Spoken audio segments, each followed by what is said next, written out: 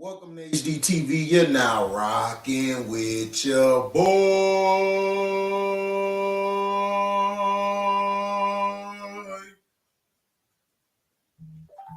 Yeah, I know this is super late, so nobody probably is gonna get on. But shout out to everybody who was able to make it out of Highland Park today. That's a very big tragedy. I don't really want to talk about it. I'm just happy that Scoochie, people we know, Scoochie and them and Sino and all of them are good. They're healthy. But it's going to be a tragedy for a while. So give me a second. I have to share this. We're going to get into it.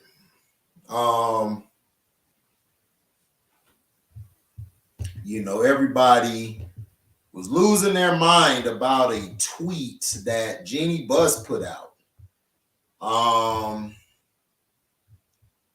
She put out the tweet, and me and Laker Nation basically disagree on who the tweet was going at. Laker Nation and everybody is basically saying that the tweet was going towards Russell Westbrook, which, like I said, if that's the case and everything, hey, I understand.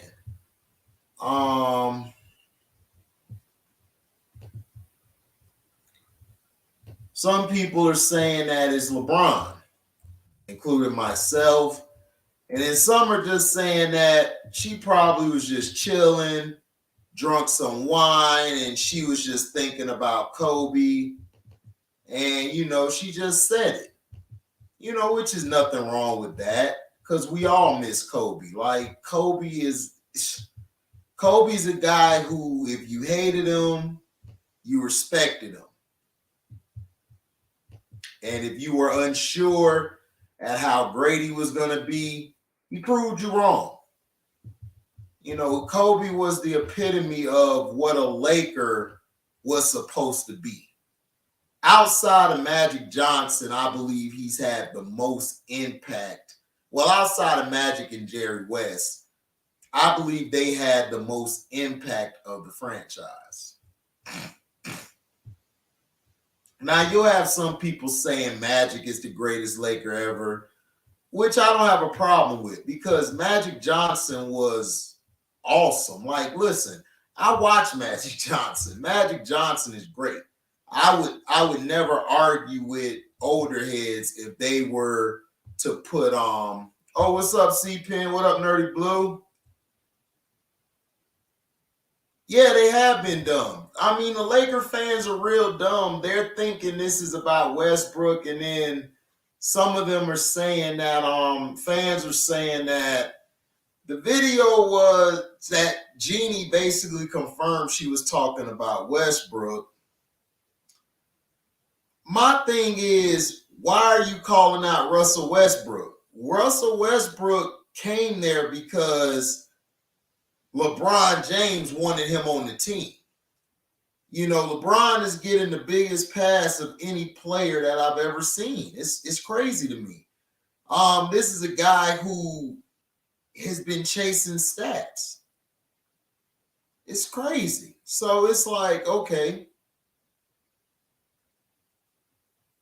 if that's how they feel, hey, I guess Laker Nation not gonna like me because I'm finna go in on this video. I'm finna go in on this video. Hold on, guys. I gotta share this video because YouTube is blocking my notifications. They're not getting out like they should, so I gotta share this. But when we talk about the greatest Lakers, Kobe is up there. You got a lot of old heads who will probably say Jerry West or Wilt or Elgin Bell or some. People forget about Elgin Baylor. People forget about George Mikan, Elgin Baylor. You know, everybody forget those guys. It's crazy how they forget. You know, those guys helped shape what the Lakers franchise was going to be. I don't think Wilt played that long for the Lakers. So that's why a lot of times people don't really put him as the great Laker. He mainly played with the Sixers and the Warriors. Those where he played, I think, most of his seasons. Let me see. I'm probably wrong about that. I'm tired, guys. Have a long day. Trying to give you guys videos and stuff to keep y'all guys, you know, coming back to the page. Try to do my best. So, excuse me, that's my fault. He played with, first it was Philadelphia, and then he played with the Philadelphia Warriors, who transferred to San Francisco Warriors. So he played mostly with the Warriors, and I believe they were the Warriors back then. I don't think they were the 76ers.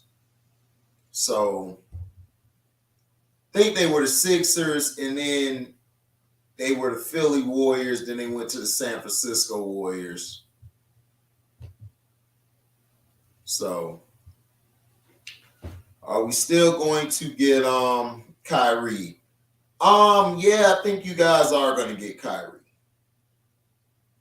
But Kyrie's not really going to change our problem.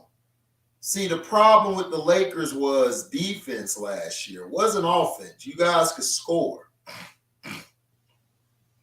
The problem is defense, and you guys didn't really have a strong bench. So going to get Kyrie Irving is really not going to boost you guys up there. That's why it's like so mind-boggling to me that Laker fans are really thinking after they get Kyrie Irving, they're just going to dominate. It's like, bruh, no. You guys need defense. You guys need a big man. You know, you guys, you know, if y'all banking on Sharif O'Neal and others to come in, you know, then I don't see that happening.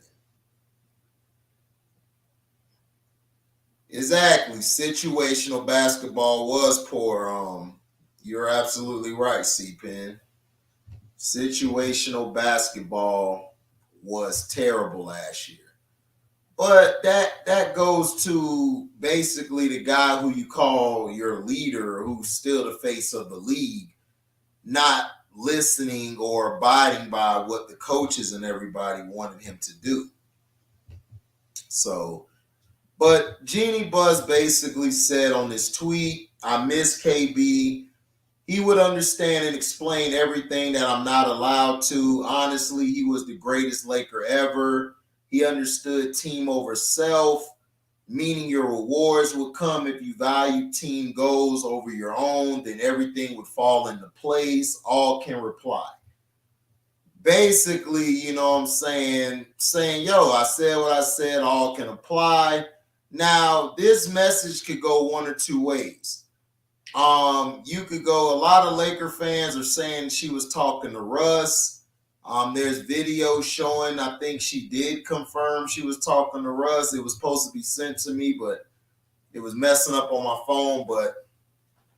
But from my opinion, my personal opinion, to me, I look at it from a perspective that's different. I really believe she's taking shots at LeBron James because you put all this situation, you put this team together, you brought Anthony Davis in, you brought Russell Westbrook in, you basically traded damn near every first pick, and then you traded a lot of your talent.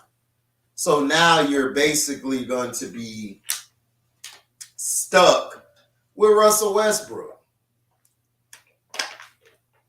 Unless you trade him, which is you're going to trade him for Kyrie. But the thing is this, is that if you trade Westbrook for Kyrie and everything, you know, why hasn't it been done? To me, the Brooklyn Nets are stalling right now. They're stalling. They're not trying to get rid of them guys for less than what they feel they're valued. And I don't, like I said, it's business at the end of the day. To me, like I said, I would have fired Sean Marks. I would have sat Kyrie down and signed him to the deal.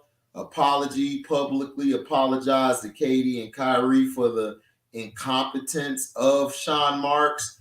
And I would move from there. But see, these owners and these guys that there are punks. They're so coochified. They don't have no balls no more. It's like they're scared to try to win. Nobody wants to try to win anymore. So, but looking at the tweet, he would understand, explain everything that I'm not allowed to. Basically meaning that she really can't talk on the player's level. She can't speak to the players from a player's perspective. Like, because the players are going to look at her like, come on, you didn't play a lick of basketball. You're too busy doing your escapades that we know about behind closed doors. That's what she was doing. Allegedly. Allegedly. That's what she was doing. So now as we get deeper into the tweet, she says, honestly, he was the greatest Laker ever. She looks at Kobe as a little brother. Or, like a son almost. And he was the greatest Laker ever. Yes, he was the greatest Laker ever.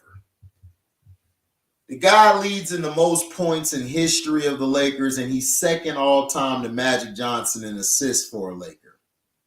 He's the only two guard in history to have over 30,000 points and over 6,000 assists. No other two guards ever done that. The closest guy who was able to get that was him himself, his airness, Michael Jordan. I think Michael Jordan was the closest one after Kobe that could have got it. But Michael wasn't, Michael passed, but Michael majority was a scorer. He not pass you that damn rock unless he needs you to give it back to him.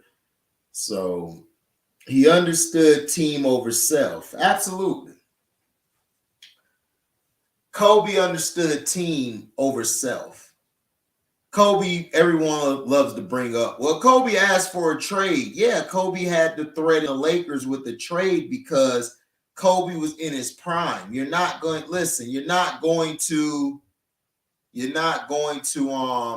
hate. Yeah, right, C-Pen. You're absolutely right. Not bad for a ball hog. Exactly. They used to say Michael was a ball hog. They said Kobe was a ball hog. It's like they weren't ball hogs. It's like y'all don't understand what ball hog mean, but okay. Now,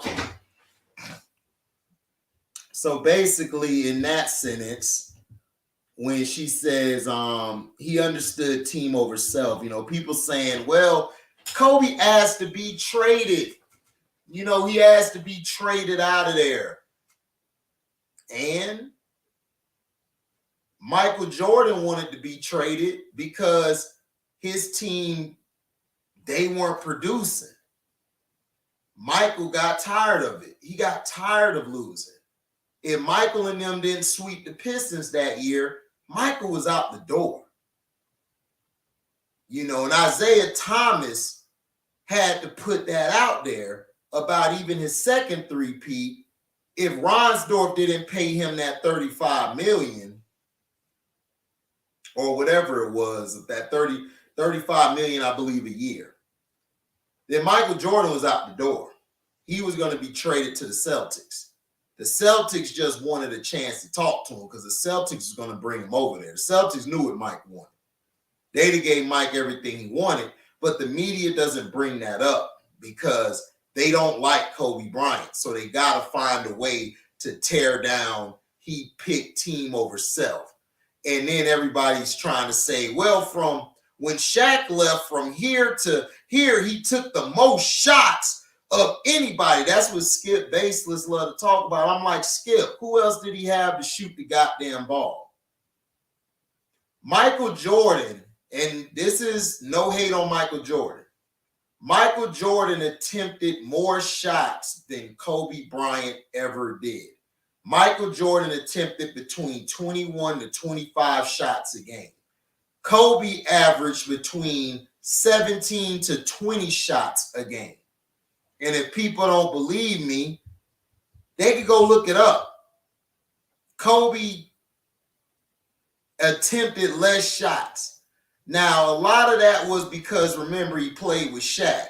So even during Shaq's time, he took a lot of shots, even when Shaq was there. So how is it that we call Michael Jordan a scorer, but we call Kobe Bryant a gunner, ball hog? It's like, wasn't a ball hog, man. He was a two guard. That's what two guards are supposed to do. He's a scorer. That's what Michael was, a scorer. So Kobe was a scorer. He wants to score the ball.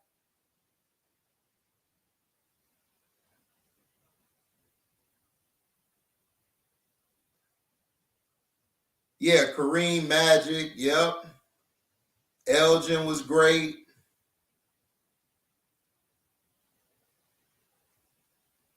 But for him to say team, oh, because he attempted more shots. Of course he attempted more shots. Kobe Bryant had, let's see the Lakers teams.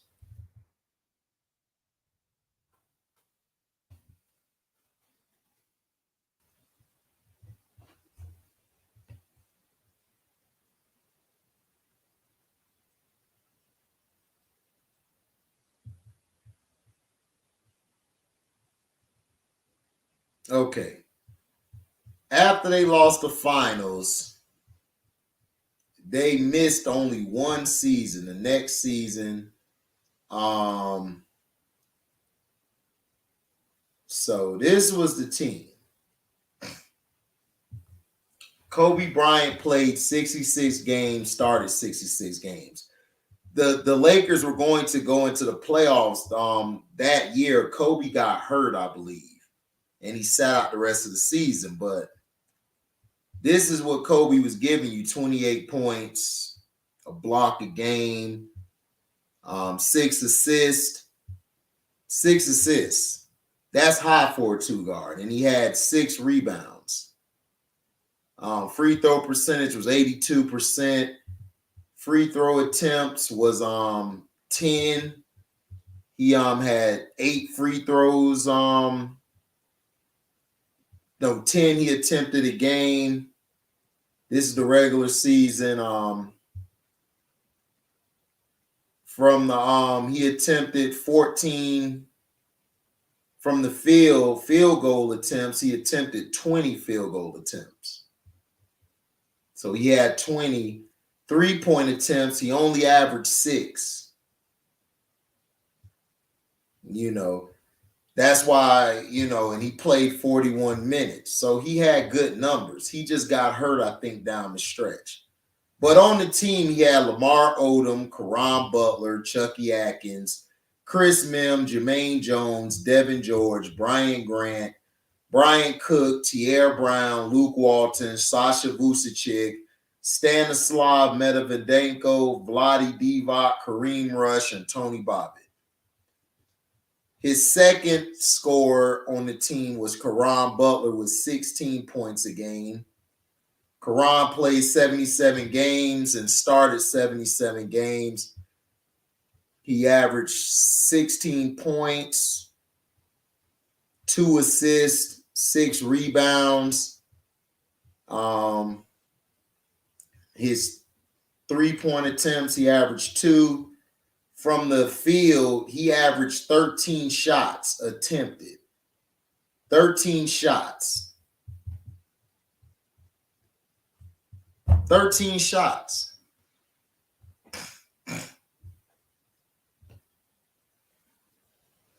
So that's what I'm saying. You can't look at, oh, well, he attempted these shots. Okay, he attempted these shots. There's nothing wrong with that. There's nothing wrong with attempting shots. And they finished the next season. They made the playoffs. They lost the first round 4-3 to the Suns. And that year, they had a rookie, I believe Andrew Bynum, who basically played only 46 games.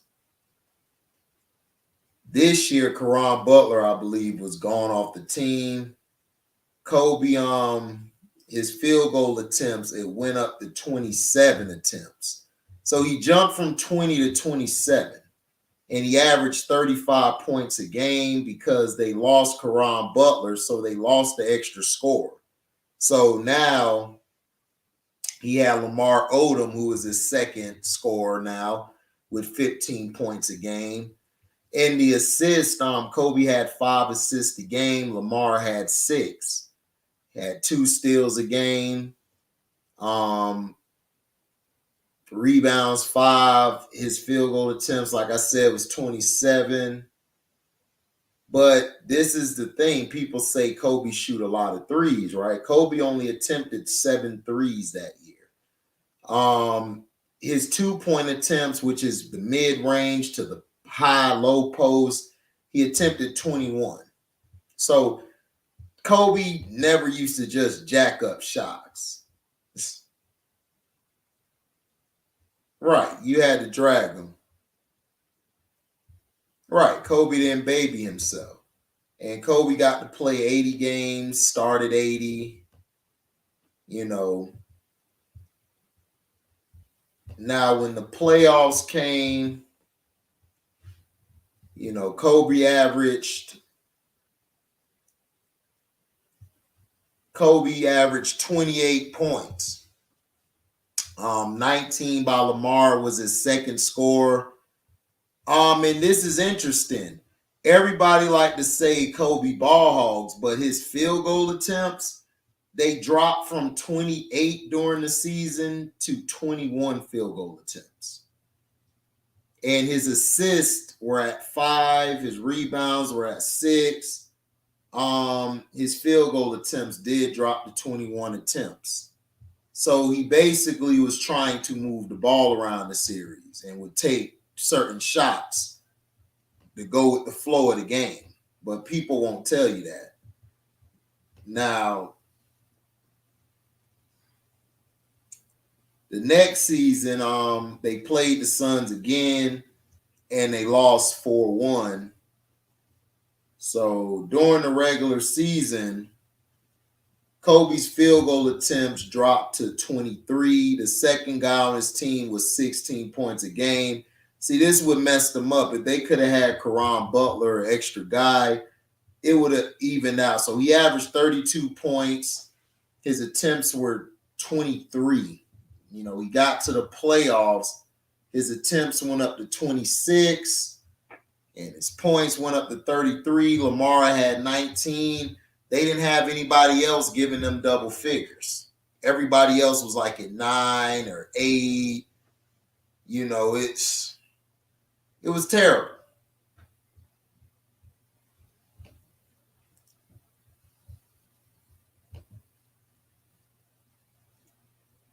So now the next season, this is when they got to the finals because they traded for Pau Gasol.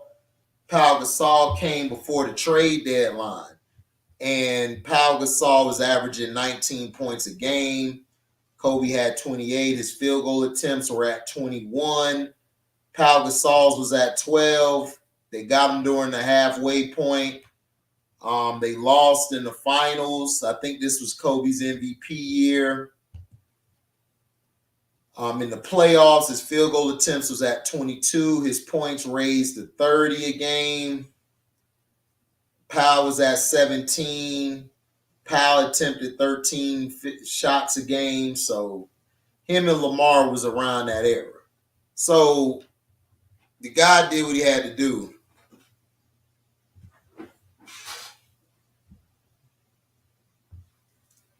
Do I think KB would have been as unselfish as Magic was with Kareem, who was arguably the greatest half-court player in NBA history? Leo, see, this is where people get this misconstrued.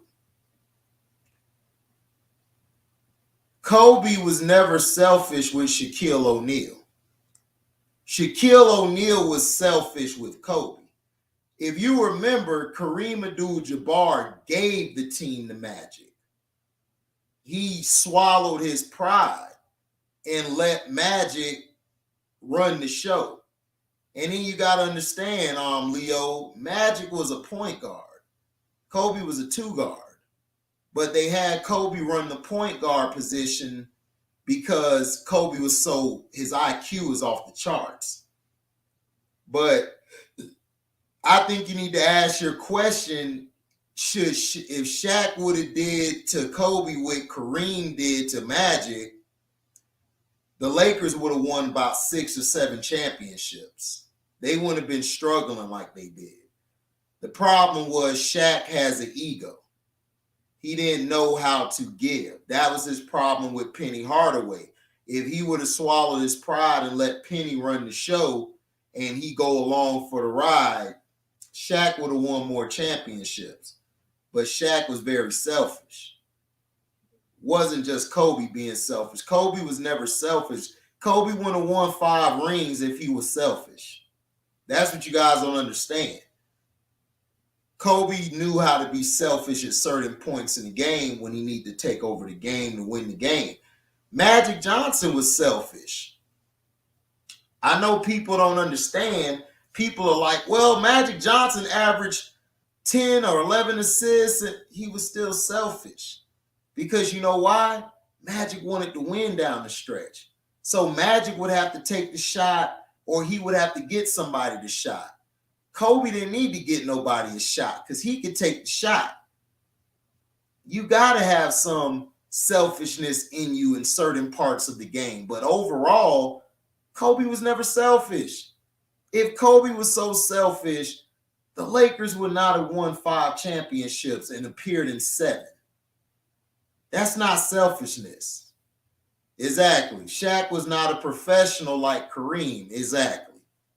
So if you had basically, what up, Scoochie, man? I'm glad you're safe, man. So if Shaq would have gave up the reins to Kobe like Kareem did Magic, the Lakers would have been winning. They would have won a long time ago.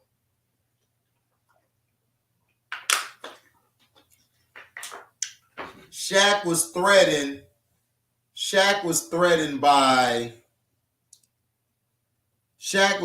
by Kobe. He was threatened by him because he just dealt with the same thing with Penny Hardaway. Exactly, Leo. That's a true statement.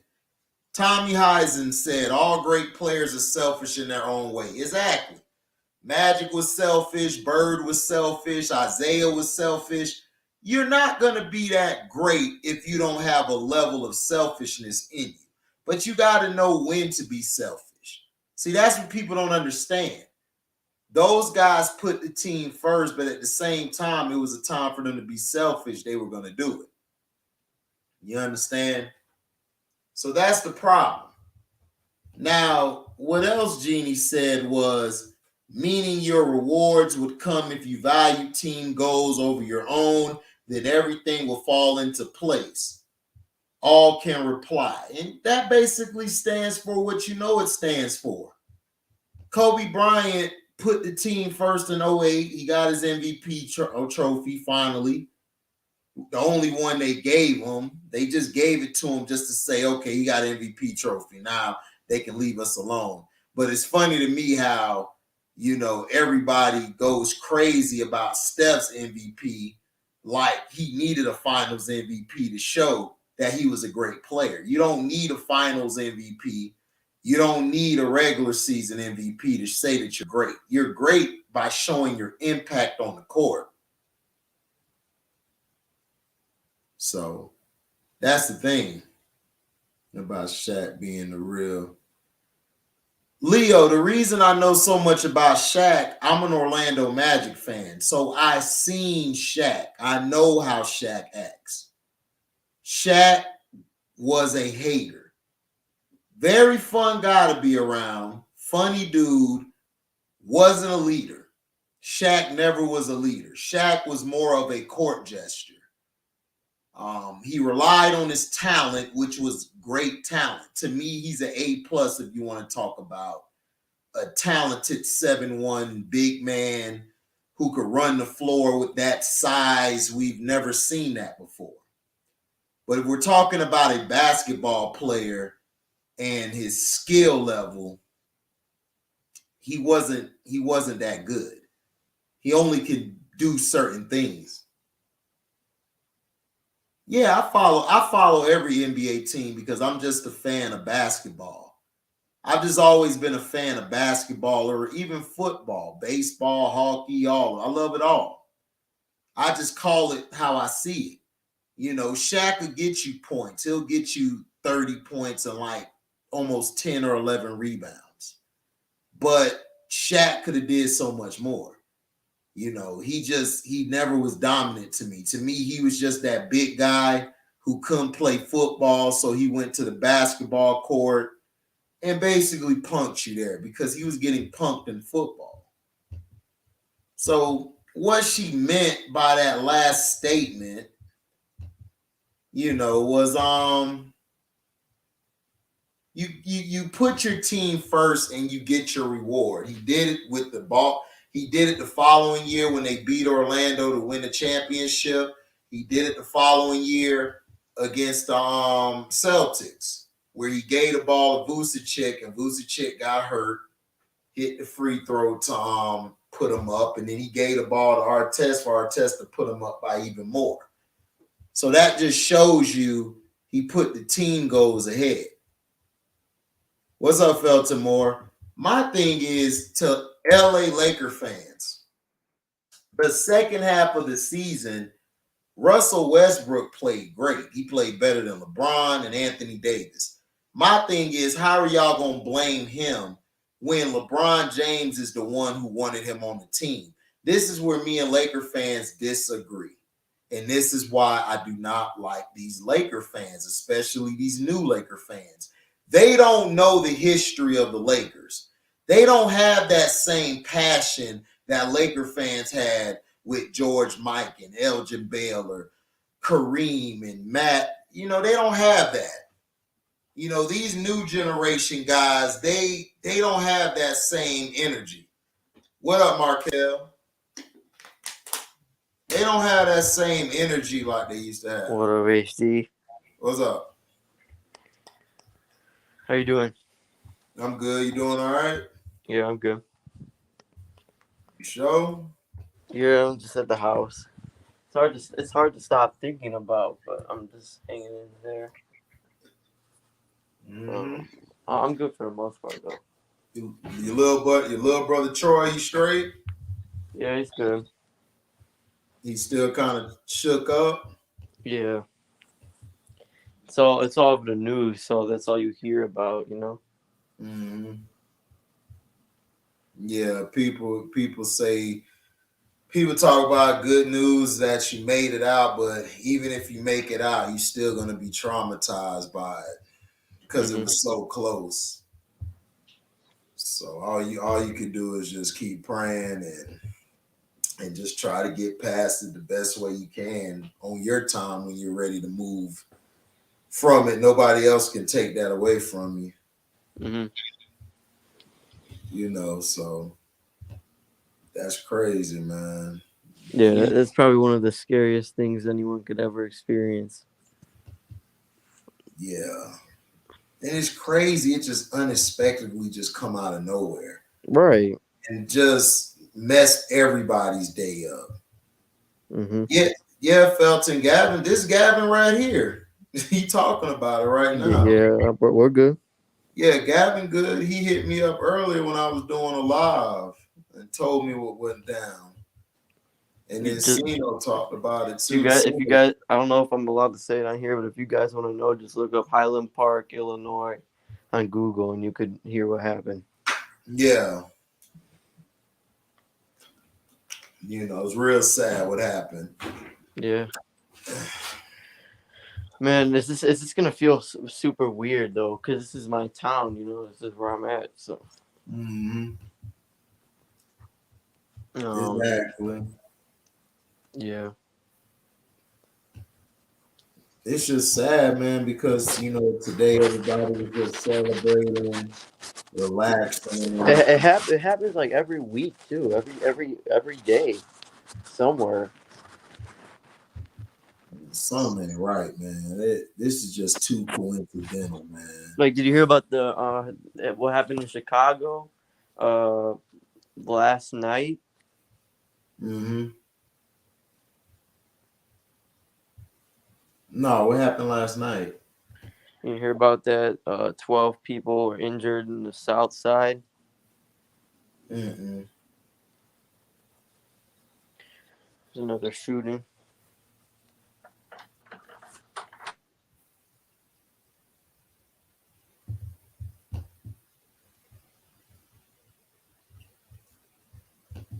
I mean, Leo, I think he took it. I feel she took a shot at LeBron. Everybody else who's a Laker fan is saying she took a shot at Russell Westbrook, but I'm like, how are you taking a shot at Russell Westbrook? He came there because LeBron asked him to come. All right, see, I I just don't, want to get on here, let you know I'm good. I gotta go get some sleep. So, yeah, get you some rest, man. Be safe, man. okay, yeah, Glad thanks. you're You too. okay. Yeah. Nice talking to you. Yeah, Gavin straight. That was Gavin. Gavin, man, he shook up and they all shook up, but I'm just glad they all right, man. This you guys, you can't take nothing for granted. That's why I said like if you're having a bad day or whatever, man, just chillax and think first before you do something. But my opinion, Leo, I think she did take a shot at LBJ. But from everybody else who's Laker Nation, they're saying she took a shot at Westbrook. And I'm trying to figure out, but Westbrook never asked to be there. He came because LeBron wanted him to come. What up, Daryl? Yeah, yeah, yeah. That was just Gavin right there. Gavin was just on here, talking about it. He just wanted to make sure, I just wanted to hear his voice because I was worried about him earlier. Like it was real scary. Like he got a video where he had the video playing and you just heard the gunshots like right near him. It's very scary, man. I don't know, man. This world's crazy. The bombs going off, nah. That's what I'm saying, Scrub. I think it was a shot at LeBron. Like it's just I don't see Westbrook getting that. I don't see Westbrook being the target when the main person who does everything she just said is LeBron. And now you got all these reports of blockbuster trade trying to happen with the Knicks. Just a bunch of cockamamie bullshit.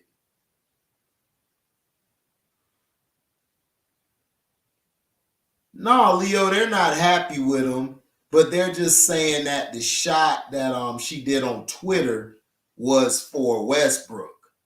And my thing is how? Like LeBron James was the one who brought Westbrook over there. That's what I don't understand. Like how Westbrook get all the blame, but LeBron and AD don't get no blame. It's like it's the craziest thing it's the craziest shit I've ever seen.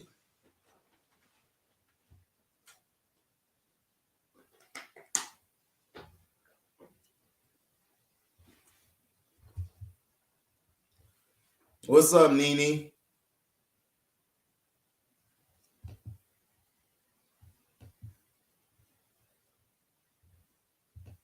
Jeannie probably talking about LeBron and street clothes. She missed the mental toughness, work ethic, and loyalty of Kobe. Yep, facts, Daryl.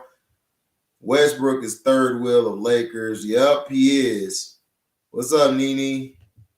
Stevie, no wonder. Yep, the front office in Bron's camp been beefing over trading Westbrook since the deadline has got to be LeBron. And you know what? I agree with that. I agree with that, Stevie. Because let's look at this. Let's look at this from a perspective. Excuse me, man. Got some gas. All right. let's look at this from a perspective. LeBron James wanted Russell Westbrook on the team, right? He wanted him on the team. He wanted him on the team. To me, I don't see how Westbrook gets all the blame when you got LeBron out here with a lot of turnovers, not playing defense. Now, scoring's not the problem. You're going to have LBJ do what he does. Trade LBJ for Durant. Durant don't want to go to the Lakers. Durant don't want to go there at all. I feel like Durant ought to go to Toronto. I believe the Raptors would be the best team for him. Everybody's saying Phoenix. I don't see it because once you get rid of Aiden, then they lost JaVale McGee. What other big men do they have? You're just going to look like Brooklyn did after they traded for James Harden. So it's like, I don't know, dog. I wouldn't do it. I think he ought to go to the Raptors.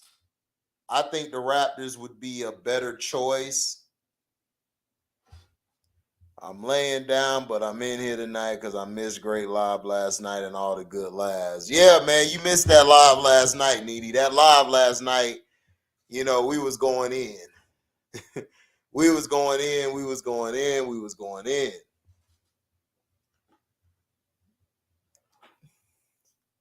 Yeah, Toronto. I wouldn't go to the Pelicans because him and Brandon Ingram be in each other's way. I would love him with Toronto because Toronto got a good team in the nucleus. Yeah, shit was brazy last night. Man, shit always brazy with me, DC. You know how HD get down, man. You know I come in here, man, and drop unexpectedly like bird shit. These herbs get stuck quickly for royalties and show money. Ain't no other kings in this rap thing, they siblings. Ain't no other king in this YouTube thing, they siblings. Nothing but my cheering. One shot, they disappearing. It's Illwin. MCs used to be on cruddy shit. Took home. Welcome to HD. Now they on some money shit. Now they successful out the blue. Did KD leave Golden State because of Big Mouth Dre? Kevin Durant wanted to go back east. From talking to LB last night, which he's right. KD has a lot of businesses on the East Coast, and he went to the East Coast. Plus, KD wanted control. He wasn't going to get control if he was in Brooklyn. I mean, in Golden State. Golden State, it's just that the Draymond thing played a little factor, but they could have squashed that, Right, that too, Daryl Clark. That too. Detroit T said that as well. KD was listening to the punk ass media, downplaying his championships, talking bad about him, saying that he won shit, all the stuff. But to me, the cryptic letter, the cryptic tweet that Jeannie Buss put out there, in my opinion, just my opinion, my facts, my opinion, this is from my perspective. I believe it was aimed at LeBron. And it's not because I don't hate LeBron. It's just, I just believe the guy is a scumbag. He's a bitch and he's a crybaby. He gets away with everything. The media comes and put a titty in his mouth so he can go back to being the LeBron he is. Exactly. They give him excuses for failing the finals, for trading half the team and not doing well. It's like, come on, man. What y'all feeding us over here? No, Shannon Sharp was in his own feelings because Shannon Sharp know like the rest of us. This Negro ain't a Laker. He's not a Laker. He's never been a Laker. He's not a real Laker. You ain't Kobe, you ain't Elgin, you ain't Magic, you ain't Jerry. So my dude, who you got? I'm tired of hearing about everybody that you talk about you shot.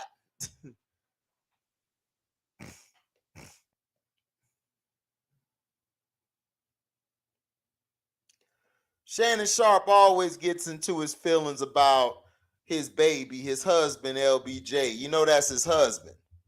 So he gotta be in his little feelings about the shit.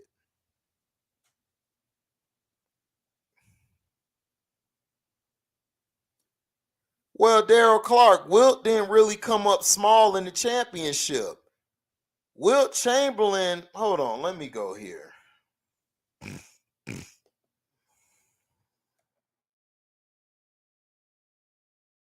Hold on.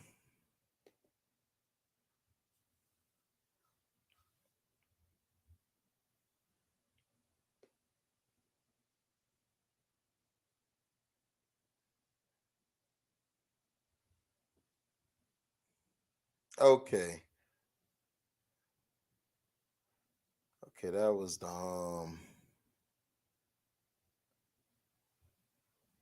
okay, here we go.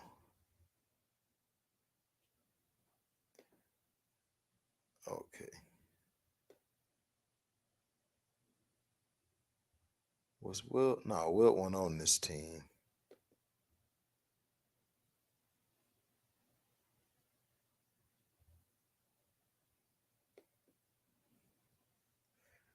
Okay, I think this was the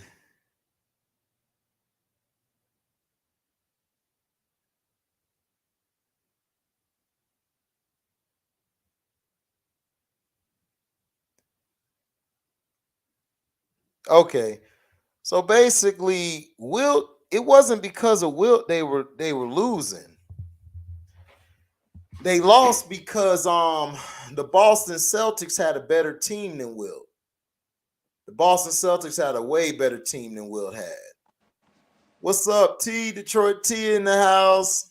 Yo, what's going on? None talking about this tweet, man. You know what Jeannie said yesterday, Oh, and that was epic.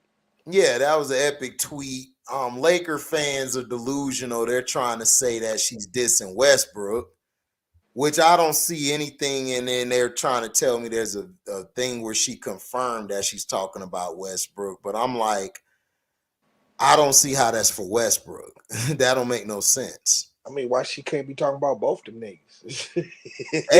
Hey, and you know what? You done added a new wrinkle to it, dog. Let me just iron that out real quick. You Yeah, could be right. I mean, but both of them dudes got selfish viewpoints and shit. You know what I'm saying? In Mm-hmm. terms of, you know, I mean, we know Westbrook struggles all year and shit. You know what I'm saying? Right. And shit, LeBron and that's why LeBron LeBron and management been beefing all year. They've Yeah, been because beefing remember, all year yeah, publicly. because he wanted Westbrook gone, right? But the thing I'm trying to tell people, bro, what you can't be killing a player in the media and then think you're just gonna get rid of him. That don't make no sense. Yeah, you lowering the value of your own. You know what I'm saying? Your own trade bait and shit. You know what I'm saying? And with LeBron, you know what I'm saying? It's like you want to they you know what I'm saying? They constructed the team off of your suggestions. You know what I'm saying? Hmm. That's all I was saying. You know what I'm saying? It's like that's why I said this is more to me about LeBron because you're the one who brought Westbrook over there. Westbrook, when it came over there, he'd have stayed in Washington. Y'all Yep, traded for him because you yep. pushed for it. That's the reason why I'm saying it's like, how can you say this tweet is for Russell Westbrook when he wasn't even thinking about coming there until you basically wanted him over I mean, at one point, you know what I'm saying,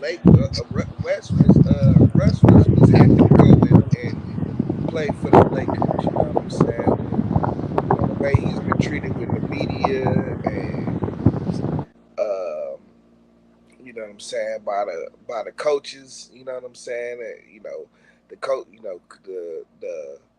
The Vogel was trying to sit him on the bench all year and shit. You know what I'm saying? And you know, he hasn't really had any support from LA at all since he been there. So yeah, of course he like fuck them niggas. Yeah. True. True. You know? True. What's up, Jamaica? What's up, man? Not much chilling. Hey, Russell Westbrook. They try to trade Russell Westbrook to Brooklyn for Kyrie Irving. Yep, that's the plan. I think Russell Westbrook need to leave the Lakers because him and LeBron, they don't fit. So Yeah. you need to just get on out of there. But the Lakers are still gonna lose because they think getting Kyrie gonna help them win a championship, and they're gonna be in for a rude awakening.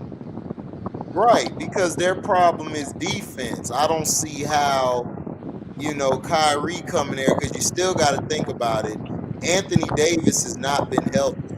Like, he hasn't played a full season. He hasn't even played half the games, really, like, since he's been with the Lakers.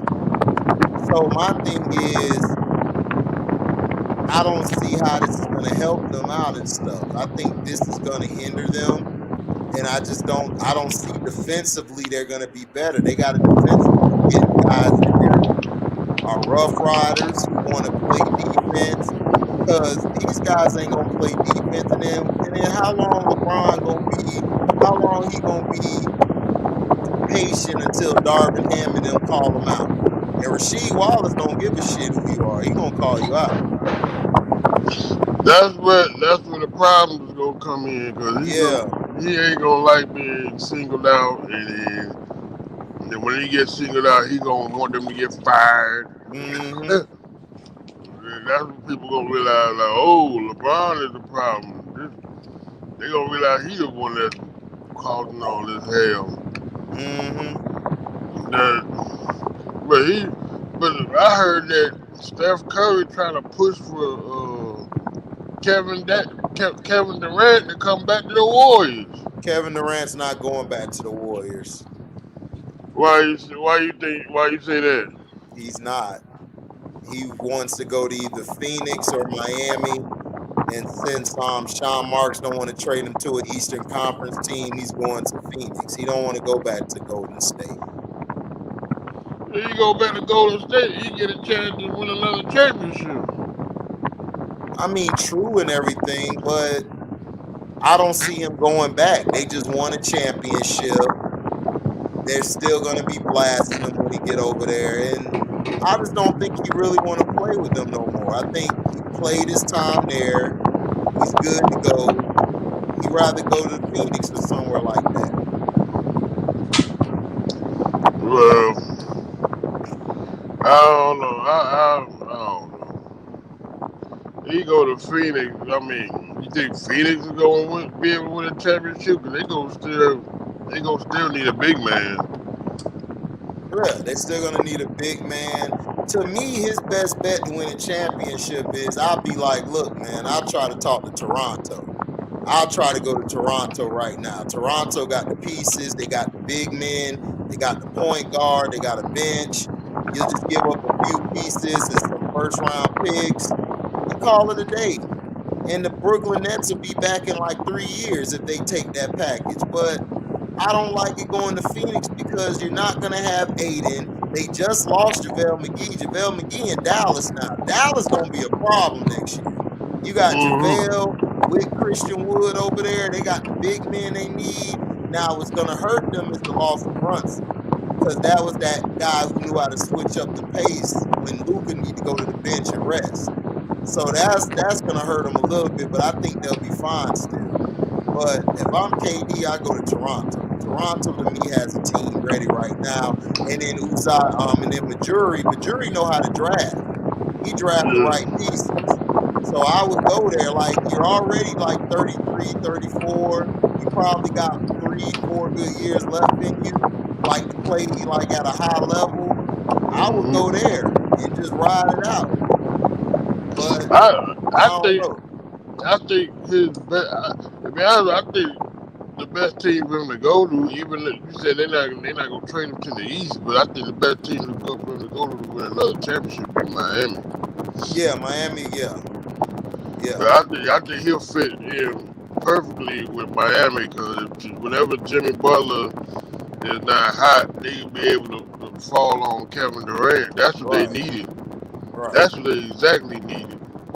So that's why I think he fit better with Miami. Okay. So T, man, what you think about it, man? What you think is the best team he fits with? I mean, honestly, God, the best team is Brooklyn for him. I mean, other than the Golden State, you know what I'm saying? Like, I mean, he's they've got all the pieces that they need. That's why like none of this shit really don't make no sense. And I feel like he's just being a he's being a bitch, man. B.I.H.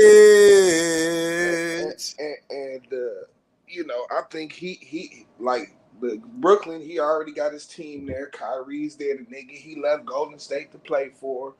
You know what I'm saying? They just need to add a big man and maybe get a point guard. You know what I'm saying? Like, I mean, to be honest with you, you know, you trying to, you know, I don't know how many times, you know, we have to see the scenario play out time and time again. It doesn't matter how many players or what kind of players you get to put and throw on a team and shit. You got to have some chemistry. Right. You know what I'm saying? Like, just players coming doesn't mean you're going to win a championship. You know what I'm saying? Right. Like, if you playing against teams that have been together for 4 or 5 years and this is your first year, you know, relying on the guys that you playing with, that's the easy way to get your ass whooped. And we've seen it time and time again. You know what I'm saying? So, I mean, my thinking is that he should stay where he's at. Him and Kyrie, man. They just being some busters, man. Right. Well, like I said, I mean, my thing is that Kyrie and everything and him, like if they play this one season, because I don't know if they're gonna be moved because the way it's looking, it's like, you know, the Nets really not really liking what they're being offered, and I really don't think they want DeAndre Ayton. They don't want Ayton, not for that price, because you know Ayton gonna get the supermax. I mean, that's the thing about it. You know what I'm saying? Like, you know, they, you know, with Kevin, with them coming out and saying, "Hey, I want to be traded," they were never going to get a fair value. You know what I'm saying? Like trading Westbrook for Irving is just asinine to me and shit. Yeah, you know what I'm saying? Like, I mean, other than the fact that, you know, he has $47 million that come off the books next year. But I mean, you got 36 that comes off the books with Kyrie next year. So, I mean, dog, you know what I'm saying? Just to pacify these niggas, man, you gonna trade them. I mean, sometimes it's like, hey, it's better to cut a hoe ass nigga loose and let him do hoe ass shit somewhere else. You know what I'm saying? But dog, like, I don't know. I don't know. So basically, we gonna put these niggas in the hoe ass nigga box, right? Listen, dog, I'm just saying, man, they acting real vaggy right now, man. I'm very disappointed in both them niggas. You know what I'm saying? I'm very disappointed in both them niggas for real. Right. I know Sean Marks isn't perfect, man, but I'm disappointed in both them niggas, dog, for sure. I'm disappointed in Sean Marks and the damn owner, because in my opinion, you know, you promised them one thing and now you switch up. You just should have just paid the money, called it a day, unless you had a backup plan. Like, right? Because I still feel like, you know, everything you said is absolutely correct. I can't dispute that. From that perspective, that is absolutely right. But from my perspective, I look at it from the owner and coach and GM side of it. And my thing is, you don't have a backup plan. Your plan was, if you're going to do this and you're fickle, if you're a fickle type of GM, you should have kept the team you had with D'Angelo Russell and all of them. If you're not ready to take care of superstars, because I don't care what superstar it is, they're all prima donnas. They're all sports. Right. Facts. They're all babies outside of Steph and Clay and Kawhi. They probably got Giannis. issues. yeah, Giannis, they probably got their stuff, but they just don't let it overcome them or gets put out there like that. But at the end of the day, you got superstars, regardless of how they're gonna act.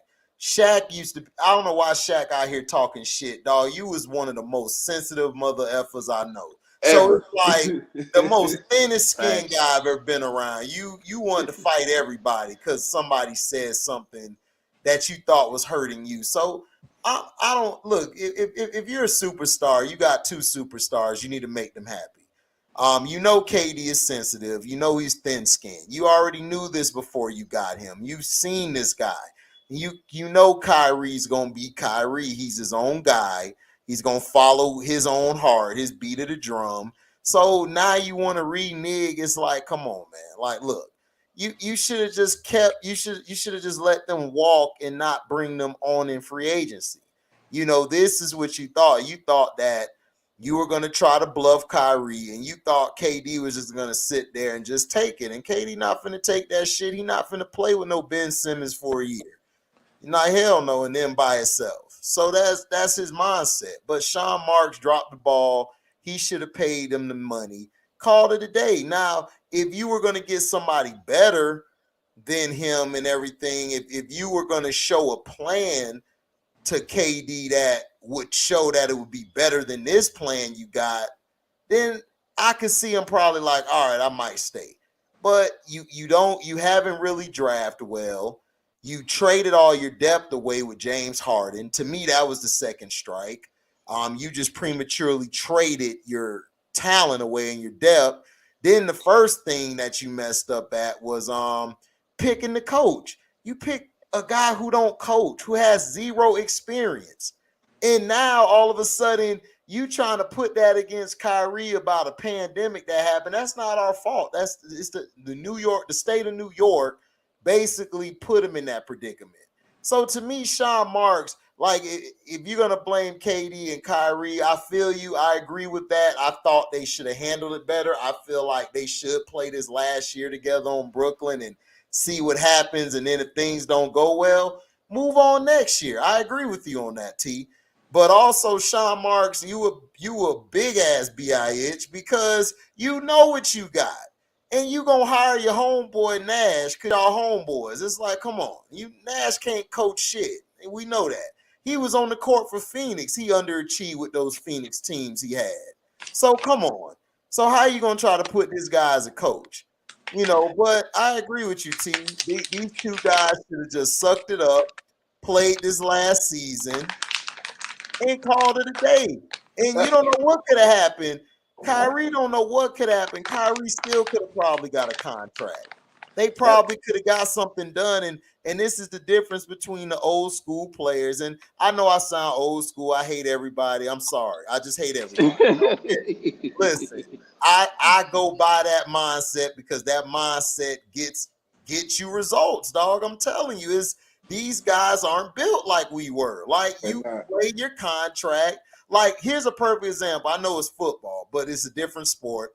Darrell Reeves went to Tampa Bay. He didn't even get a signing bonus. He just signed a $100 million deal, didn't take a signing bonus. And you know what? It paid out for him. He got his spot back as the best corner. He went to the Patriots and got him a ring and got him some guaranteed bonus money. So it pays off for you to take the chance. Dak Prescott played on a non-contract, got hurt, look, got his money. So you don't know what can happen. So you have to go out there and test it. Just have to test it. So I mean, here's the thing though, too. You know what I'm saying? Like like I said, he getting 36 this year. You know, yeah, 36. And you know what I'm saying? So it's not like, nigga, you know what I'm saying? Like you struggling trying to get your big contract, and you know what I'm saying? Like, right. Bro, as far as I'm concerned, pandemic or no pandemic, dog, you haven't even lived up to the contract that you've been on since you've been there. Facts. You know what I'm saying? So, you know what I'm saying? Like, how can a motherfucker like genuinely reinvest? You know what I'm saying? and you haven't even had one solid year. You know what I'm saying? And That's both true. year, since y'all been there, y'all done flamed out in the playoffs every year. Right. Flamed out. Yep. You know what I'm saying? So, I mean, I don't know, Dad. There's got to be some accountability somewhere and shit. Right. You know what I'm saying? Like, and I mean, the fair thing to me would be like, yo, it's not like you getting paid chump change, my nigga.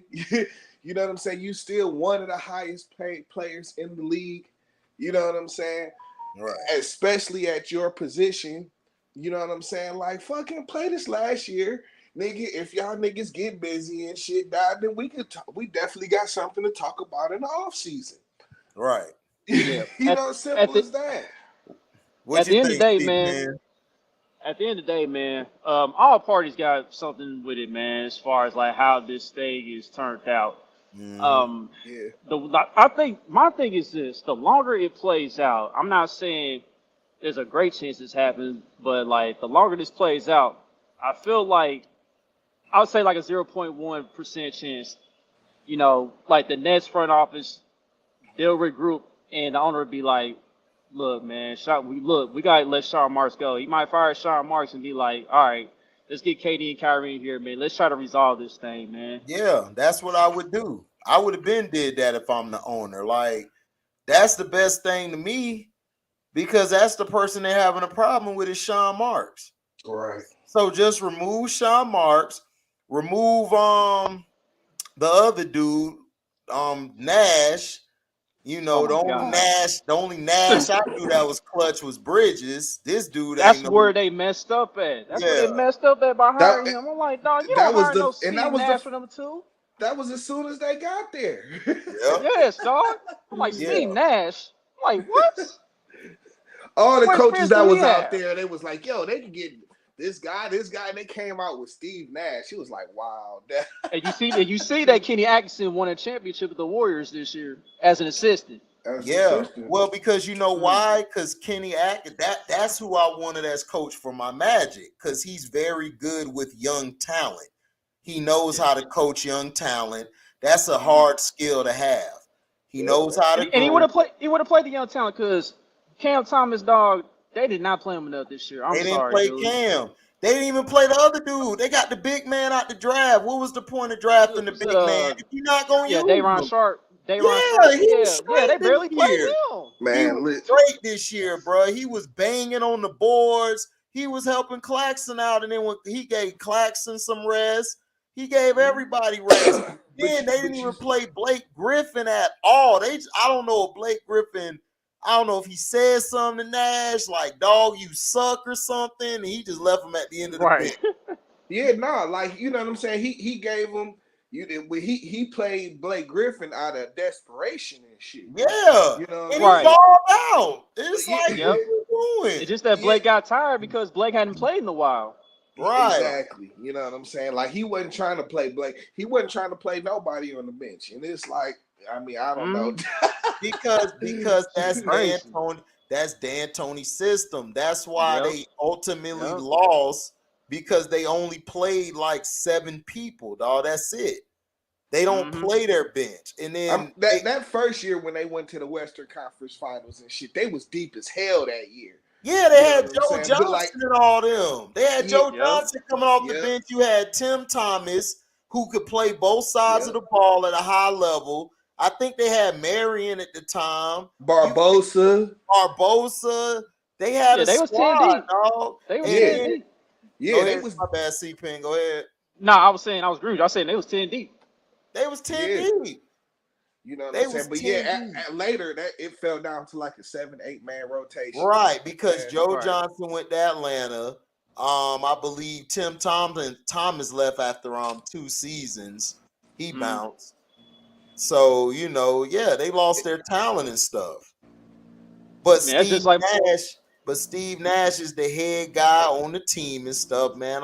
The dude came up short, man. And that's why I told people when you talk about top point guards, you never put Steve Nash up there. You just don't. Like, he was good, but he showed flashes of he could be great, but he just never reached that plateau. He just didn't. And I don't care if he was a player, man. You don't put a rookie coach with veteran players and shit. You don't. You Right. don't do Not that. that caliber. No. Yeah, nah, dad. Not with veteran superstars. Yeah. and shit. Now, No. when you brought Jason Kidd in for Brooklyn the first time around with Paul Pierce and them, they was done practically. So that's different. But this time around, you got guys in their prime still. But Jay Kidd had them dudes running and shit. You know what I'm saying? Right. Like Steve Nash is just an idiot. Yeah, he an idiot. He don't know how to coach. He don't know Straight how to up, coach, man. dog. He don't know how to. He don't know his head from his ass. He don't know his balls from his sack. He don't know shit. This dude Man, terrible. for real. He's For real, horrible. man. So, but yeah, Kenny Atkinson won this year. Yeah, like because Kenny Atkinson know how to develop the young players, and I think he's gonna do something with Wiseman and them when they get back. So, I think he'll do something wonderful for them, and then he'll probably go get a job after this year. Dog, keep an eye on Patrick Baldwin Jr., dog, the guy they drafted for Golden State, man. That's a Yeah, he's gem they nice. drafted right there. Yeah. But Yeah. Golden State always been great at drafting. That's why I said That's true. they're the best Yep. team of this decade. The 2000 teens and on, they're the best team. Like they know how to draft, they know how to fill in positions, and they got a guy, a superstar, who don't mind taking 3 shots or taking 20 shots. Doesn't matter. So when you have that on your team, you're gonna be unstoppable. And then you got a guy in Clay who play both sides of the ball, who guard everybody. You got Stank Breath who get rebounds and shit and do what he does best, cussing everybody out, piss people off. And then, you have a good supporting cast. So the 2 years they were down, they just had to build their bench back up, build the supporting cast back up, and they were good to go. And Wiggins is a role player. That's a great spot for him to be in, is a role player where he don't have to deal with the pressure. He don't have to be the man. He's a great third or fourth option. Sometimes he can step up to be the 2 when it's time to be the 2. So, like I said, that was a good pickup for them, and that was a good team they put together. They're going to be tough, I think. I don't think they're going anywhere. To me, they're second, they said, in Las Vegas odds. I still think they should be 1. You got Boston up there. You got Boston number up 1? there. Yeah, Boston number 1 because of the Brogdon trade, which was a great trade. That puts them back on the map. And then you got Giannis and them coming back, signing back Bobby Portis, which was a good deal. And, that was huge. Yeah, you got to. And then Philly. Listen, yeah, they can get Brogdon all they want to, Dag. If Jason Tatum and Brown can't figure it out, you're gonna have the same results. Yeah, you're gonna have the same results, but the thing is, they'll be better because Brogdon is clutch down the stretch, and in situational basketball, Brogdon is tough. Right. You want have Marcus Smart having the ball in his hands down the stretch. Yeah. That helps quite a bit. That helps shit a lot. With the turnovers. That was like their biggest problem, the turnovers. Exactly. That's their biggest thing. And what Brogdon does is he minimizes the turnovers, and he knows how to run each set. And he knows how to run an offense. And he plays, and he's a tough dude on the defensive end. So you don't have to have Jason Tatum or Brown bring the damn ball up, because they're terrible at doing that. And that's what killed them in the championship, because all they were doing was pushing them to the left. Jaylen Brown was losing the ball so much, dog. His handles are too loose, dog. He got to tighten that up. Yeah, they don't have no handles. That's always been their problem. They had problems like that when they played against the Cavs with LeBron that year when they were younger. It's Marcus Smart with those dumbass plays and shit. DAP. And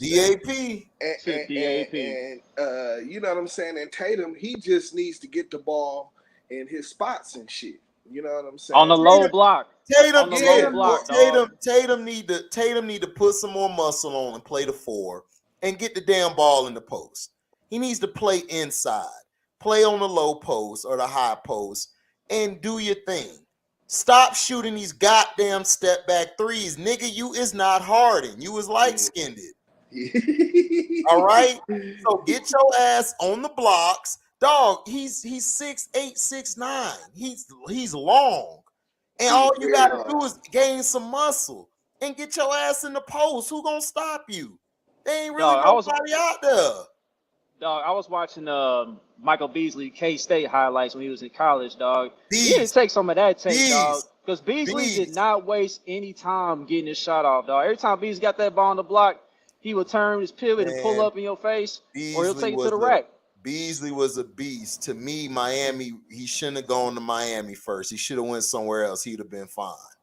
That was Yeah, too strict of a that was too much of a strict environment for him. Because he had a yeah. real bad I'll be childhood. right back. Yeah, you good. So I just think like he should have moved on. He should have gone somewhere else. I think he would have been better in Chi-Town or somewhere else than Miami. But he was skilled. He could play inside out. He could defend the 5 positions. He could rebound.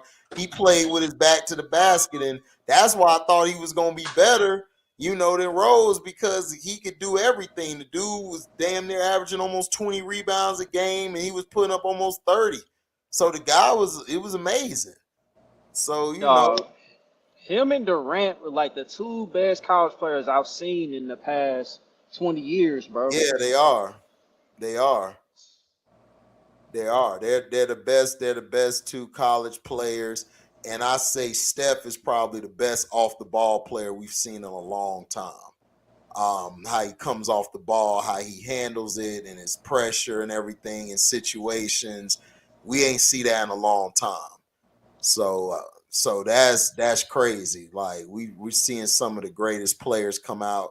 Kawhi's great too, but he just get hurt. So we're gonna have a good season this year and everything. I just hope Paulo ass play good so we can get some wins under our belt this year. So Yeah, yeah. It's gonna be some growing pains in Orlando, but Paulo got an opportunity, man. You got an opportunity to be the guy. You gotta see how he handles it. So, we signed Bol back in Mo Bamba, which I wanted to because we need length. And Bol can handle the ball. I think if we can give him a shot this year, I wasn't real sure about the Gary Harris thing. I didn't like that, but I understand why, because he's a veteran and he's been there before. So that's the only reason why I see they got him. But I like the Bo and Mo Bamba sign back. Because Mo Bamba, I don't need him to put up 15, 20 a game. I just need him to rim protect, hit the boards, block, move the ball. He also can shoot the 3. He can shoot the mid-range, give him the ball in certain spots. That's all I need him to do. I don't need him to be superstar and all that. I saw him getting a little way too comfortable around the 3-point line. Way too comfortable. Yeah. He gained weight. He gained weight finally. So he had a better year last year than he's had his previous 2 years. Because when he came in, Vucevic was taking a lot of his because he was the star at the time of the team, and then Aaron Gordon, and then you had Kim Birch and all of them. So he was skinny. He was a scrawny dude. So that's why he was shooting the 3. Now he's gained a lot of muscle. So now he's playing down low, and he plays to me better at the 4. I like him at the 4 and Wendell at the 5. Wendell's a better 5 than him. A lot more tougher, a lot more stouter. Wagner to me is a 3. I will leave him at the 3. I don't like him at the 4 or the 5. I don't think he's strong enough. I would keep him at the 3, and it will mess us up is Isaacs. If Isaacs come back, we'll be even better because he can play all 5 positions and he can shoot the mid range and he can shoot the 3. So I'm just saying, like, that's what we need back because he's tough on both sides of the ball, and his length, like, we could cover up Paulo. That's why I was trying to tell Christian, like, dog, we're good. We don't need another defender. We need a dude who can put the ball on the floor and get us buckets. We got people who can cover up for Paulo if he misses his guy and shit. We got them guys. I'm not worried about that. We got defense. We need offense, dog. We don't got no offense. Like, if Fultz go down, I need somebody who can create and get everybody else involved because Fultz isn't guaranteed to be healthy again. So that's what I'm saying. You got to think like that. You looking at Jabari. Jabari is a standstill guy. yeah, so you got Paulo playing the 2 then, and Fultz at the 1. You going with a tall lineup, basically? I would have this. What I would have. I would have Fultz at the 1. I would have Cole at the 2. I would have Vaquero at the 3. I would put if Isaac's healthy, I put him at the 4, and I would put Wendell Carter at the 5. That's what I would run. I would Who'd you say bring no? Who'd you Wagner. say the 2? Who'd you say the 2? I'll say Cole at the 2. Oh, okay. All right. Cole at the 2, and then I'll put Paulo at the 3. Then I would put Isaacs at the 4 and Wendell at the 5. I wouldn't put I would bring Wagner off the bench. Wagner's inconsistent. He's good, but he's inconsistent at times. So I would bring him off the bench. I think he'll lead that bench. That bench will be dirty because I like RJ Hampton. And then if we can get Bomb off the bench with what's the other guy named? Gary Harris. Gary Harris is good on defense. His problem is he gets nicked up easy, but he's a good defender. Jalen Suggs would be awesome because I think he can learn from Markel how to run the point. And I think if he can add that to his game to facilitate, we'll be dangerous. Because that's all we need him to learn how to do. Because he can play defense. The dude is a hell of a defender. And if he gets beat, like he can get right back into play. That's a good gift to have. I like that 5. I like that starting 5. So yeah, that's. Well, I mean, I think the best thing is you got options. You know what I'm saying? Yeah, that's always good. You know what I'm saying? To have, you know what I'm saying, multiple people that can play multiple positions. You know what I'm saying? Like that's the name of the game in the NBA today. Yeah, I just feel like with Isaac, I feel like they're gonna bring Isaac in slowly to begin the season. But if he catches on and he ramps up at a good enough pace, I don't think Isaac gonna come back probably until like they're saying he's gonna come at the beginning of the season. I don't know. I think I'm pushing. I'm not getting my hopes up high. I'm thinking like around December. That's when I'm thinking he's gonna really fully be back, or January. Because they was telling us all last year he's coming back, and he never came back. And then Fultz came back the last 11, 15 games. So he was supposed to come back earlier. He was supposed to come back in January, February. Mm-hmm. And then Isaac was supposed to come back around that time. And they just kept talking about, we're going to push it back. So I'm not real sold on that, if he's going to be back for the beginning of the season. So keep your fingers crossed, man. I'm trying to, but them shits keep unhinging. Dealing with these niggas. So T. Yo, my fault, HD. No, you good. Go ahead. No, go ahead. T, how you liking what the Pistons are doing so far? Oh, he pissed. Stay off season. He pissed. Oh shoot! What you mad about? What you mad about? What happened? Tell him, T. Tell him what you pissed about. Yo, Dad. You know what I'm saying? Like when that they fucked off their money instead of going after Aiden and shit. You know what I'm saying? Like, I know everybody wants to be like, oh, you loaded in the front court and blah, blah, blah, blah. That's not a bad problem to have, man. Thank you.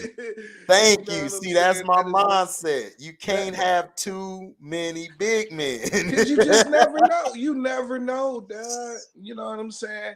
And like, they always do this shit. You know what I'm saying? Instead of taking the step they need to put they foot on niggas' necks and shit. You know what I'm saying? Ease up. They go with the safe route and shit. You know like what I'm some saying? Bitches. They don't want to get the cookie. So who did they acquire, man? Besides during their draft pick or whatever. They got them 2 dudes from New York and shit. Well, they got Kemba, but they about to buy Kemba out. Yeah, they're gonna buy him out. But then they got the little guard dude from Alec Burks in Nerlens. Burks. Yeah, in Nerlens and shit. Nerlens, Noel, or whatever. Noel. And shit. Okay. You know what I'm saying? And so you think they done? You think they done? No. They dressing up for front court? Not by any means. Well, I think Burks can help because he can shoot. You know what I'm saying? And we want to put more shooters around Cade. You know what I'm saying? Kansas And City's own, dog. You know yeah, Bursky Buckets. but listen, Nah. I'm with it, man. But you know, like I say, dog, like when you get a player, when you add a player like Ayton, and see, you know, I think people are underscoring the like K's point guard ability and shit. You know what I'm saying? Like his ability to be able to get Ayton the ball, dog, it would open up a player like that to open up Ayton's game. You know what I'm saying? And you know, and I think, man, Ayton is a skilled big man. He can hit the little 18-footer. You know what I'm saying? And he's athletic. You know what I'm saying? He's a rim protector. You know what I'm saying? It's Man, like, dog, like you add Phoenix that Suns a is dude gonna like kill that to the themselves. mix and let everybody else naturally fall into place, man. And you know what I'm saying? You take off running. But you know, So you don't. they're gonna play the long game and shit. You know what I'm So saying? so you don't think they're gonna make a run at Aiden? You just think they done I mean, in general? I think, you know what I'm saying? Aiden's probably on the block right now. You know what I'm saying? Yeah. So they'll probably trade him before we get to do anything. You know, well, I forget how that works because I know they could re-sign. Like, see, the way he can get his money is if Aiden re-signs and then they do a signing trade. You know what I'm Right. saying? That's how he could get his money and shit. You know what I'm saying? So. But then you have to have somebody on the other side that's going to be able to match that 30 mil or 32 mil, whatever it was he was going to get and shit. You know what I'm saying? So that's like I don't think we can match up with that. You know what I'm saying? We didn't let the opportunity slip away. If we could have just signed them straight out and gave them niggas a couple picks where they couldn't say nothing about it because they weren't going to match them regardless. You know what I'm saying? But like fucking. You know, they weren't going to sign him for the max. You know what I'm saying? So I think probably he's a piece that's in play. Like, and everybody's waiting on signing him or whatever. He's waiting. You know what I'm saying? Because they probably going to end up dealing him. You know what I'm saying? He probably going to be gone in that fucking Durant shit. Oh no, yeah, they dealing him. He's getting dealt. Him and Monty got into it, so he's done with them. Yeah, Chris Paul ain't giving the ball enough anyway. So Yeah, Exactly. and Chris Paul always does this with big men too, man. Like every time you get a good big man, things go left Yeah, over the like course of time. him and David Him and West Dwight never Howard, fell out. him and DeAndre Jordan. Him and David West fell out. You know what I'm Yep. saying? Before he left New Orleans. You know what I'm saying? It's like, bruh. And they used to play like I didn't even see that coming.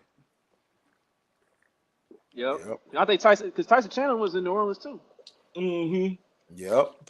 And they had a squad, man. They let that shit develop. That's how he got that deal to go play with Dallas. Yeah, because he balled out. He balled out in New Orleans. But CP3 played too damn safe. That's what messed him up down the stretch. He's too safe. He don't go for the throat like that. Yeah, and we done seen him go for the throat before, and the dude be lighting up, but he don't do it enough. No, I mean, he don't do it enough. I mean, that's his knock too. You know, Chris Paul even played good in games like 1 through 4. When it starts getting to 6 and 7 and shit, he shell up, dog. Yep, you're right about that. When that pressure starts building up, yeah, that's when he be folding. Listen, yeah, man. cutting him. He be in the corner balling up like a little bitch. Listen, and I'm saying, like, he'll play well, like he'll get you 1, he'll have a good game, 1, 2, 3. You know what I'm saying? 4 even if it ain't tied up and shit. You know what I'm saying? But right. Then once it gets to like 6 and 7 and shit, man, you can but it wasn't like a Jason Kidd or Billups. They killed you. They was gutting you. Oh yeah. So his is very lukewarm. Listen, man. That's a top 75 player. Nah, he ain't a top 75 no more. That dude ain't even a top 90 player. If that. I'll say this though, T. I I think Detroit is going in the right direction, though. Even though y'all haven't got Aiden, I mean, I know for your sake you want Aiden on the squad, but we'll see, man. Other than that, I think Detroit is at a great offseason so far. Yeah, I listen, dog. I can't knock it, but it's like, dog, you just can't. Like, what did you even do all the pump faking for? Like, why did you even clear out all your cap space in the first place? You traded Jeremy Grant to clear his cap space. You know what I'm saying? You smart. That was smart. Yeah, you know what I'm saying? Like, that was smart to get him off the books. I mean, if you're going to get a player like Aiden and shit, yeah, it makes 100%. No, Aiden's not. I'll say it, Christopher. Aiden's not going to Utah, Christopher. For one, Utah fine. They don't need Aiden. They good. They got a squad. All they got to do is add a bit, man. Man, I'm still mad at Minnesota, dog. What the fuck, man? Man, Dale Dents was smoking that Huckabee. And then everybody talking about Twin Towers. I'm like, man, that's some weak ass Twin Towers, man. Those Twin Towers gonna fall over, dog. Them ain't Twin Towers, man. Hell no. Listen, I'm like, stop it, man.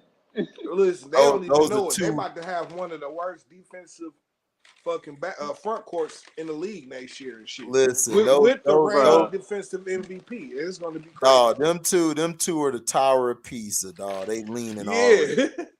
Fam, I saw a video of the future. I mean, the 2023 future first round draft pick Victor Wembanyama, whatever his name is.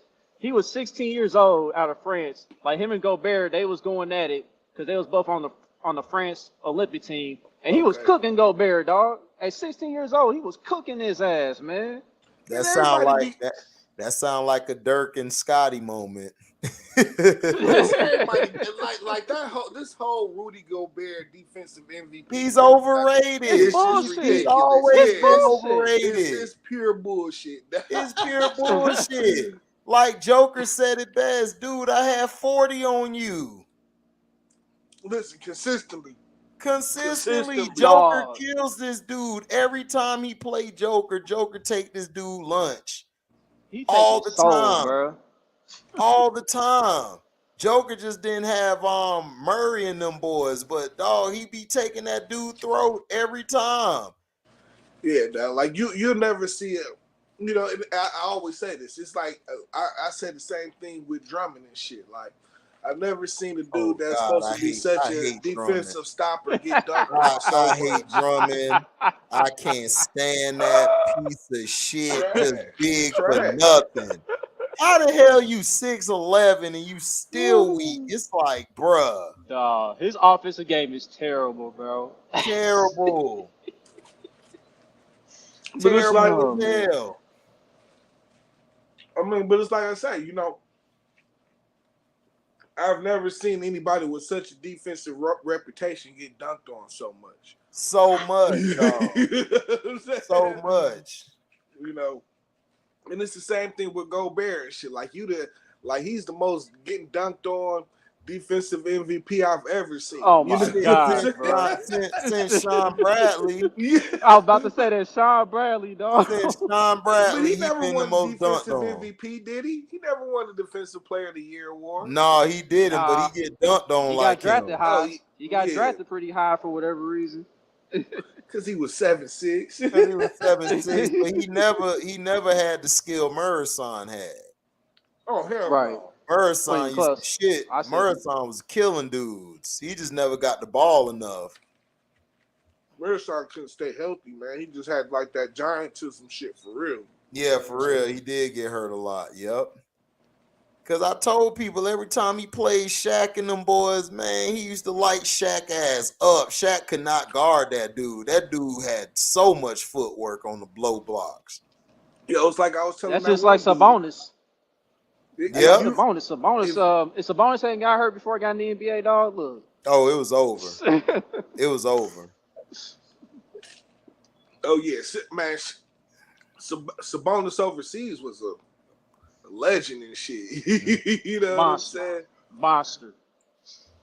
And like, you know, like I was telling that dude that one night, like anybody that could take Shaq away from the basket and shit was gonna torture him. Of course, You know? all the time. That's what I was trying to tell him, and he kept on getting mad. Like I'm like, bruh, you talking about he top 10 in blocks? What the hell that got to do with anything? That don't mean he a great defender, dude. You could get a block from rotating weak side or strong side. You can get a block that way. Yep. What are you talking about? But and see, it was like defender? even that he spent, you know, he was he was more in foul trouble. He was always in foul trouble. He was always in foul. Dude, This dude, he was a hack. This dude fouled out more than anybody in history, bro. He was a hack, dad. He was a hack. He couldn't guard nobody, bro. Right. That's what I'm saying. He had bad footwork, and that's what I was trying to tell Dummy over here. Look, man, the dude had bad footwork. He couldn't guard nobody, bro. He would foul out. If you look at the playoff series before Phil came, he was fouling out. Yep. Yep. So what is you talking about? Like, nobody ain't hating on that. When Shaq wasn't doing nothing. Shaq wasn't doing that. Kobe had to save him in that fourth quarter. Bro, man, I saw Shaq get his ass dominated by Rodman, dog. When Rodman put that clinic on his ass and then Akeem put a clinic on him, that's when I was done with Shaq. I said, man, Shaq overrated, dog. Man, that nigga Rick Smith was giving that nigga the business, dog. Rick Smith always gave him, dog. The Dutchman always was killing that boy. Nigga killing him, dog. Then when that little fucking free throw jumper on him and shit, dog. And then when David Robinson got Tim Duncan, he started shitting on Shaq. That's all he needed was another guy on the side of him. Yeah, dog. Another dude that can take him away from the basket and shit. Yep. You know what I'm saying? Exactly. Because if you let Shaq camp in that lane all day, you gonna lose. Just got to get him away from there.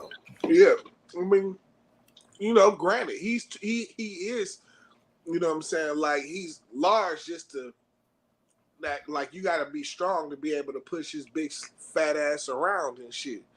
You know what I'm saying? So I mean, the thing is like motherfuckers used to do. You know what I'm saying? Get that nigga gassed and shit, attack him on defense, take him away from the basket. You know what I'm saying? Ran his ass up and down the court. And by the fourth quarter, he's tired and hacking. But also, dog, he really wasn't strong like that. Because the dude from Phoenix said, but see, strong doesn't have nothing to do with them being like fat, core, like being hard to move and shit. Because you're fat. You know what I'm saying? He a big ass nigga to move and shit. Period. Right. So you know what I'm saying? You have to find ways to get him off of balance and shit. You know what I'm saying? And like, just letting them camp out in the paint, being a big fat rock in the paint and shit, you know what I'm saying? Yeah, that's, of course, you know what I'm saying? Right. If you take that nigga away from the basket and shit, like I said, get that nigga winded. You know he don't stay in shape, you know what I'm saying? So in the fourth quarter, he's a liability. He's tired, he's hacking on defense, and then on offense, he can't fucking hit free throws. So you just put him on the line, dog. You got to sit that nigga down in the fourth quarter, man. How many times you seen that? Yeah, but also that's why if you think about it, that's why they lost to the Spurs in '99 and lost to them in '03 as well. Yeah, and they knew that. Mm-hmm. Hey, listen, that's why he kept losing in general, dog. Before he finally won. Yeah. Because in the fourth quarter he would get tired. He wouldn't have anything left. Dead tired. Facts. And it used to piss me off. It used to piss me the hell off. It did, dog. Like, bro, you don't understand, bro. Dog, we should have had at least 2 chips by now in Orlando. These niggas, dog, him and Howard, dog, I swear, down the stretch, dog. These niggas is the most unreliable niggas in the world. All that talent came through Orlando. Can't do shit. All that talent can't do shit. Can't do shit. That's why I don't get my hopes up any year. Like niggas be like, we got this. I'm like, I I'm waiting till the motherfucking end until I see what happened.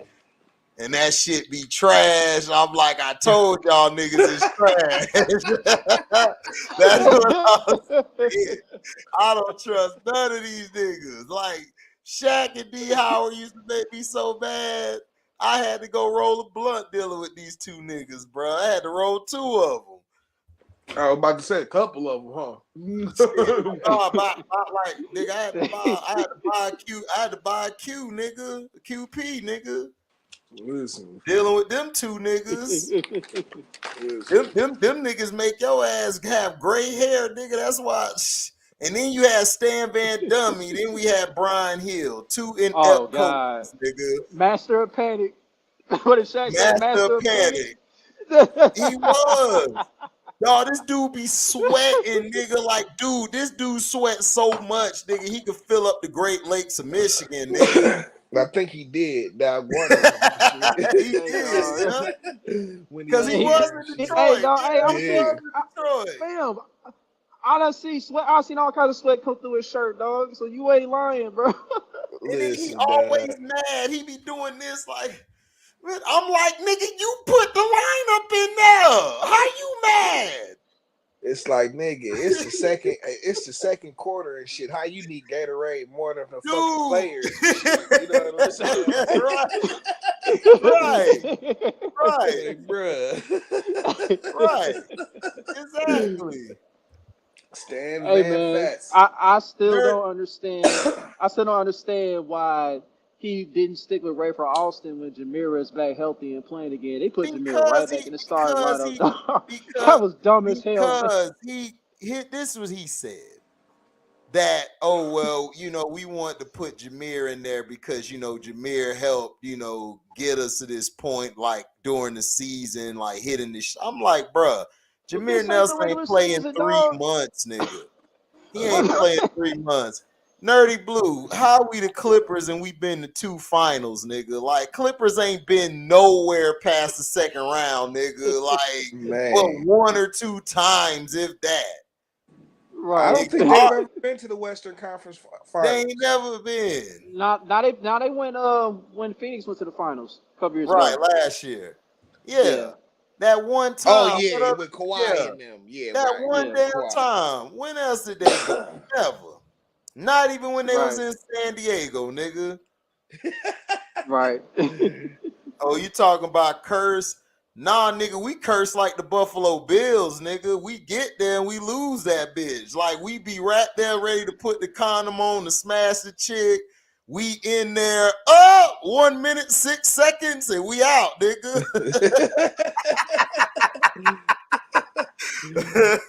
We done busted and everything quick. She looking at us like this. Is that all you got, you sorry bastard? I'm like, man, your cookie too good. Shit, I got hit by the force field. Listen, what Bernie Mac say? You better get yours.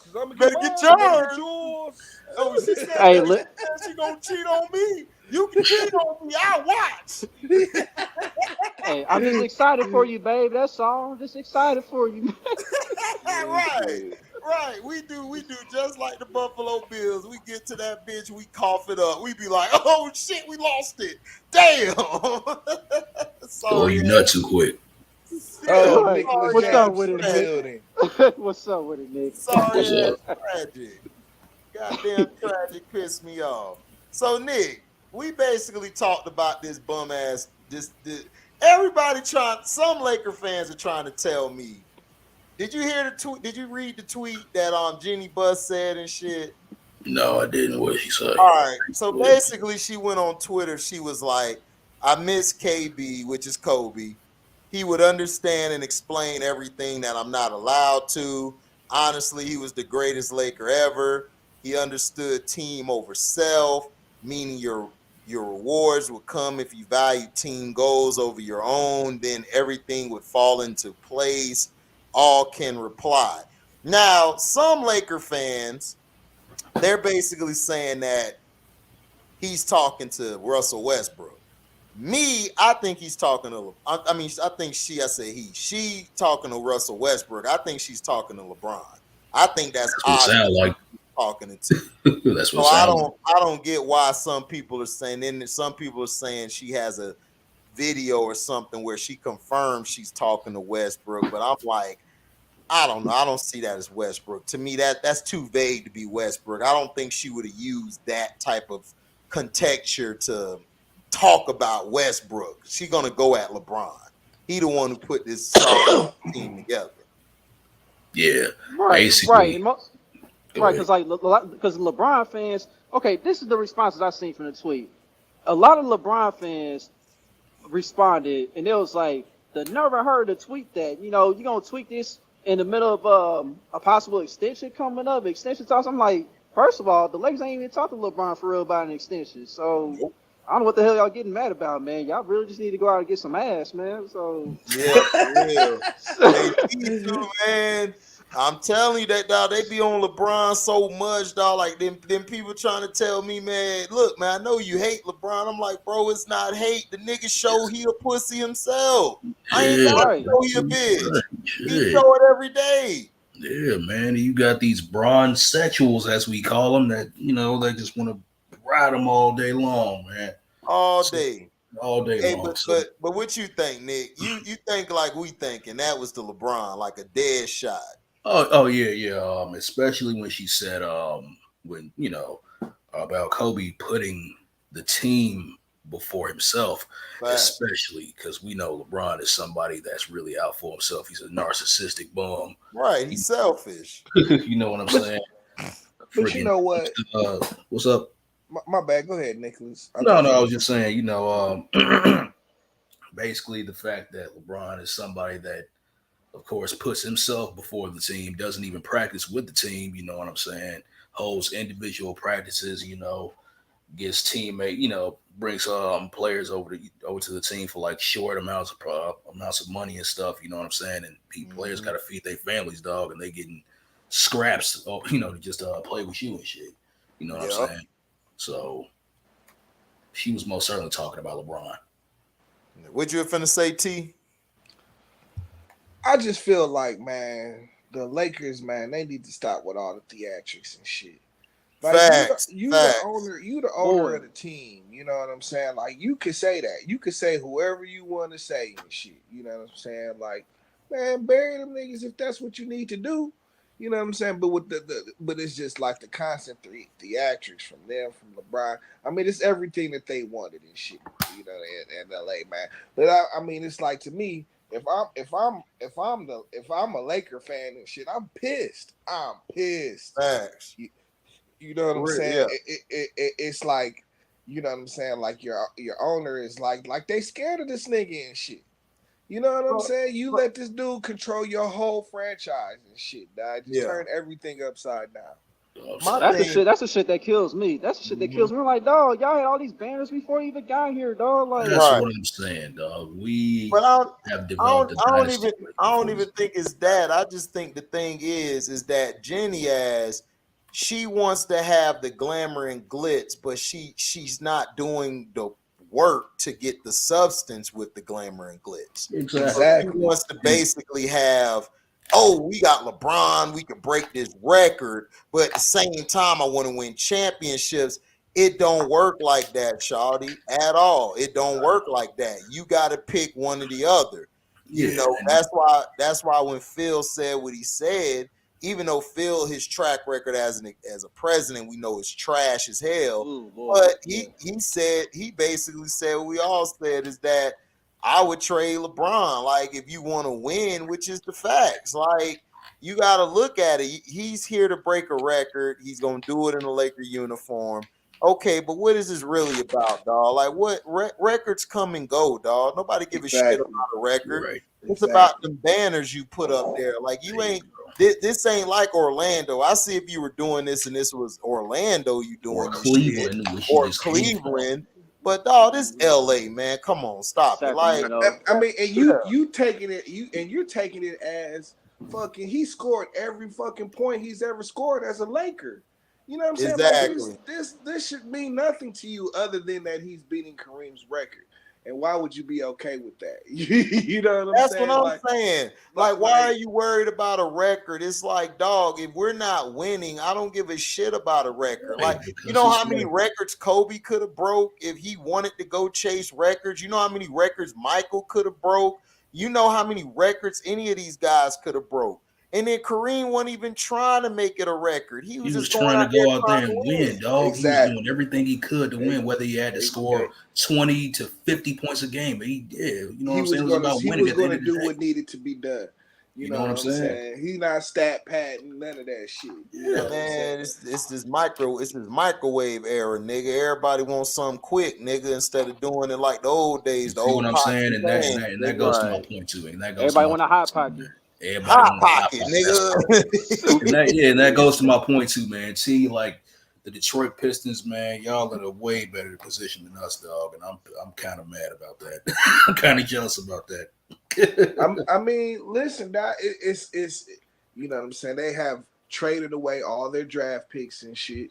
You know what I'm saying? Like they don't have any draft capital, and they're up to their eyeballs in the cap. You know what I'm saying? They got a $50 million player that doesn't want to play there, and they don't want to play there. That has no real talent value. You know what I'm saying? Like, dog. And then you got a bunch of bum ass role players and shit. You know what I'm saying? And LeBron and AD and shit. Exactly. Right. You Yeah. know what I'm saying? AD is in his prime and he can't stay healthy. And fucking LeBron is over the hill just hanging on by a thread and shit. You know Just what I'm hanging on saying? by thin threads, dog. Goodness. It's like, dog, he's came in. I mean, at one time the Lakers were a vibrant, young, up and coming team and shit. Yeah, until we ended up trading everybody away to get that bum, all for a little championship ring that doesn't even matter. To satisfy him, like it's no reason why he couldn't play with all that talent that was there. You know what I'm saying? Now you've seen all of these dudes leave and shit. You know what I'm saying? And have an impact on their team in other places and shit. Right. I mean, like Brandon Ingram became an all-star in New Orleans. You know what I'm saying? Yeah, but man, Ingram is a murderer. You know what I'm saying? Brook Lopez went on to win a championship with the Milwaukee Bucks. We had him. Yep. The problem is LeBron don't know how to take a damn back seat. Exactly. He don't know how to sit his ass down. That's what he should have did in Cleveland with Kyrie. Should have sat his ass down, took a back seat. But see, that's what he wants to take a back seat. He just wants everything to go his way and shit. He want to have at the end of the game, he want to have 30 points, be ahead 20 points. You know what I'm saying? No, he's a front runner. He's a front runner. So the thing, he won it all and shit. But it's like, dog, listen, nobody remembers, nigga. That's just how it goes. You a number 2, nigga. He don't want to have to work hard for the shit. You know what I'm saying? And that's don't. I know. He wants all the accolades. He don't want to work for it and shit. Yeah, I know. You know I know. If they could give him a championship and he ain't got to do shit, he would accept it and be proud of it. Man, what you think? What you think 24 would have done with that young team with BI and all of them niggas? You know what I'm saying? Man, listen, they're making the playoffs, dog. Come on. Making the playoffs They would have all they would have had to do was move D'Angelo Russell. Other than that young team, they would have been a monster. Man, check this out. Check this out too, HD, man. Before and plus we had Julius Randle on that team for a little bit too. If Kobe had Julius Randle under him, maybe he would have been a monster. Yeah, Julius Randle didn't. He would have brought the best out of him. You know what I'm saying? Yeah. If Julius wouldn't have got hurt that first season, y'all would have been in trouble. Yeah. Because that's all Kobe needed was a skilled big man. That's all. Yeah, that was it. And I mean, listen, no point in none of that. He was good. I mean, and Kobe, he would have happily taken the back seat and shit. You know what I'm saying? And he'd have let them young boys run the show as long as they played the right way and came with the same kind of intensity. He just didn't like Jeremy Lin because he saw what I saw in Jeremy Lin. He was trash. Pussy. Yeah. Softness. He was, dog. Trash. Man. He was soft. Like, that's why they try to bring up Jeremy Lin trying to bash Kobe. I'm like, nigga, Jeremy Lin, nigga, this No one nigga cares was about trash. dog. He's out Your here. Jeremy He's Lin story, still dog. playing in the hold on. Nigga, That's Jeremy He's that's still Lin playing in the story, league so right now. going with glitz over. Glamour Nah, Lin's out the over league. Yeah, he out the league right now. over Come on. substance and shit. You know what I'm nigga, saying? Like, listen, this is like telling a Kansas City Chief fan, man. Y'all remember Alex Smith, Elvis Gerbach? Nigga, get that shit out Oh of my here. god. Oh my god. Nigga, we on that Pat Mahomes, nigga. We what? Oh my We ain't smoking on god. that. I'm so glad them days is over with. That's what I'm saying. It's like, bro, that's who Jeremy Lin remind me of. Elvis Gerbach, nigga, and Alex Smith, nigga. Like, just lukewarm ass niggas. Pussy. Like, get them out of here. Oh, boy. them over the hill Joe Montana days. Yeah. Right. Hey, Joe Montana was straight here, dog. But it's just that Steve Bono. You go from him to Steve Bono, man. Like, Yeah, dog. Y'all had Bono. I remember that. Steve Bono, dog. Oh wow. Hey, why Bono look like the original porn star, nigga? Hey, that boy looked like man, the 1960 porno. Remember your boy Adam Sandler said you could tell it's an old school porno. His dick got a shape up and shit. Listen, didn't that nigga he did a he was a one and done, wasn't he? He had like one good year and that was it. Yeah. bruh. This dude here said not Bella said not Elvis. Elvis Gerbach. Like I was That's like, right, who the bro. hell is this guy? I'm still mad about that to this day, dog. I'm like, why the hell we let Rick Manning Elvis go? Gerbach, he was decent and he was at Michigan and shit. He was decent at Michigan. Now he was he was decently That's trash, college, nigga. Yeah, That's college, yeah. nigga. Yeah, that's he was decently trash, dog. Man, he got us a Rose Bowl and shit, man. I don't give a fuck what happens after that. Yeah. You know a lot of them college quarterbacks don't make So it to say that that's the level. college, Yeah, nah. bro. Yeah, nah. Yeah, I remember, you know that other dude they used to hype up, C Penn and T from Michigan. I couldn't stand his ass. It was Bob Greasy's son, Brian. Oh, Brian Greasy. Oh, I yeah. couldn't stand his ass. I was like, this white boy, this cracker overrated, dog. You thought he was overrated? Like I never even I thought everybody thought because he never had a starting job in the NFL, did he? Yeah, He he did. started for the Broncos. Oh Yeah, man. because like he was he had like one good year. He was on his way to like a Pro Bowl season, then he got hurt, but he wasn't nothing He besides had them that. running. I mean, Even he had them running backs, dog. Them running backs in that system he was the backup quarterback. Like he was the backup. Who was the court? It was somebody. Oh man, I can't even think of the dude's name. Like when Elway retired, it was Brister at first before Greasy got the starting job. Right. Yeah, Bubby Brister. When he was here, he wasn't even supposed to be the starter and shit. He was like always a backup. You know what I'm saying? But he knew the offense and shit. That's kind of how he fucking hung in there. And he had the last name, nigga. One of the Yeah, best I'm about to say that quarterbacks in last history. name. One of the best quarterbacks in history, and Bob. Yeah. Bob Greasy. You know what I'm saying? Yeah, that helped. Yeah, that helped out a lot. You know what I'm saying? But no, he knew the offense and shit. And that's kind of how he like maintained. I mean, because I forget. I couldn't tell from all them picks he threw. I couldn't tell. Listen, you know the offense, but like because he was on that 97 team and shit. Like that, that 97 team was just like they were just a defensive monster. Nigga, it wasn't like they were. Y'all had a whip. Y'all had a whip on defense. Yeah. Charles Woodson was everywhere, dog. He played offense. He played defense. He played special teams, dog. Like, listen, come on, man. It was crazy at all three levels and shit. Like our linebacker core, like Sam Swords and all of them niggas, dog, was monsters, nigga. Yeah, you know, like we just had it at all three levels and shit. It was y'all had a whip. Y'all had a whip. Yeah. So that's why I said the decently trash, formerly known as Brian Greasy nigga. Yeah. He don't get no Good bail, sorry, nigga. good sorry nigga. You know what I'm I saying? don't even put him with the good sorry niggas. I just put him with the sorry niggas. Sorry, He was sorry, sorry. nigga. Right, I can't even call him good. I can't even call him good, man. sorry. I put him in the same box with Rex Grossman, nigga. Both of them Oh niggas. my God, Rex Grossman. Oh Rex my Grossman God, was so Pretty trash. much. dog. He straight up ruined that Bears team, man. I'm Yeah, like, he that ruined Bears the team had Bears that team. Bears team had a whip on defense. They had a whip on defense, and they had a decent running game. Their receiving core was good enough. They just needed a quarterback. Like, now you couldn't even maintain the offense. See, like, you know what I'm saying? That's where Brian, he got his niche at being able just to be a game manager and shit. You know what I'm saying? Like, nigga, you can't even manage the game and shit, now. You got to go. Oh. Rex Grossman is just throw picks all day. Nigga, Brian, yeah, Rex. He telegraphed Rex a lot was of his turnover throws, man. machine. He telegraphed a lot of his throws, bro.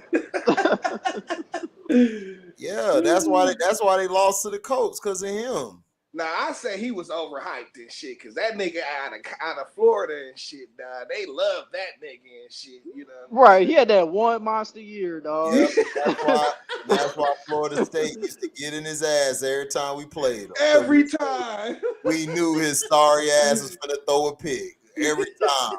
Like, dog, they were beating Miami that year, I think, in the Sugar Bowl because they had that little fight in skirmish.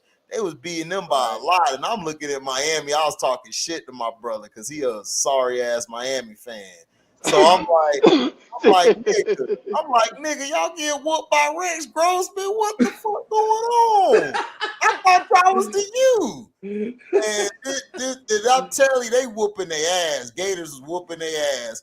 This how I know. This is why I ain't never been a Tater fan. This is why I hate these motherfuckers, them bastards. I hope Q replay this shit. Fuck your Gainesville ass bitches.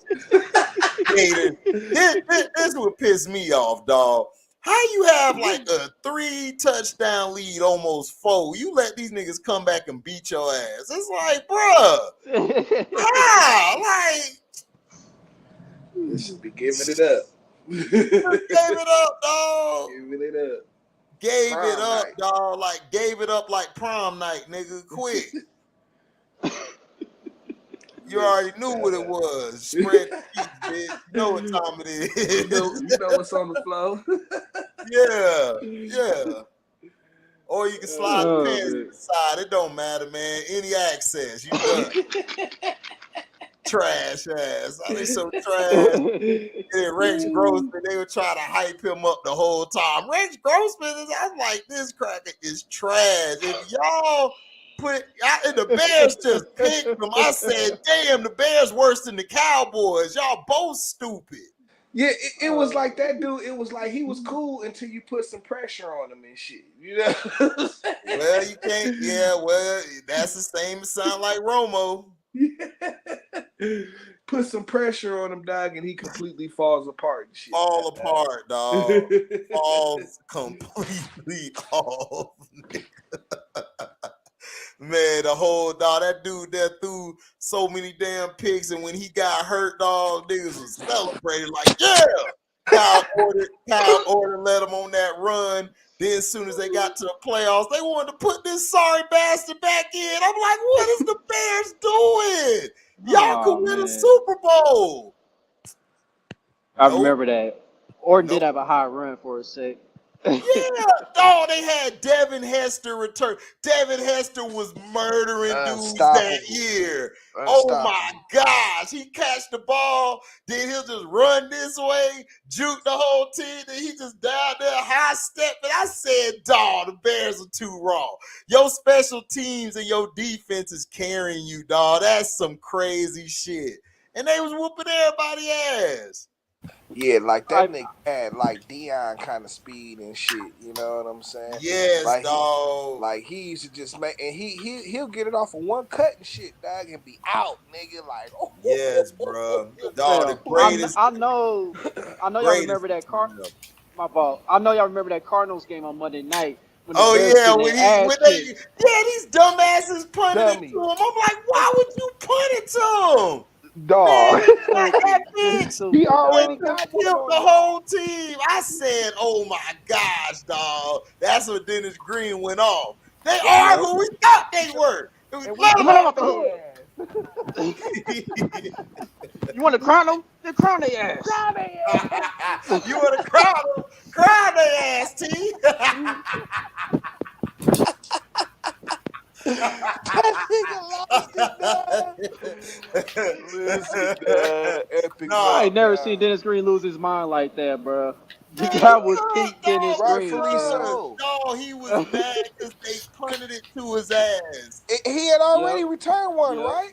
No, they held him Nah. and shit. They kept kicking it away from him. They were kicking it out of Right. bounds and shit. Right. He hit Right. dog. Then the Bears came back because they were only up like 21-0 or 3.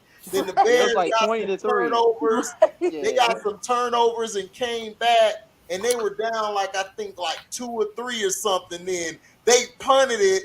It went right to Hester. I'm like, what Right is to this him, nigga bro. doing? He got that bitch. He did a turn to the left, out of there. Nigga, I said, Hester. I said, it's the kid. The five. The niggas won. Nigga, we was going crazy. We was breaking all type of shit. Like, did you see that shit? Man, Hester was a beast, dog. Man, Hester was a dog. Hester. I couldn't believe that shit, dog. I'm like, dog, y'all really? I'm like, they really kicked it to him, dog. That's what I was like. I'm like this. They kicked it to him, and then he did a cut, hit back left, hit that sideline. Everybody was with him, like going to the house. I was up like this. We going to the house, nigga. We Thanks, going fella. to the house. Touchdown. What? Facts, And then fella. that's what- Facts. That what nigga went off. speed was crazy. You know what I'm Nigga, saying? dog, they made him 100 speed on Madden. Dog. Oh, He It was used ridiculous. to be- He used It to was be out, ridiculous. nigga. He used to be out. Audi. Like, damn. You No. could not catch him, dog. And then the way, dog, because you remember Dante Hall had a little split second he was raw. But, dog, Yeah, Dante niggas had a little run, but Devin Hester was on another level. he was on a whole Hester was on That's what I'm another saying. Like, level. no, Dog, that nigga Hester, he used to the return reason it whenever they he changed felt the like it. rules for the kick Yep. return because he was taking all the time for the quarterbacks. Yeah. Yep. Nah, Yep. Dante Hall couldn't hang with him, dog. Like I say, like nigga, that nigga had like the Dion kind of speed and shit, dog. Right. He just that extra gear. You know what I'm saying? Right. That niggas don't They have. dog, they changed the kickoff rules because dog, he was killing it. They didn't want the lead to be taken over by. See, they always do that when we dominate the QB or the kick return or something. Dog, I got a story I'm finna do later. I'm finna put it on the page. This punter, the punter for the Raiders, I'm a beast. Oh yeah, Marquette Black King. dude. Yep. I just Dog, saw a tweet the other day, dog. This dude has one of the highest punting percentages in history. And these dudes blackballed them, bro. Yep, they weren't ready for a punter with all that personality. They ain't never seen a Right. punter with all that personality. Every time he made a good punt, he would Because then he dance get or do drafted in some the first. celebration. He got drafted in the first round, didn't he? He got drafted high. I can't remember which round, but yeah. He was a Yeah, he beast. was cold. He was Yeah. cold, bro. Black dude, huh? Black dude and got rid of him, dog. Dude had the Yep. dreads, swagged out, was smashing the quarterback hose, you know. Hey, I remember he did a celebration with the penalty flag, dog. That shit was funny as hell. I was over there crying. That's probably what got on blackball. That's probably what got on Probably blackball. did. Yeah, they was like, nah, you too much of a Negro. We need the player to be white. We got to go back to our white guys. Like they I swear they want to keep the quarterback and the punters and everything so white, dog. It's like, bruh. Yeah, John Gruden released them. Oh, hating ass. Yeah, because nigga, if they take over that position, dog, it's over with for the white boys and shit. You know what I'm saying? Yeah, that's why they trying to bring in all these Josh Allens and these running white boys and shit so they could preserve the position. Yep. This is what they doing, You man. ain't lying about that. Listen, it ain't gonna work. Hell no, it ain't gonna work. Cause Lamar Jackson, that's why we need him. We need Lamar to win one, dog. It's done. They gonna be their soul is over. Their soul is ours, nigga. Shane Sun style. Man, till Lamar gets under a passing system, dog, he ain't gonna win one, dog. As They good got as like he is, 10. bro. They got like 10 tight ends, dog. What the? They got hella running backs too. And they got like 10 running backs. No receivers and shit. No receivers. They got none but young bucks out there. Fresh booty, All dog. youngins. Straight out All the cooter. youngins. They straight out they mama cooter, T. Listen, They got spanked on the butt and everything. They wah. That's their ass, dog. they gonna try and make a reason for that nigga not to get his money this year and shit. But Yeah, like they already doing that shit through the media, dog. Yep. Talking all this nonsense with Lamar, bro. Like, right. Talking about Stupid. he need to get an agent and shit. He don't need no agent. He's smart. He just got a country ass grammar and shit. See, they always think us country ass dudes because we got that slang. We don't know 1 + 2, nigga. Right. They always think we stupid or slow. I'm like, bro, I had to cuss this dude out. Like, bro, just because he speak like that don't mean shit. Cause he know that money. All you need to know the figures, nigga. You don't need English for figures, nigga. I want to hear that shit. Everybody in this bitch can count money, nigga. That's all right. Real shit. I ain't finna speak the greatest of grammar, nigga, but I know one thing, boy. I got my grammar good enough to count them O's in the motherfucking in the check. right. Wrong with these dudes, man. They hating on that dude, man. We need Deshaun to win and shit. Man, Deshaun winning right now, dude. These dudes don't know when to suspend him. Because they know they're going to get an FU both ways. They stuck because they know it ain't no case.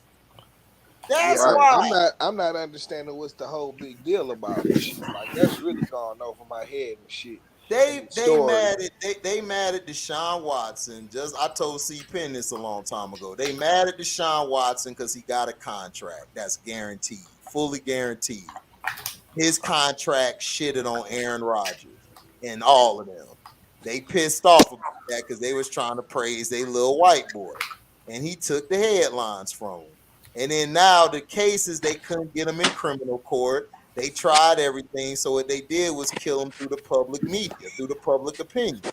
The message branding. And then what they did with the civil courts and stuff was to sue him because they knew he was going to settle, which was smart to settle to get it out the way because the NFL was trying to try him and say, oh, well, we're not going to let you play until all these settle. So he settled that shit. And he only got 4 cases left over. He probably settled them now too, but he got them 4 cases. Then he just went to the because now they got a litigation officer or something where she basically does the cases now instead of Goodell. So basically they're trying to do a suspension, but they don't want an appeal with it. So he might get just 6 or 8 games, or from his litigation, they ain't really said nothing. There's no timetable on it. Basically, he might not get no time. But I'm not see. But what I'm not what's what the dot that's missing for me is why is the NFL suspending him if there's no criminal charge? Because the media is forcing him and pushing pressure on him to suspend him. So he's going to be suspended basically for having sex with women and shit. Yes, for having sex, for getting a happy ending. And yeah, now that's my thing. People acting like Deshaun Watson's the only one that's requesting a happy ending, dog. The way the media has been talking about him, dog. That's my issue, dog. My thing is like that's why he went to the place he was going to and shit. That's what they do there, right? So, and not only and that, I think you said it before too, AG. I think my fault. Yeah, go ahead, bro. The NFL and shit, they're under hot water because they've handled the Daniel Snyder case bad as hell, and John Gruden got his case thrown in open court, so they got to deal with that case. And now the Raiders just got caught with some sexual allegations. So NFL in trouble. Like if they suspend this kid, they gonna have a whole shit storm. They also admitted that they didn't handle the Robert Kraft stuff. I was They just about didn't to handle say the that. Robert Kraft stuff Like either. they didn't do nothing to Robert Kraft. He was caught by the FBI. Nothing. They did nothing at all to him and shit, dog. Nothing. Yeah, So, like Yeah, I don't understand here. Felton Moore and he in Houston, he around the shit. Rusty Hardin ethered the policewoman during the deposition, and Rusty Hardin made that cop look stupid. This cop said, I believe the victims first and shit, which was bullshit. Because the victims kept going back to him. That's the problem. If he was such a bad person, why the hell did they come back? Okay, but I'm saying though, okay, so as a victim, were they paid? Yes, he paid them. No, he paid them for their services. Even his longtime masseuse he no longer with. She even said Deshaun Watson never did nothing wrong with her. So that's what I'm saying. That's why this case is some bull. Yeah, it was bull, dog. That's why the Cleveland Browns paid for him. And everybody trying to make Baker a sympathetic figure. Baker a bitch. He a little cracker bitch. That's what he is. He ain't a real cracker. I respect the real crackers back in the day, like Favre and them. You know, they could be racist, but shit, they were real crackers. I knew they was racist. This dude, he one of them new mother suckers where he tried to play victim for his racism. Oh, soft ass cracker. Listen, that bitch they trying to paint him as a victim, and he ain't do shit. Dog, you had all these weapons. You talked all that shit about Odell. Odell went to LA and shitted on you and balled out. You Jarvis Landry, you almost cost him his career. Yeah, but yeah, you want sympathy, white boy? Man, we ain't giving you no damn sympathy. We gonna kick your ass to the curb for real. Straight up. Some bullshit. And y'all can cancel me too. I don't give a shit. F that cracker. He a bitch. Y'all ain't gotta monetize this video. I know y'all gonna hate. I don't give a shit. I don't like that white boy. This white boy gonna talk about on the podcast, man, what if I go to your job and ridicule you? Bitch, I ain't getting paid $1 million. You getting paid millions. So I could talk all the shit I want to, sir, because you suck. Yeah, man, ain't nobody think about Baker and shit, man. Like, okay, you're in your feelings, nigga. So what? Right. You and your little feelings and shit. You ain't even getting no scrutiny, dog, like these black athletes getting. These black Lamar done had way more scrutiny than you. You ain't have no scrutiny. They done gave you a pacifier, a spoon, gave your ass applesauce, gave you your mama's milk. You know, he Homelander, dog, just sucking on his mama titty and shit. Listen, I've seen this routine before. It's like, you know what I'm saying, when you get stuck with a sorry ass quarterback and shit, and then the whole media is like, "Oh, give him another chance and shit because he's white." Exactly. But Noah, and I did a video about Ezra Miller. I said all these allegations he got, they letting him keep his job for the Flash. But if this was a black man doing all this shit that he being accused of, he'd have been blackballed, lost his job, his credentials. And I said, watch it be a dumbass person come on here and say, it ain't nothing, racism don't exist. Bitch, it does. And guess what? Somebody came to the page and did it. I said, thank you. You proved me right, bitch. You see what they did to old boy from the Shy and shit. I ain't watched that video yet. Yeah, you see what they did to the dude from the Shy. When they came out with allegations and shit, they ain't even do the case yet. He done. He done it everywhere. Cooked. just the allegations of it. Talking about it was just allegations, like they never went to court or anything. No, they went before to court. It even got that far. Before it got there, dog, they stripped him of his stuff, stripped him of everything. Done. This dude here, this white boy here, is openly been doing all type of crazy shit, cussing a couple out, going wild. Ezra Miller been tripping, and Warner Brothers like, we're behind him. We're gonna keep him. It's like, yeah, I know y'all. I know y'all. Just like y'all did with Ben Roethlisberger. Y'all was behind Big Ben to the fullest. That shit came out in the Shit media. crazy. He never got suspended or nothing from that shit. He's got 2 allegations of him. He got suspended. He got suspended though, but it was like Yeah, you got suspended like 4 games, I think. 4 but- games. Yeah, like He they got made it suspended 6 for that shit. I games. don't remember that. Yeah, they Yeah. made it like 6 or 8 games, and then he did an appeal and got it to 4. Yep. Yeah. Oh yeah, But- Feltimore. Yeah, Deshaun Watson got a great lawyer. That's what's killing the NFL and them. He got a smart ass lawyer, and Deshaun Watson is smart. He not a buffoon, dog. That's what I'm saying. That's why I'm telling people, dude, we knew about Deshaun down here. Deshaun has never had anything of this magnitude, like ever. And all of a sudden it come out after he requested a trade, nigga. Come on. We know what's going on, man. We know what these white boys Yep. doing. You know what these Yep. honkies doing, man. Stop it. I mean, I saw all the white boys got outraged and shit after it. Like it went from like 20 to like 50 in like 1 week. Like 40 bitches came out of some dumb shit. Yeah. And everybody was like, "Oh, like he had sex with like 70 women. Oh my god, like nigga." Nigga, I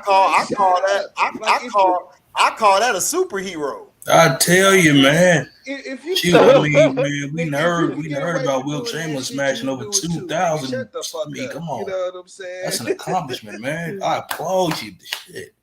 Applause. It's like, I nigga, gave you it that. hating. I gave that dude the dap like on That's My Boy.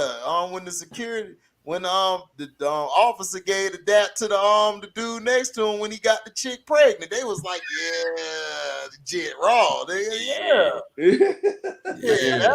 That's an accomplishment. See, that's the problem, man. We done turned so damn soft, man. Everything been pussified, man. I'm telling you. Pussified, bro. It's been, you know, you got crucified. They been pussified. Man, Dog. them niggas hating, dog. If they You could ain't go, lying. if they could do that shit, they do it too. And shit. Yeah, A lot you of them can't. do. Yeah, you can't even talk about. You can't even call these dudes gays or agates no more. Nothing. You can't say that. You hurt our feelings. I'm like, man, fuck your feelings. You Right. wrong. See, goddamn. Like y'all can crack jokes on us, but I ain't repercussions. All the Get the time. fuck out of here. All the Get the fuck out of time. here, man. They always talk bad about heterosexuals and all this, man. I'm telling you, I'm having Yeah, for heterosexual. actually doing, they talk shit about us for actually doing what God made us, created us to do and shit. You know what I'm saying? They freaking doing some other shit. Man, look, man, listen, this whole country full of shit. Mhm. Inflation, all of this stuff, full of shit. Full of shit, dog. They giving all this money to Ukraine, nigga. We've been struggling more than anybody. We don't get shit. Doggy, we got high gas prices, man. High gas prices. Plane tickets all expensive. Plane tickets all Fucking expensive. mass shootings. Mass shootings. Seeing Right. as how we had one this morning here, y'all heard about it. Yeah, Yeah, dog, Gavin was fucking at the crazy. thing. Gavin hit me up on Yeah. Instagram telling me, That's man, they crazy. shooting out here. We had to run to a damn stranger house. Crazy. Yep. That's insane. Wild stuff, dog. Yeah, Gavin was Insane. hitting me up. He came on here tonight and shit just to say, just wanted you to hear my voice and shit. I said, I appreciate it. Cause he had a video playing, man. That shit was loud as hell, dog. He let that bitch, whoever let that shit off, it was like, I was like, damn.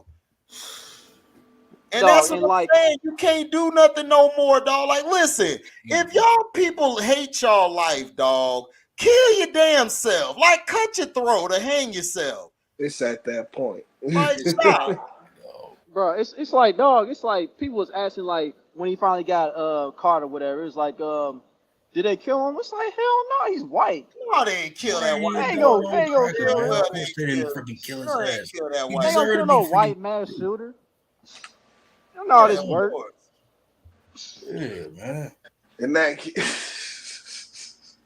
That's what I'm saying. So this person here, like, that's what he was saying and stuff. And you know what I'm saying? That, and I was man, that shit is traumatizing for them kids. For Gavin, And that's the from one that hurts it. Troy, all them kids there, man, the families. That's traumatizing. Like you can't just bounce back after that. Yeah, And it's right. like nobody like they basically trying to say, oh, it's the gun law. I'm like, bruh, the main people who doing this shit is from a rich damn neighborhood. You white Yeah, boys. these motherfuckers is white. Mhm. You know what They I'm white. saying? So Miserable how you white. trying to put it on all us? Right. And they white doing this, but y'all That's don't it. have that same energy when they in the hood and the project shooting off. Y'all don't want to talk about guns then. Y'all only want to talk about it when it's They don't charging. want to talk about they don't want to talk about them having freight trains and them freaking tossing up full of machine guns, putting it in the hood. They don't want to talk about that. They don't want to talk about that shit. And that shit really happening. And people be trying to say, man, you making stuff. Nah, go look that shit up. That shit really happened. They put much dog. How do you think these kids and them be getting them big ass artillery, the military They be weapons? getting Bro, doggone get that AK-47s. Like, yeah, man, they got shit Yeah. bigger than AK-47s, man. yeah. They got shit bigger than that in the hood and the jets, dog. Right now. They Right. bigger than Yep. that. Yep. Shit, Y'all ain't 10 lying. they do shit too. Oh man, these niggas, man, they got Effins and fucking Dracos and all Drake. kind of shit out here. What you doing with a Draco? Like these dudes got a Draco, and Draco's big as hell. And them shits let off shots. Yeah, dog. Like nigga, that. I mean, nigga. As far as I'm concerned, that's like one of the most dangerous shits out there. They are. They are. Because you They can are, easily fam. conceal that shit. You know what I'm saying? Like, nigga, it ain't like having a big ass K in your fucking pants and shit, nigga. You know what I'm saying? Like, dog, that shit is. Nigga pull out a K, nigga, and just blast you, nigga. That shit is crucial. That's what I'm saying, man. Like you gotta understand, man. Like this shit is crazy, and then they're always talking about changing. Look, man, y'all been doing this for millennia. Y'all been doing this shit. Y'all always been over aggressive when y'all got guns. Y'all always have y'all children go crazy and shoot up a school or shoot up some shit. It's like, bro, the only time y'all can catch our ass at the grocery store, bro, because we got to be focused. We don't need Shantae to kick our ass. We got to get all the food right. So that's the only time to catch us off guard. Yeah. Other than that, nigga, you ain't catching us off guard like that. I mean, it's to the point. Usually, it used to be even, you know what I'm saying? Like the motherfucking shooter or fucking kill itself and shit. You know what I'm saying? But like these motherfuckers is like they doing it for the clout, bro. They are inherently evil, like man. That's what it is, shit bro. For the clout, bro. They inherently evil, bro. Like you trying to shoot a bunch of people and live off that shit. Like what? That's really crazy to me and shit. You know what I'm saying? Darryl Clark said out here in Philly, 2 cops got shot at a fireworks show downtown. Whole effing crowd was panicking. See what I'm saying? And it's always around. I stopped going to the fireworks out here. I have too, bro. Yeah, because I don't be knowing if that shit real or not. I don't be knowing that shit real or not, man. I ain't trying to get popped that night, bro. Dog, nigga, every year I used to go, nigga, get shot right downtown and shit. Yeah. That's why I be chilling most of the time these days. Exactly, bro. Like, nigga, the only time I went outside today was just to go to the store, bro. That's it. You know what I'm saying? Man, you gotta be careful. You gotta be careful what you do or anything.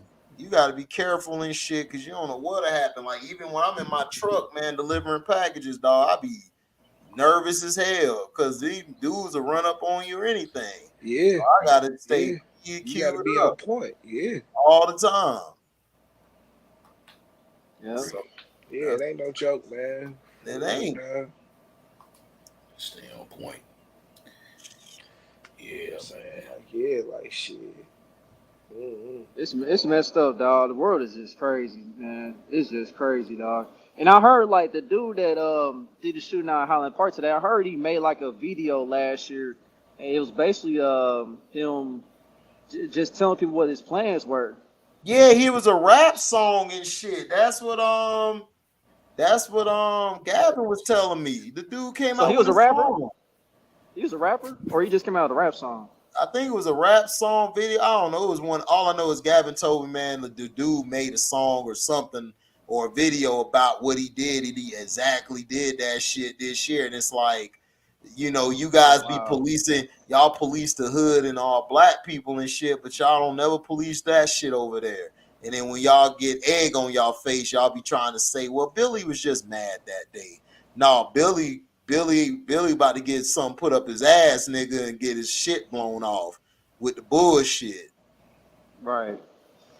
Playing too much, dog. They've been doing this shit since I was young. Even before I was young, dog. They always do this shit. They always get these damn white boys a pat on the hand and shit after they done shot everybody the hell. You know they finna get their own kind of freaking pat on the back, of course, when they just do bullshit, bro. When they just cause destruction everywhere they doggone go, man. Our ass would have got gunned down. We'd have got shot up. Oh, easily, dog. Yeah, we wouldn't survive. They ain't letting no niggas survive no shit like that. You crazy and shit. Yep. You know what I'm saying? But see, you know, these motherfuckers, they want to figure out why he did it and shit. You know what I'm saying? So they can have a reason and fucking make him feel good and shit. Oh, if we can do this. The motherfuckers just crazy and shit, man. You know what I'm saying? Like shit. The niggas savage and shit. You know what I'm saying? Like, what evil. What else can you say? Evil. Dog, they let Dylan Roof's punk ass get Burger King, dog. Or he was handcuffed in the back seat, bro. Police car. They took we know what Burger it is with this King, country. my nigga. Like, come on, bro. C-Pin, you said they took him to Burger King? Yeah. Yeah, they took him to Burger King. You ain't know that? They took that white boy to Burger King, fed him, took the cuffs off of him and shit, let him eat. These niggas crazy, man. Yeah, after he shot up a church full of black people, it was cool. He can just they rewarded him some Burger King, man. Them cops they slandered them damn cops in that department, dog. They had so much pressure on their ass. Cause it just ain't even look right, dog. The shit just looks like sick as hell. Like you were rewarding him for killing black people. Exactly. Mm-hmm. Yeah, niggas shouldn't even get a bologna sandwich and shit. You know what I'm saying? Listen, you ain't getting. You gonna eat air. That's what the hell you gonna eat. Shit. Exactly. You gonna be eating knuckle sandwiches, my nigga. No, you gonna eat a wish sandwich, nigga. You wish you had some meat and shit. You gonna be eating slugs. Fuck that. Yeah, you gonna be eating the slug sandwich. Shit. Real shit. Last month, 2 white dudes about to plan a mass shooting at a grocery store after I left. Wow. What the hell?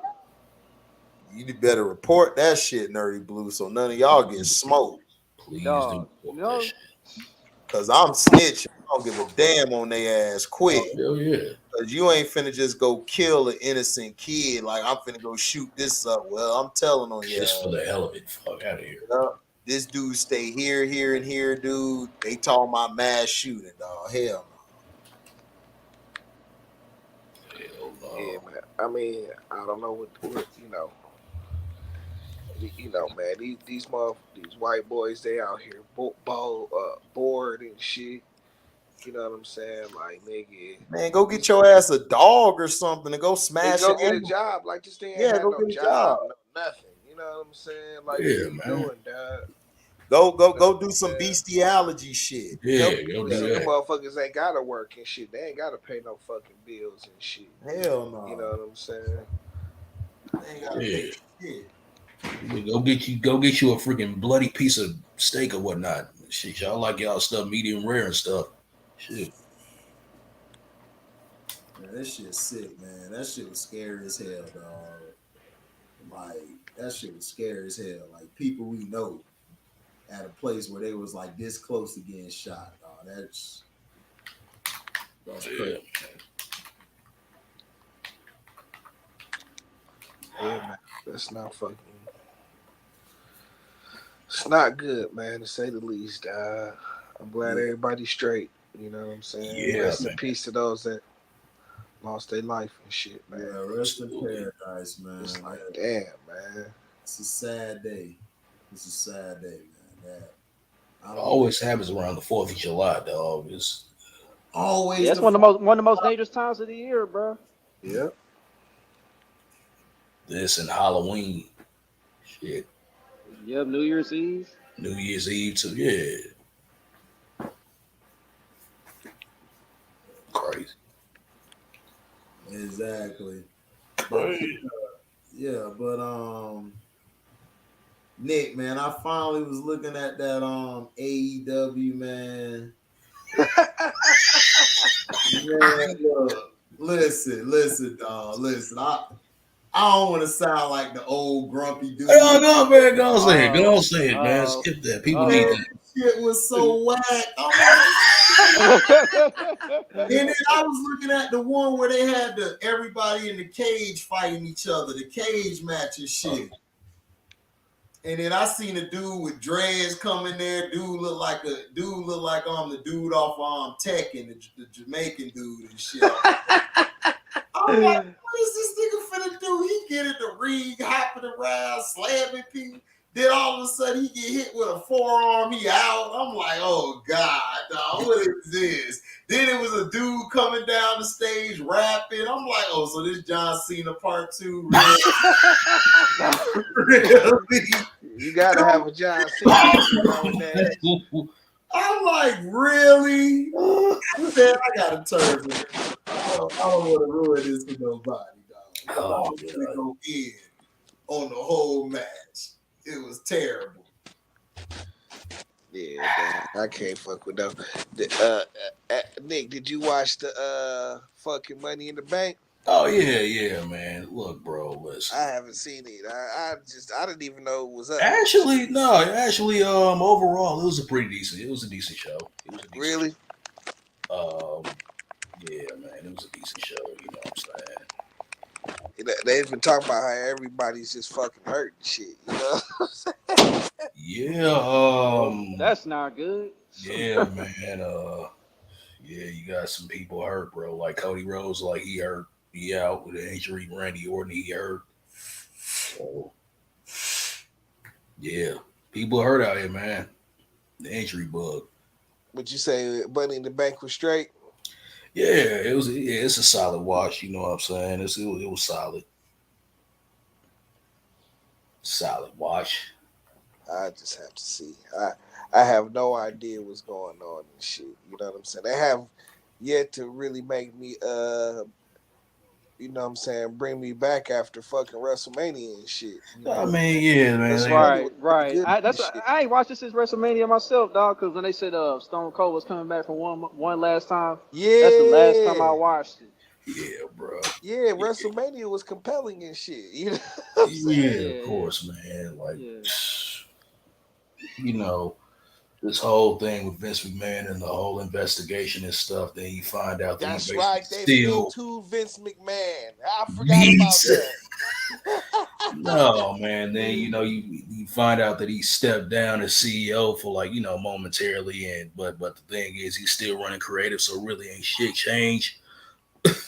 So yeah, that's McMahon's company. You ain't about to Me Too McMahon out of the WWE. Are you smoking?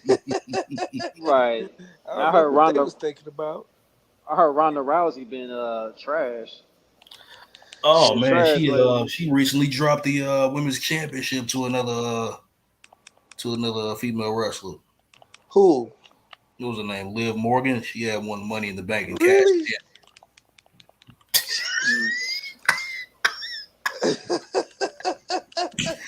Exactly. Nick cracking up on that. I mean, she's like, I don't know, man. I mean, she's cute. She's a cute little white girl, man. But she's like, nigga, she's got to be like her personality just bland. She just bland. Yeah, as she's hell. bland and shit. Now, she's little. She's like extra small and shit. It's like, dog, I can't take her seriously beating fucking like Bianca Belair or no shit like that. Oh yeah, you know what I'm saying? Yeah, right. That's some bullshit. She definitely shouldn't be losing to no Ronda Rousey and shit. Nah. Right. Come on, man. Yeah. Yeah, that's ridiculous. Yeah, man. But, Bianca won the ones, boy. Yeah, boy. Yeah, I like it. That's my number one right there, right? Yeah.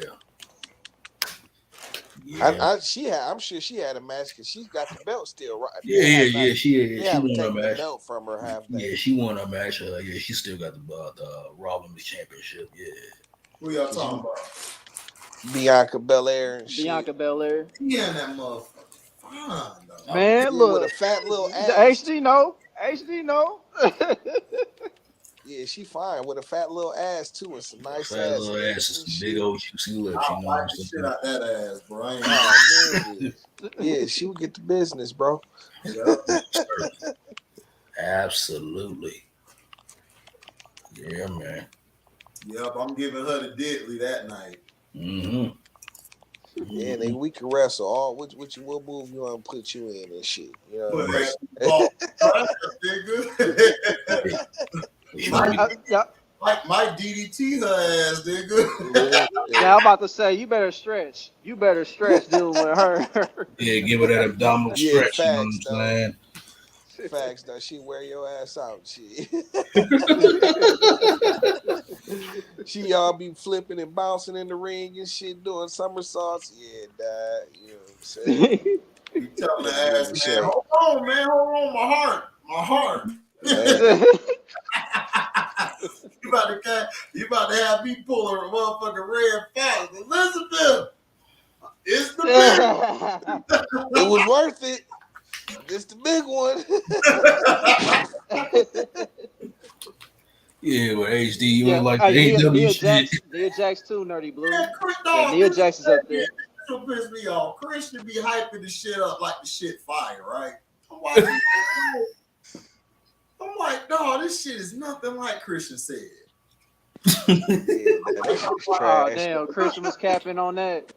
Damn. I'm gonna have to watch it on another night or something, because that shit was when they were all in the ring fighting each other, but they moves was lame as fuck. I'm like, Yeah, man. It's like a lot of those moves, man. It's like they make it look like a doggone circus, bro. it's like T said it earlier, Nick. It's like a gimmick.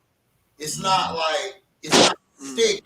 Like they're not landing, they're not landing the plane, dog. The plane that ran all over the crash. Yeah, it doesn't connect. All right.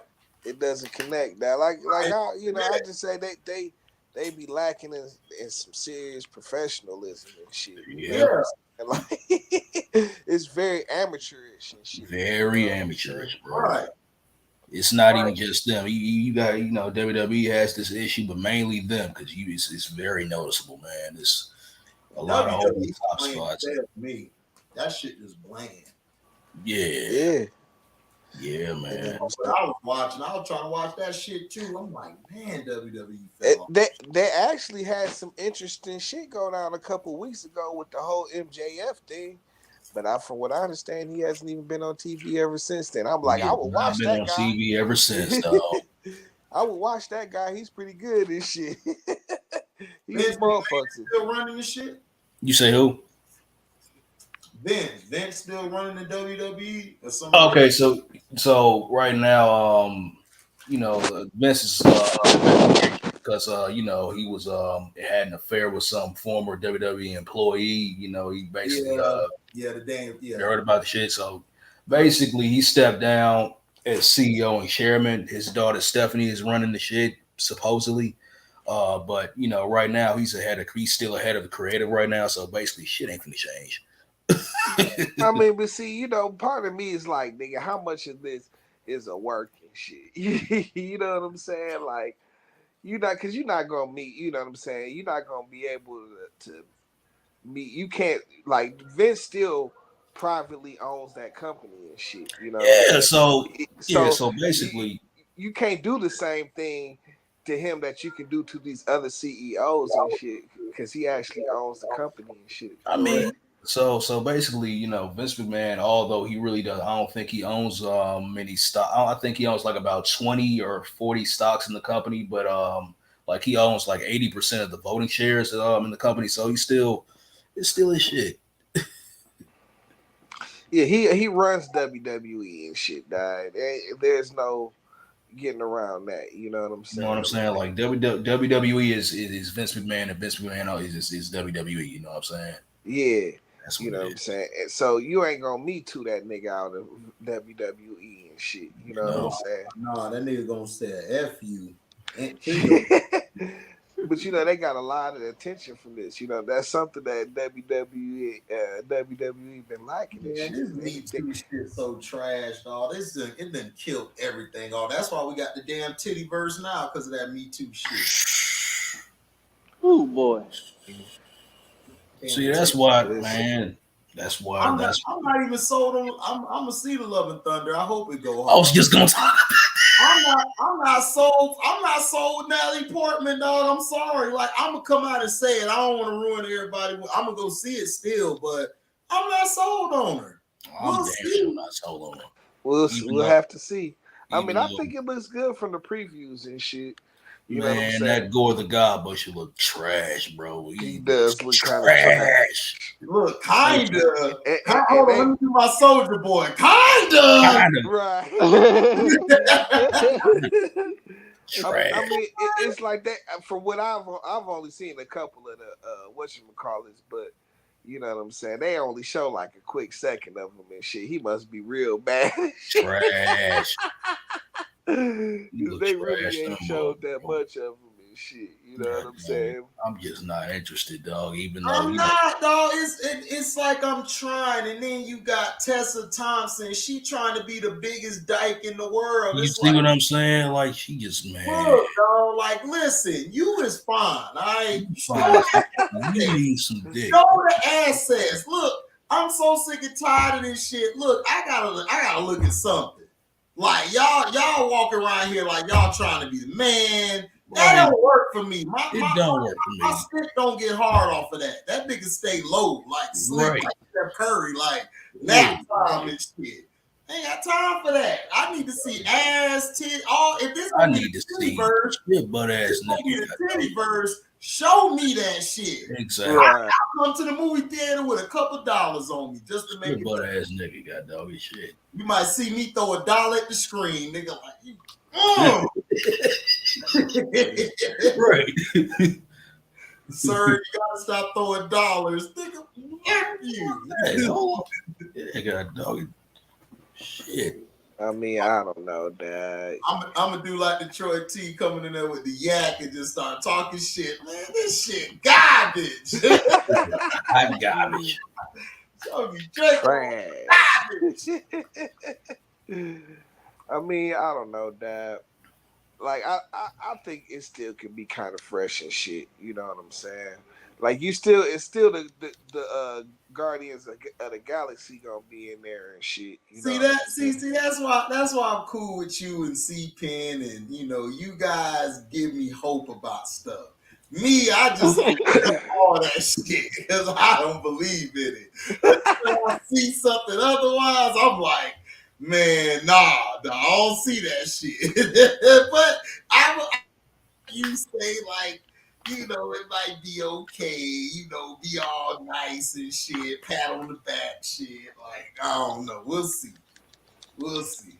We'll see, man. Yeah. We'll see. I guess. I'm trying to be optimistic. I mean, Man, my mystic is out. It's hard, bro.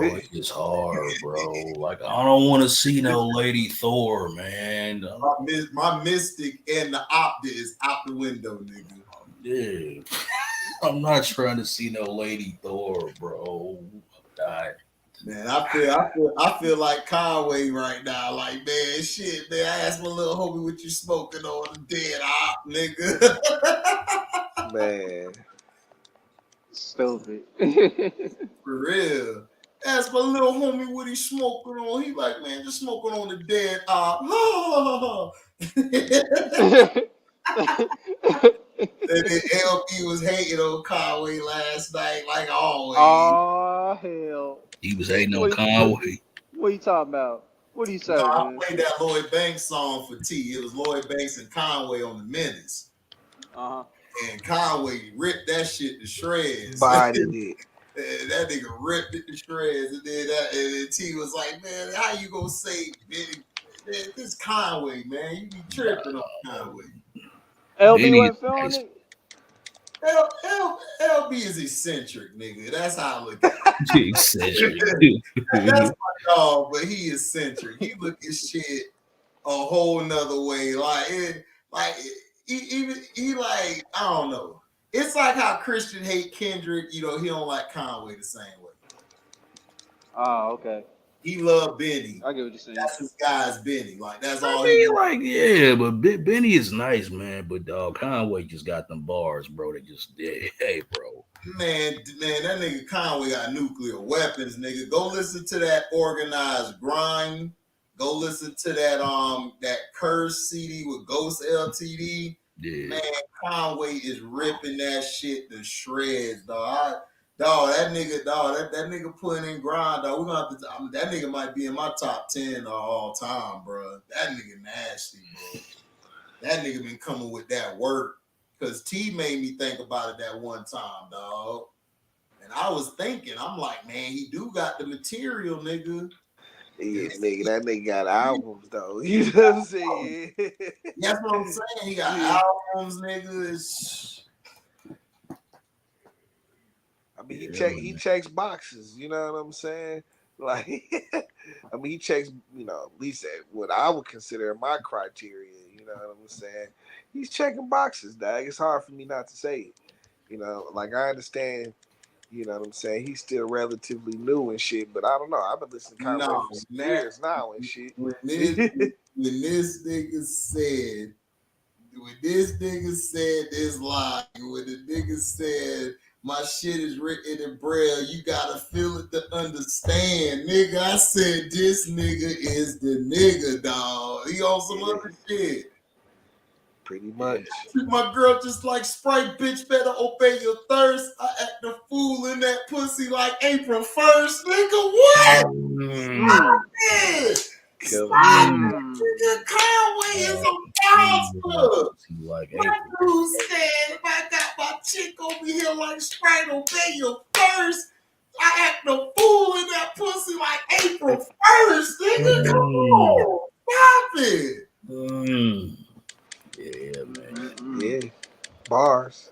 That shit, I had to rewind that shit back to you. I said, I gotta rewind this. This nigga a fool, dog. And then, dog, his camp nigga drum work, they be going off.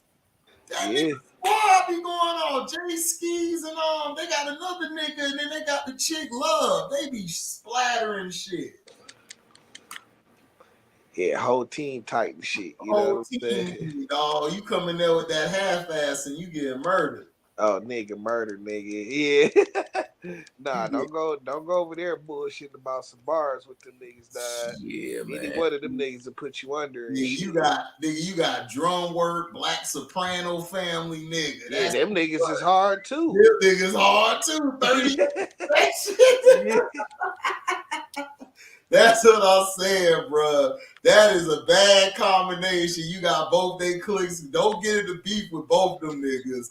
They click gonna murk your ass, dog. Like nigga, that's what happened to that nigga. That's what happened to that nigga Gangsta Gibbs and shit. He had all them niggas on his head and shit. Yeah, I'm saying, everybody talking about what does this prove? Niggas stop talking shit. Yeah, bro. I don't understand that crap. Free I games, don't dog. This trolling shit, bro. Please. Right, nigga, shut the hell up. Nigga, like you ain't leave with a bullet in your head. Oh, nigga. like you not funny, bro. Stop, bro. Right. Oh, he had the whole Black Soprano family on his head. Bro. Them Buffalo niggas don't listen. Dog, stop. Yeah, stop it. Just stop. Right. Why would you even want to agitate niggas? You know what I'm saying? Right. Right. And then Benny tried to save you, bro. Benny tried to save you, bro. And you still talking right. Benny was like, man, dog. Because dog, them niggas don't play. They support each other. Yeah, and it's like nigga, you can't even tell them niggas not to and shit. Yeah, you know what I'm saying? They gonna go in and shit, dog, regardless. Man, it's like it's almost so disrespectful. It's just out of his hands and shit. You know what I'm saying? People gonna deal with you, son. Never I ain't go even gotta to, say nothing. you never go to another city, dog. Yeah, like especially like Buffalo or some shit. What are you thinking? Oh yeah. You heard that CD, Andrew. You heard the song with him and Method Man. Method Man smashed that whole nigga. I said Meth back. Speaking of Method Man, y'all be checking out the y'all know the battle rapper. What's his name? Math Hoffa or something. You know y'all know him. Uh-huh. Yeah, I heard about him. Yeah, I man. heard Yeah, you know the little podcast they be having. You know in the Yeah. barbershop I and heard stuff. song. They be in the barbershop and Yeah, shit. man. He just interviewed Method Man and stuff. It's pretty cool, man. He was talking about how Method Man was talking about you know how early on he didn't want to be he didn't want to be looked at he ain't like the performing the Y'all I Need album song because he didn't want to be looked at as a sex symbol and shit. Yeah. Yeah. You But know? he ripped that. That was smart to do because that shit catapulted him to heights. Yeah, man. Because that showed his versatility. For real. Because we ain't seen a nigga do nothing like that since LL. Do some type of soft shit like that. I mean, you gotta remember, like shit. For a minute, you know what I'm saying. For a couple seconds, like Meth was like the hottest nigga in the game, and he was like the number one rapper in the game. Nigga, Meth was the best damn near in the game. Yeah, you know what I'm saying. That nigga bars was sick. Then that nigga came with Redman. It got even sicker, nigga. I said, damn. Them niggas together. That nigga Redman killed him and Method Man was in there like whatever, man. And Redman ripped that whole track. I said, damn. What was it called? What was it 95, 90? No, it was 94. I think it was the month of the man. I think you know what I'm saying. They had both of their albums came out at the same time. I remember I heard that nigga on the it was Ron Fareed, and I heard Redman spit a nasty fucking freestyle. That nigga just took the whole thing and just had the backpack on, the nappy head, and just went in, dog. I said, this is what hip hop was. Niggas was just getting pulled off the street, spitting a bar. Nigga, that was real hip hop. This shit today, this shit fruity pop. Yeah, this shit today is terrible. It's terrible, bro. And then Conway got they was talking about on the Mav Hoffa shit about the Cassidy and the Bank shit and everything. They wanted to see that battle, and I'm like, man, like Banks ain't a battler like that to me though. Right. Well, not that I know of. Maybe when he was younger, but not now. Yeah. Because Mav Hoffa was talking about them two going at it and stuff, because Cassidy saying he the punchline king, so he called Banks out and shit. Man, Cassidy's so washed up, man. Oh my Dog. Man. Oh God. He's chill. Oh my gosh, bro. Like you should not be taking any L's to these new niggas in any type of form, bro. None. He shouldn't be battle rapping at all, dog. I feel like you should have been in a whole nother level, dog. Like, dog, like he should be I mean, like, bro, you battled the freaking last time. Okay, maybe this is like shit. This is how I looked at it, dog. If you battle, bro, like you did that shit to get on, bro, or get a record deal or something, you know something or whatnot. You know what I'm saying? That's what I'm saying, dog. Like he don't drop no like you know what I'm saying. Nigga, Pat Pooch dropped that mixtape every month last year, nigga. Yeah. Like where that's at from you. That's the shit I want to see from him. And Pat was showing range on his shit. Yeah. He wasn't coming with the same shit. Like Yeah. he had something different to bring. Like where was your shit? That's some shit you supposed to be doing. You know, dog, I don't need to hear you battling anymore, nigga. I want to hear you spitting some shit. You know, you calling out Lloyd Banks and shit. Like, nigga, Lloyd Banks got more hits than you, nigga. Like, Banks, nigga, Banks was a way better artist than you were, nigga. It's just facts. Yeah, man. Yeah, Cassidy, his problem was always making projects and shit. Yeah, making projects. You know what I'm saying? Banks hunger for more shit on all your CDs, nigga. It's like, come on. Lloyd Banks, I always say, I felt Lloyd Banks had a way better flow pattern than Cassidy, dog. He flowed better on beats than Cassidy, man. Lloyd Banks, when he rap like he a teacher. You know what I'm saying? He rap like a teacher. He breaks shit down for you. Yeah. Cassidy rap like with wittiness. He's very witty. Like have like the slick talking shit. You know what I'm saying? So that's how Cassidy always was. And then Cassidy got that energy to bring behind it. So that used to win him some battles and shit. Because he knew how to be animated and bring that shit out. Mm-hmm. So that's what I'm saying. Because Banks is so monotone, you know, you may be like, man, I don't know. And then when you listen to it, Banks is nigga you gotta listen to 3 or 4 times. Yep. Yeah, but see, like Cassidy, he talk all that 500 battles or 5,000 and yeah, one. 5,000 battles. I'm 5,000 and old and blah blah blah.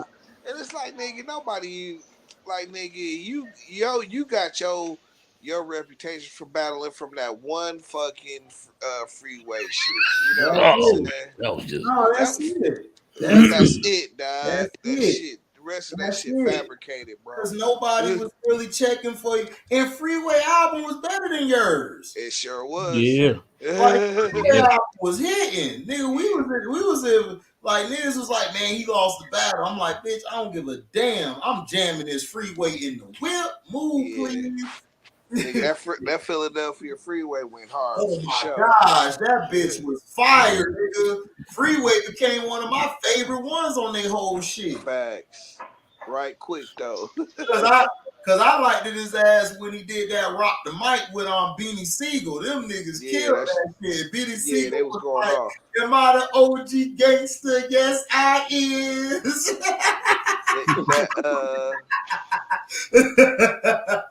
You remember that shit, T nigga?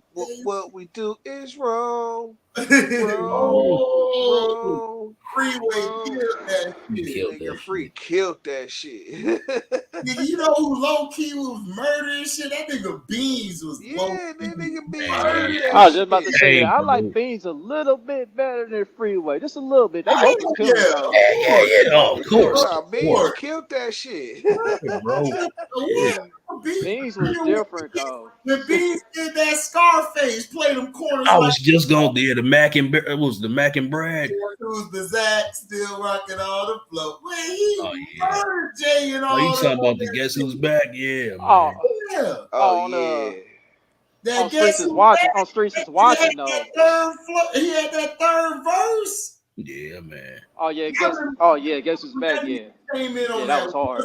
You know how Matt come through on the club till everybody real deep. That was shit. What? That shit woke everybody up. That nigga murdered Jay-Z ass on that track. Just splattered and shit.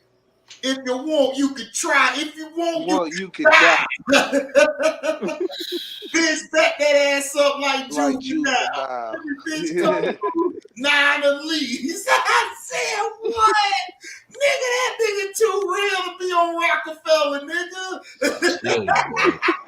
Too real. Way too gangster. I'm like, what you doing? He really was, though. He really was. Yeah, absolutely. Him and the boy Beans and Scarface going back and forth on the Mac and Brad song. Oh, man. Oh, God. Yes, dog. Nasty. Yes. Nigga, him and Face Mob. Man, Face Mob was so cold, nigga. Man.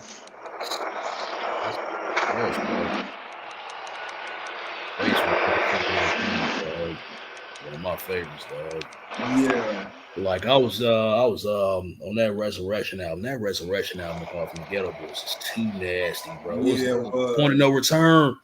That song, The Point of No Return, Face went off on that. Man. Yes, he did. Man. That nigga Face always going off. Yeah, bro. What? Raz got 2 sons spitting? Oh, I gotta hear that shit. Oh shit, for real? Okay. That's my nigga Raz Kaz. You say his sons is out here spitting? Yeah, they called they on Coast Contra. Coast And Contra. he said he think it's Raz Kaz sons. He believe and they all be spitting. Man, if his son So I spit, gotta check them out. Cass was a Yeah, monster. I gotta check them out. that's Then. funny. Cass was a monster. Yeah, they probably his Boy. kids probably some spitters and shit. I would hope Man. so, goddamn. You know what I'm That saying? mother tell a nigga Q and them tried to get on me like talking. I'm like, man, they like papoose and them. I said, man, I'm taking Raz Cass. Oh yeah. Oh yeah, Wow. you talking Lyrically, about boy, lyrically, yeah. hell yeah, absolutely. Yeah, they was talking about I was tripping Outlaw and Q. I'm like, Q, nigga, listen, dog. Papoose, Go listen to Raz Cass, the Adidas album, nigga. All day I dream about spitting. Go listen to that shit. Man, go Yo, listen to the ass dog. on the Go game. listen to Rat I mean, Assassination. Go listen to Papoose Soul is on kind of Ice. like a I listen to that Adidas album. I don't know how long. What you said, T? I said, Papoose is more like a Cassidy. Like he got great bars and shit, but his songs be like, yeah, you know what I'm saying? Lukewarm. Right. With bars, he got bars all day and shit. You say, you know shit, what I'm I ain't saying? never seen an Like Papoose. Halos, but on secular Yeah, metaphysical Papoose got theology is bars all favorite. day. I say, You know what I'm saying? All day and night. Like Yeah. Papoose is better on freestyles than like features. right, Yes. right, Yeah. absolutely. Like if you need a 16, throw him on that shit. He'll buy it. Body it, nigga. He'll smoke it. You know what I'm saying? Right. But a solo, nah, he can't do a Mario Van Peebles, nigga. He ain't solo. Yeah. It's a Mario Van Peebles. Like my nigga said, nigga, man. Hey, nigga, I'm the Kobe Bryant on my team. I'm the ugly closer. Hey, T, what nigga said on the video, I'm looking at these rap niggas like they had the little gun out. Nigga, is there a problem? Put a line in your head like Larry Johnson. It's crazy. It was funny is he set Benny up so nasty on that song, nigga. I said, damn, that nigga stupid. That nigga Conway is ridiculous, man. For real. That nigga's a problem, man.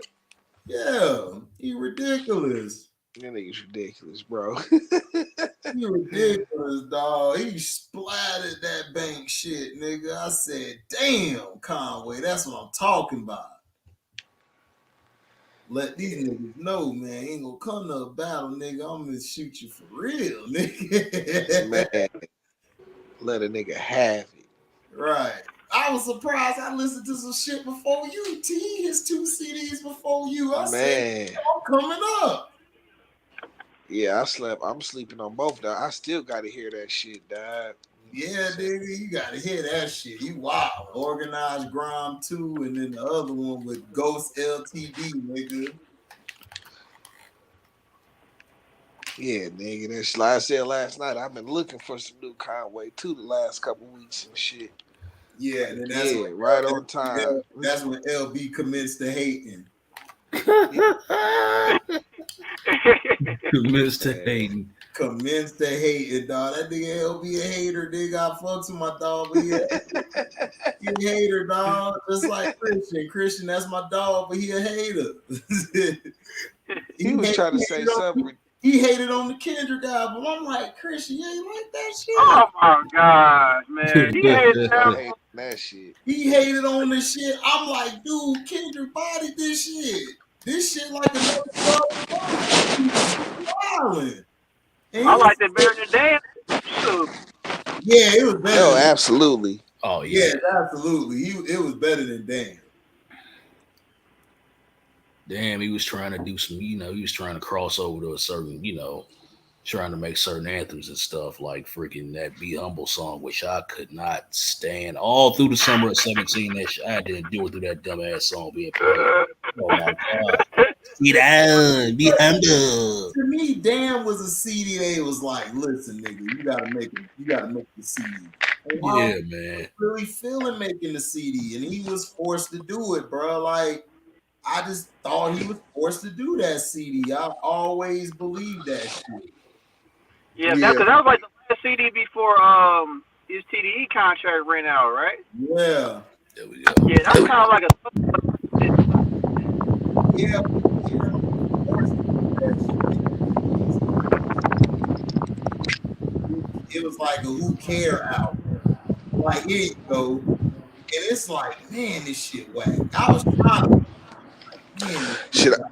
I definitely was feeling that shit over all that bullshit he did on the Black Panther soundtrack. I thought Yeah, all that that nigga shit care was when they trash. talk about stop playing with me. I'll put you on the song. Bitch, I'm attracted. Okay, what? He On some real came shit. up with just more automatic. Right, Man, that right, right. all the thunder blow. I hated that song and shit. You know what I'm saying? Oh, yeah. Yeah, the shit he did with SZA and shit. Oh, God. Oh, God. Yes. Yes, I hated that song. Now they played that shit all the time and shit, man. Hey, What up, nigga? hey, I just want to let you know I am a full Jamaican. My mother and father is Jamaican, and I was born in America. Okay, bet. Yes, cause I heard one of them older videos, somebody was saying, "Oh, I just put the name on there for clout chasing." No, that ain't no damn clout chasing. Oh, hell no. Who the hell said I'm that about to say, shit? he ain't cloud chasing. No. Uh, Tell you Jamaican. I can hear that shit in your voice, in your draw. Yeah. Yeah. I'm Oh, you ain't fake. yeah, Cause but my homeboy B Jackman, shout out to my boy, he from Kingston. He got a real like his shit work, his shit like real like hard straight out of the country. And that's what uh, oh, I I wanna say, I can't stand that fool Whack 100. oh God, Whack I can't stand him either. Yeah, that's sick. Whack 100 and them clubhouse idiots. I can't stand them. Mm. They all a bunch of ass kissers. They do, man. They be kissing his ass, man. Man, that's the thing I always said when I made my channel, man. I don't want nobody kissing my ass. Don't kiss my ass unless you a fine ass bitch. Other than that, y'all talk about shit, get y'all thing, man. That's cool with me. But I don't need nobody agreeing with everything I'm saying. I hate motherfuckers like that. I hate them. Like, man, yeah, HD. I'm like, listen, dog. If you agree with me one more time, I'm gonna block your ass. You gonna get blocked. Like this.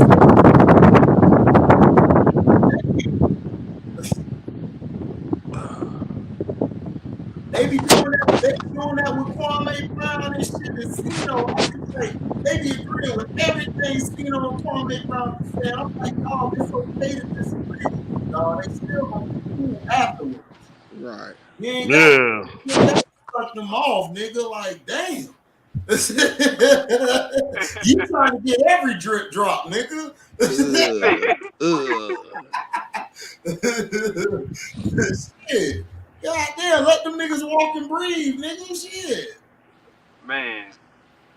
Be tripping. That's I hate that shit when people agree with everybody. You know, if you agree when y'all come with y'all own point, then I understand that. But if you just agreeing because the nigga say something, dog, it's like I lost respect for you, man. I can't fuck with you. that's a yes man. Yes, man, right. And that's why a lot of these athletes and a lot of these entertainers get screwed up. They got all these yes men like, yeah, man, that was good. Yeah, that was good. You snorted dope, but it's good. You're okay. Like, nah. You gotta tell the truth, man. Like if you messing up or not. Straight up. Yeah. Hey, I ain't gonna lie. I don't know who the hell gonna win the Super Bowl next year. It's a toss up. it's gonna be great though. But I know one thing: the AFC is gonna be tough. It's gonna be a lot of wars, man. A lot of wars. Whoever come out the AFC, man, they about to whoop whoever ass. See, Penn, that West out there, boy. I don't know, dog. I ain't gonna lie, it got a little tougher. I mean, we can still pull out 12 wins. We can still pull out 12 wins at least. I don't know. 12 wins, Y'all gonna be boxing every week. If y'all make it out that division on top this year, man, I can see to y'all, bro. I got you. If y'all make it out that division, if y'all and Ravens make it out their division, man, y'all hey, that's gonna be on and pop. Cause both of y'all gonna have I'm here on this Raiders gas all of a sudden in the division, and I'm like, all right, listen, the Raiders, they got to worry about their back end, and their offensive line is still not strong, bro. I like the Raiders. I just don't like their quarterback. I'm just not a Derek Carr fan. That too. I just don't trust them. They think Derek Carr and Devontae about to make that magic like they did in college, bro. I think they're going to be straight. I just think it's going to come down to big games where they need him to make a throw. And I don't know if he's going to make that throw. I just don't know. I don't trust Derek. I mean, I saw that nigga melt down, like fully have a full meltdown. He melted down, and it was bad. It was bad. That like some of the worst quarterback playoff ever. Yeah, so I don't know. And then he don't have Gruden there. See, Gruden know how to work with him. Because see, Derek Carr, one thing I give him, he's not sensitive. So Gruden could cuss him out and get him back right. But he don't have that no more, so I don't trust him. You know, and then Justin Herbert, I don't trust him either. I just think he's a stat guy. I just think he's going to give you all these stats, and he's not going to win shit. That's just me. He just reminds me. What's your boy who quarterback thinking? Who quarterback the Air Coryell? Who quarterback that? Dan Fouts. Yeah, he remind me of a better Dan Fouts. That's who he remind me of. He gonna give you all these numbers, yards, probably get you to the playoffs. I don't see it. Yo, I keep telling people, I said, dog, I said the Chargers, they may get in the playoffs this time because they keep knocking on the door, but I can't take you seriously when you lose to the Texans with a playoff spot on the line late in the season. I can't take you seriously off that type of season. That's a horrible ass loss, bro. That's what so until he gotta be better at closing out games too. Yeah, they lost y'all. They lose y'all twice. Oh yeah, no, we split because they won at Arrowhead and then we got them in their building. They was playing, but they was coaching stupid. They was coaching stupid and they was at home. They was trying to play Madden, dog. They was literally trying to play Madden. I'm like, what is Brandon Family doing? Like we were saying all last year, like situational football is dead and shit. It's dead, go out there and trying to play Madden. Hey, if you really look at it in the NFL playoffs, damn near 90% of the games came down to like the last minute or like the last drive. Facts. You know what I'm saying? It came down to like all them games came down to like the last drive, the last 30 seconds. You know what I'm saying? See, that's why I like the NFL better than the NBA because in the NFL, you don't know who gonna win. Yeah. You don't know the NBA. You already know who's gonna win in the NBA, but the NFL, you don't know who's gonna win. Yeah. The NBA is predictable. The shit way too predictable. You already know. But the NFL, it's like, damn. Yo, you be like week 5, you be out the playoffs. Then week like 15, 16, you go on a run. And like, no, excuse me, week 13, you go on a run. You in the playoffs. So you don't even know. Like it's so unpredictable. Like every game counts. Like that's why it's so great. You know, you don't know what's gonna happen. Because think about it. Like this is what I tell people. The Ravens, they were on top of the head. So we don't know what they could have did last year if Lamar stayed healthy. So Yeah. that's what I'm saying. You can't count them out of the door. That's what I'm trying to tell. I told my brother, I'm like, dog, yeah, they got the receivers, but dog, they never had no receivers. So Lamar, like, cool, they don't never had no receivers. They still was leading everybody before they lost that game to Miami. So I'm That just saying, they got a their defense is coming back healthy. They done bulked up their line, their D line. They done bulked up their linebackers. They done bulked up their secondary. Them niggas is going back to old school football on niggas, and I'm saying, dog, it's gonna be dangerous.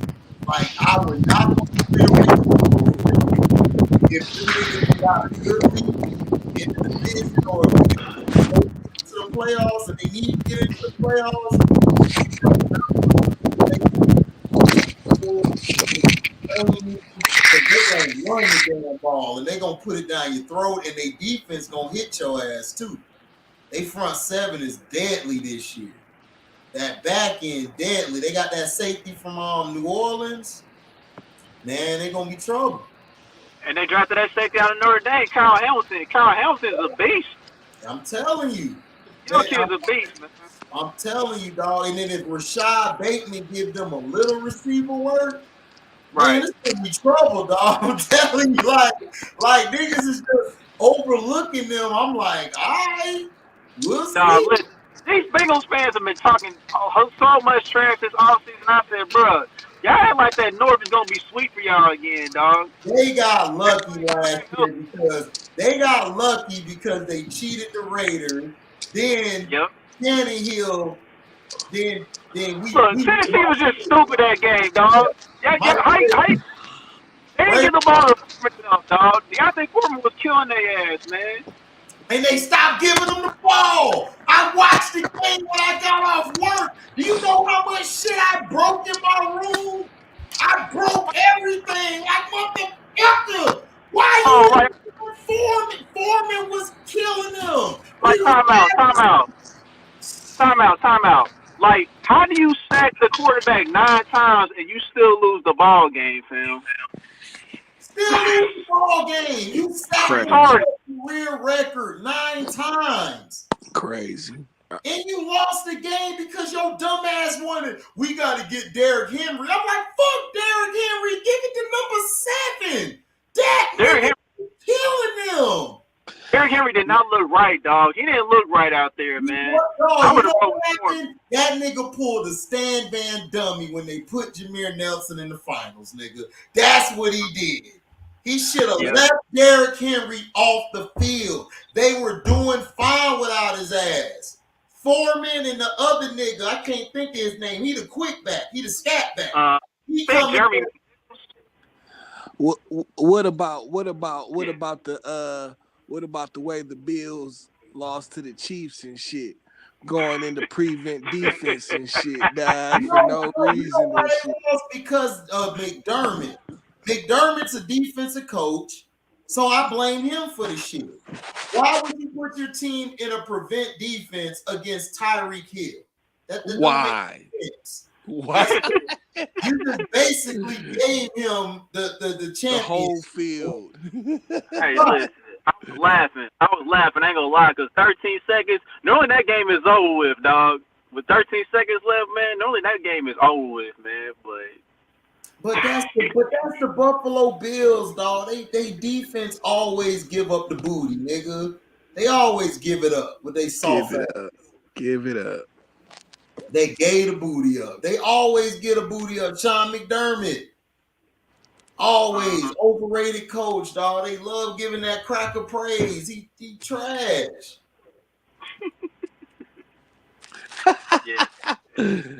Yeah, and then of course our dumb ass, man. That second half, dog. We act like we down in the ball game for whatever reason.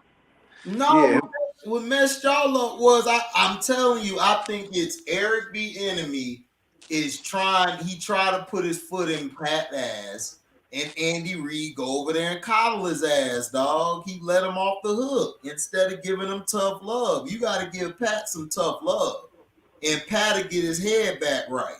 But if you don't get his ass tough love, he just gonna be playing willy-nilly. And then he threw the ball up that one play when he didn't even need to throw the ball up like that.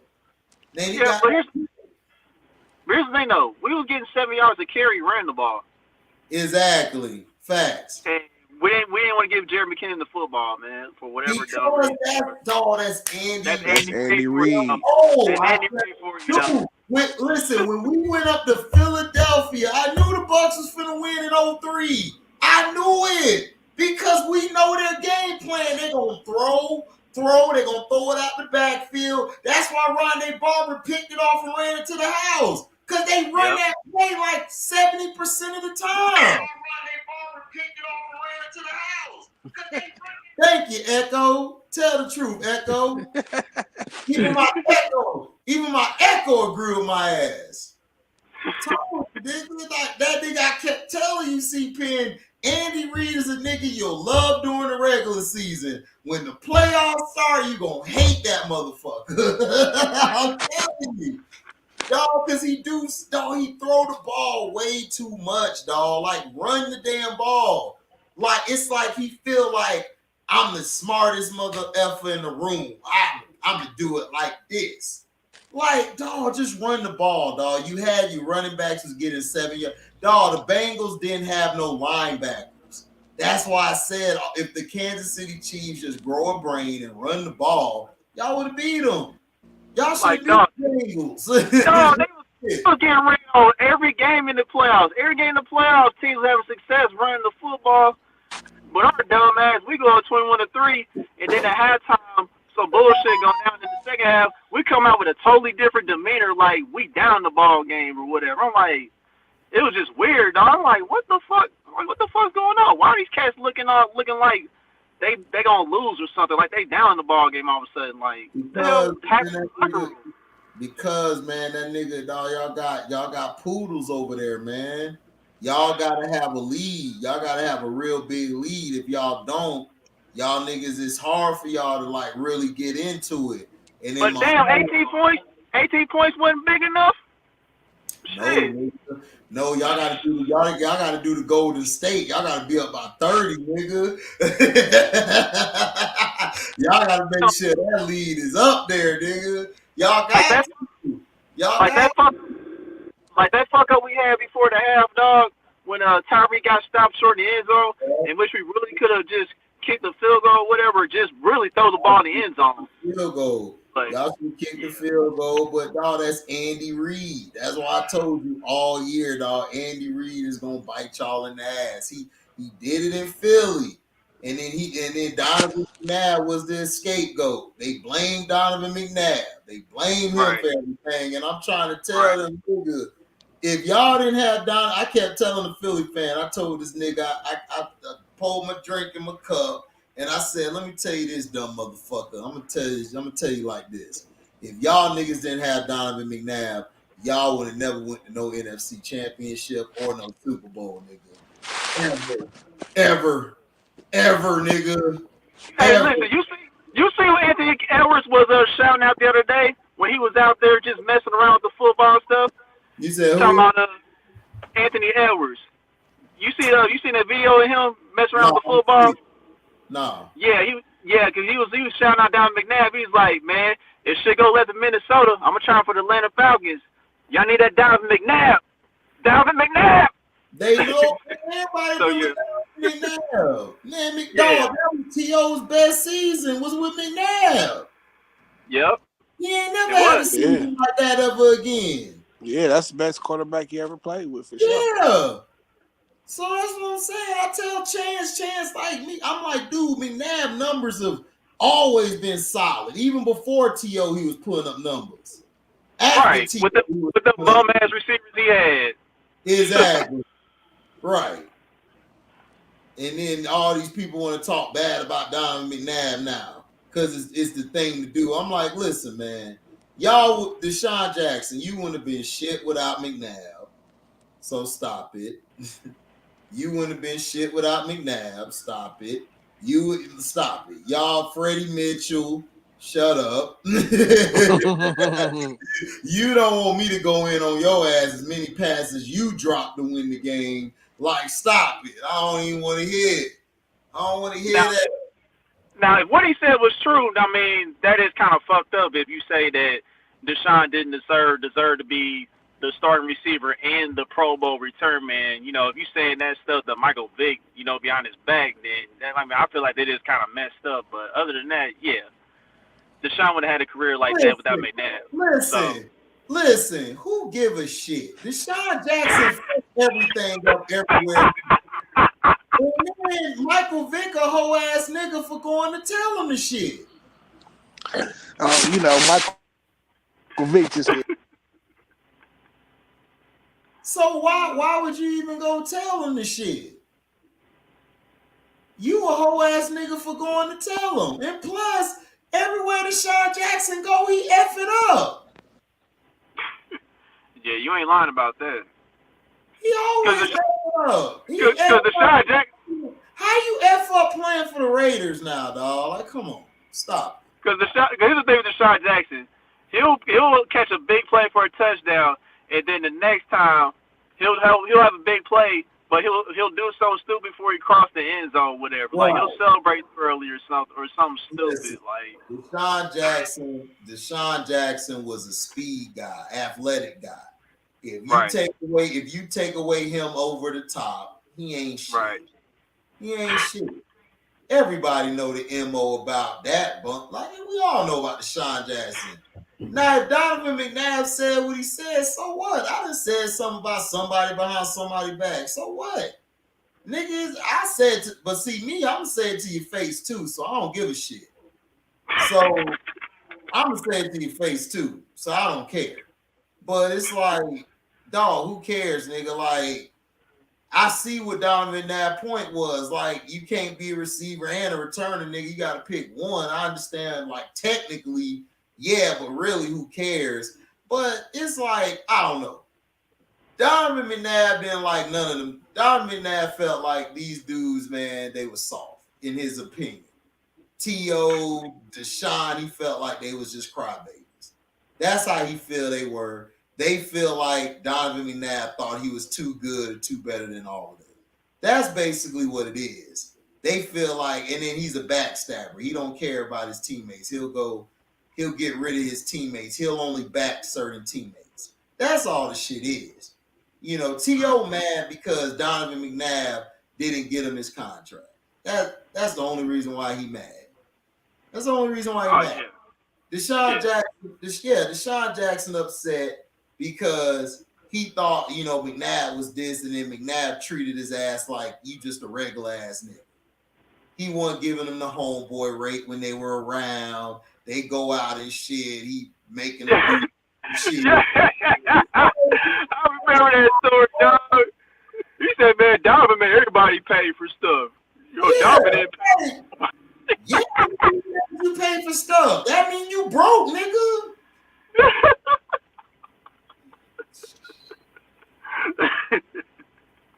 Oh man. Listen, like I told Chance, T.O.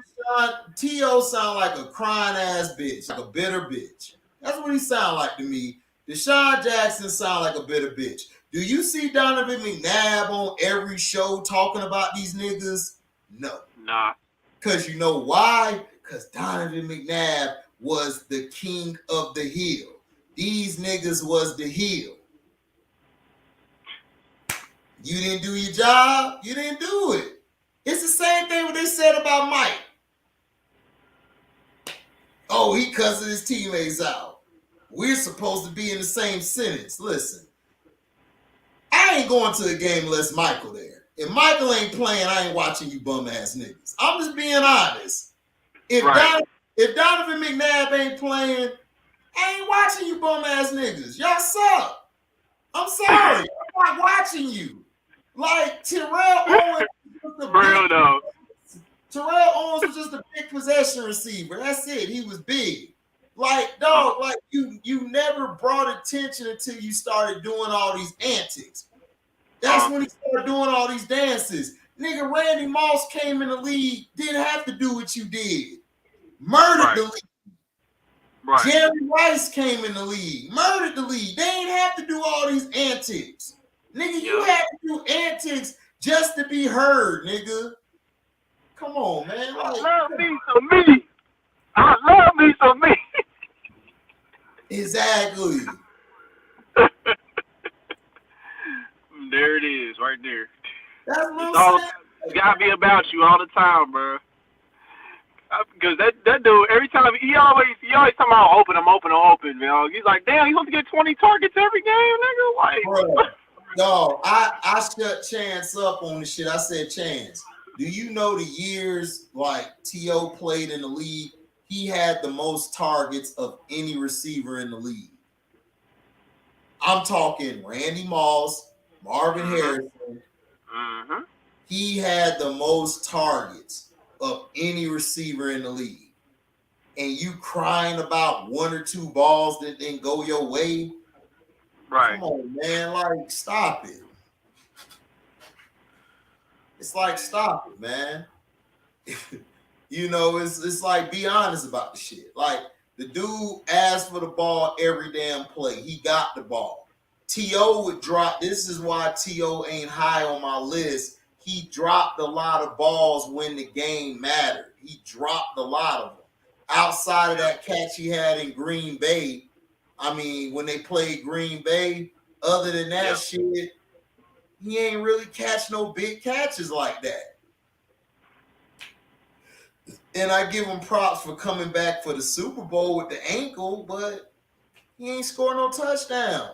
You got all these yards. It's like Justin Herbert. You got all these yards, but did you win the game? Randy Moss could go a whole game with only one or two catches, but he winning that bitch. And when Randy Moss played in the Super Bowl with the Patriots, he caught the go-ahead touchdown, dog. It was just the Patriots' defense failed. Exactly. Patriots, but see, nobody two different occasions to close out the game. Nobody brings that up, though. That's what I'm saying. They don't bring that shit up. Mm-hmm. That's what I'm saying. It's like I don't hate on T.O. T.O., great dude, was raised by his grandmother. You know, he had to work for everything. But the man is a big ass crybaby, dog. I'm telling you, like, I watch this nigga every game, like, all the time. He just always had a problem. He always had a problem with something. It's like, bruh, like, look, man, everything ain't perfect. Then he got mad at McNabb. McNabb ain't speak up for my contract. I'm like, okay, why he need to? Oh, he speaked up for Westbrook. Yeah, because Westbrook is 90% of their offense, nigga. If they don't have Westbrook, He's playing longer with Westbrook. He's playing longer with Westbrook. Come on, man.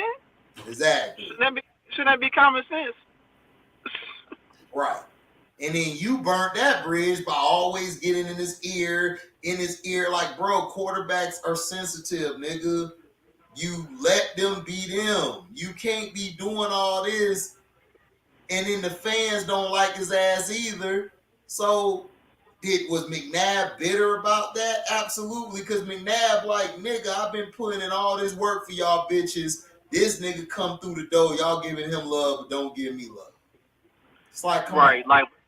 Like it was the last straw. Like when they was getting their ass beat by Denver and Mile High, and T.O. kept following McNabb around, getting his ear and stuff. Mm-hmm.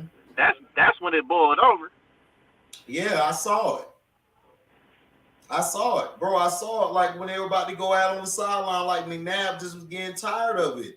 It's like, bro, like, and then he just got mad. It's like, bro, Terrell always talking about I'm open. It's like, bro, dog, being a quarterback, you can't do all that. Then T.O. tried to say, Brett Favre is the best quarterback. I like to play with him or something.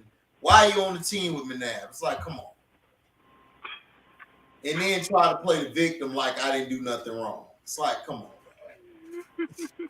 I ain't got time for Terrell Owens. Like I tell Chance, look, man, you like all these prima donna ass niggas. I don't like a prima donna ass nigga. Like I don't like none of these dudes. Terrell Owens to me had more mouth and flash than substance. That's you, dog. I never was a fan. I felt like Marvin Harrison was better. I felt like Fitz was better. Felt like Moss was better. Tim Brown was better. Like Tim Brown don't get no credit. I'll take Chris Carter, nigga. It's like, bro, I done seen receivers. This Would you dude, take Megatron over T.O.? hell yeah, take Megatron over a All lot right. of these niggas. Megatron was a All right. monster. He just played in Detroit. Right. That's what I was like. Megatron up there with the Mosses, the Rices, the Sterling Sharps, the Larry Fitzgeralds, the Marvin Harrisons. He's up there with them. Nigga, T.O. down there with I had Steve Smith over T.O. in my opinion, because Steve Smith caught way better balls. He just had a trash ass quarterback. Nigga, Jake Delhomme was so trash. And he got to the Super Bowl with that trash ass dude. Right. So that's what I'm trying to say. Smitty, Like, Smitty was one of the ones, dog, especially at his size, man. Like, he was only 5'9", but that dude was cold as shit. that was Rod Tidwell, nigga. That was Rod Tidwell. Steve Smith was the first Rod Tidwell, nigga. He said Rod Tidwell. He was. Nigga, he was. Like 5'9", talking shit. Just bosses, taking it down. Then that nigga beat Akeem Talib ass. That's when I found out Talib just fight soft ass dudes. He ain't real. Right. Steve Smith Right. whooped his ass. And then Steve Right. Smith got in D'Angelo Hall head too. Mm-hmm. So it's like, you know, I love Steve Smith, dog. And Steve Smith, a dude I'm playing the foxhole with. He gonna be in that foxhole. That's a man, dog. That's a real man. T.O. not a man to me, dog. T.O. got a lot of bitch tendencies to me, dog. I'm sorry. He just do. I mean, T.O. was raised by basically women in the household, basically. Mm-hmm. So, nah. Not his fault, but hey. That's what I was about to say. It's not his fault, but that's just what it is. That's just what it is, man. I mean, shit. I don't know. I just want a fan of T.O. Everybody loved T.O. I always felt like T.O. was overrated. That was my opinion, and I used to get hated by everybody. And my god brother, he the only one who had my back. Because we always used to argue about Michael Jordan. I ain't like Mike, he like Mike, but he had my back on the T.O. shit. He like, man, T.O. ain't in my top 10 or 15, nigga. I got 15 now to get him. Like, for real. So that's what I'm saying. Like, I ain't messing with T.O. Man, people get on me about that, dog. I'm like, man, you ain't got T.O. in your top 5. I'm like, hell no. He dropped too many passes, man. Too many passes. Hell no, man. I'm not putting him on my team, nigga, at all. I'm sorry. That nigga was not better than Marvin Harrison, nigga. I was arguing with this one nigga at work. I'm like, bro, go watch. You better go pull some tape up. Nigga, Marvin Harrison route running was one of the best I've ever seen, nigga. Yeah. Best I ever seen. Like, Cino was talking about Cooper Kupp. I'm like, man, Kupp won't fuck with Harrison, nigga. Not on that stop and go and that in and out and that post, nigga. Boy. That nigga Mark different, like, dog. What? I'm like, even on Madden, they have him that lethal, dog, running them routes, dog. Because that's how lethal he was for real on that field, running them type of routes. Yeah. And then he had another nigga on the side of him that was a beast, Reggie Wayne. Wayne was a beast. I knew Wayne was finna be, everybody was talking about that Santana Moss nigga. I'm like, nigga, that 87 gonna be better than that nigga, dog. And I told everybody that. And everybody tried to tell me Santana. I'm like, dude, Santana only could run a deep route, nigga. He a Deshaun Jackson, nigga. That nigga Wayne can run the in, the out, the back cut, the hitch and go, the post. That nigga can run the outs. He can run the slants. Oh my gosh, dog, stop it. I'm telling you, I said the same thing about Isaac Bruce and Torrey Holt. I told people about Torrey Holt. Told him Torrey Holt was tough. Like, man, I'll take Holt over that nigga T.O., nigga. Holt was a monster. So I know my receivers, nigga. I watch my receivers. Man, that St. Louis receiving core was nasty, bro. You had Bruce, nigga. You had Holt. You had Isaac Keem. in the Yeah, slot. Ricky Ricky Pro. Pro at the fourth receiver. Man, who was stopping that? Nigga, That shit was crazy. we shut them niggas down and we got screwed in that game. We shut them down. Tampa, we had their ass shut down. We was beating their ass the whole game. We lost the game because they called that one catch a non-catch. Then they changed the rule to say it's a catch. Like, come on. Right. Yeah. I was watching that game. I was like, man, y'all was getting real physical with the Rams, man. Yeah, we were messed. They never been. Nobody ever played them that physical.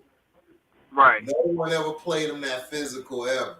And then people was talking about, man, oh, y'all would have played Tennessee. I'm like, nigga, we'd have whooped Tennessee ass. Dog, we were too physical. Dog, we had all three levels of defense. We had a D line. We had linebackers. Nigga, Derrick Brooks is probably the best linebacker at the time outside of Ray Lewis, dog. Stop it. Yeah. Yep. We had the best linebacker. We had a middle backer and Quarles. Quarles was coming into his own. We had the secondary, nigga. That's when we had Brian Kelly and Abraham and all them, man. I'm like, man, Rondé Barber was coming into his own. That's why I was like, man. Only problem. Y'all niggas had the whip. Y'all niggas had a whip on defense, man. Yeah, we had a whip. Yeah, we had fat bitch ass, his out of shape ass, and then when we had Booger McFarland, and we got Simeon Rice. And when we got Simeon Rice, that shit made us unstoppable.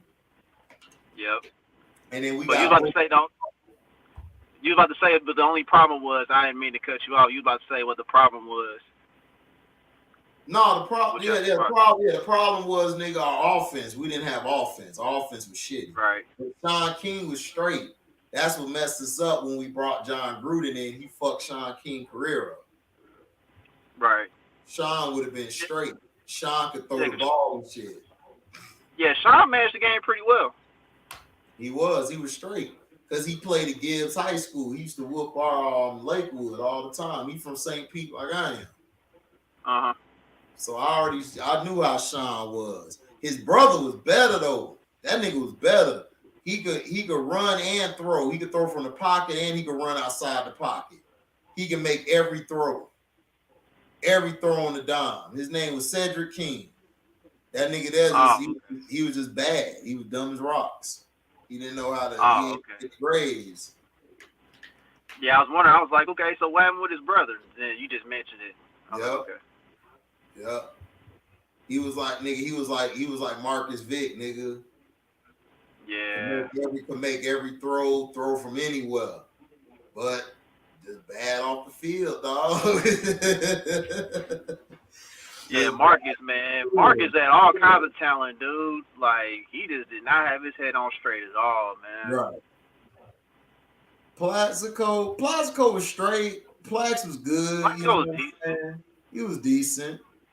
You know, so but I put him with the top echelon receivers. Now I would put him up there like a notch above Keyshawn, but below like T.O. and Steve Smith range. He'll probably be 25 range. You know, I wouldn't put him up that high. He was good at possessions. You know, he wasn't really the guy like outside of that one playoff run, you know. Plax was just okay. He was just big. He was 6'5" and shit. Yep, 6'5", 6'6". Yeah, that dude was tall as hell. Mm-hmm. So that's what I was saying stuff. Yeah, Marshall Faulk in the backfield. Yeah, man, Marshall Faulk was Roger Craig like 4.0 and shit. Like, the Rams got him right when he was in his prime. That's when the Rams got him, dog, and he just he took off even more.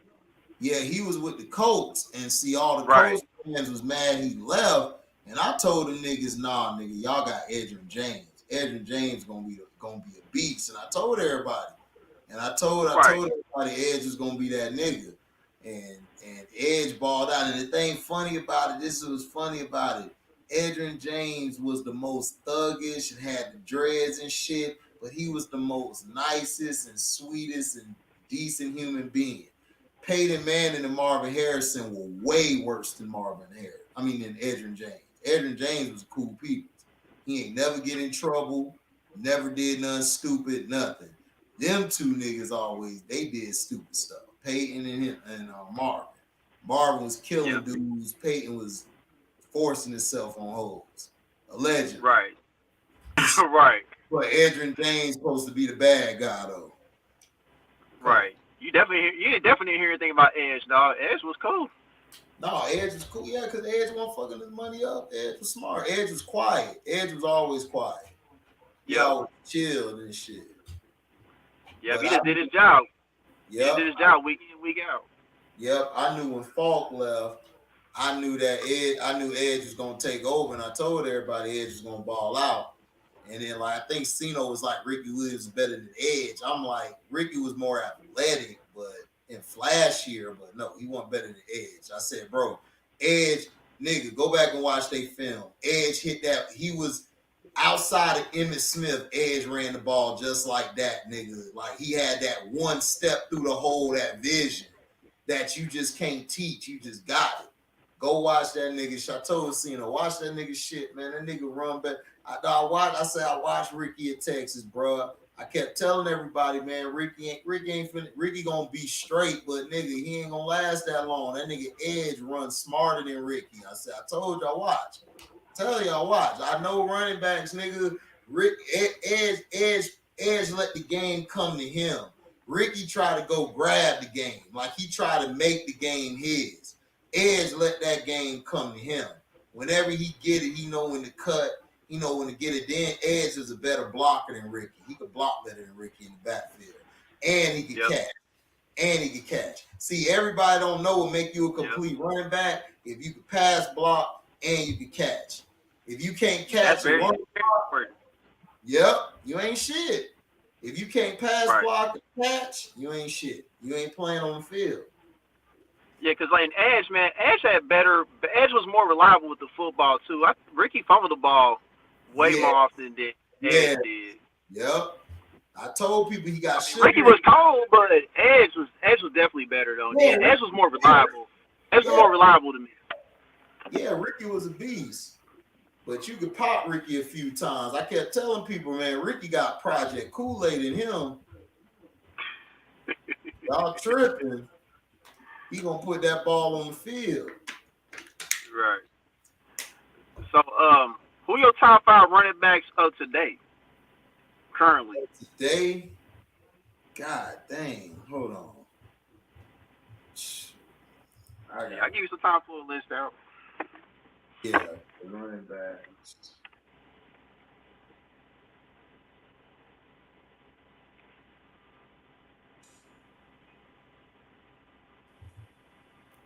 That's tough as hell.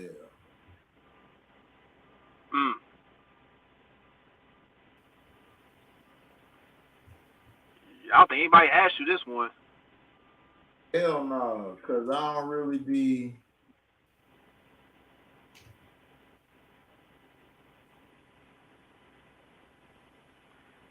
Because we already talked about the running backs of the past. We already done that. Yeah, pretty much.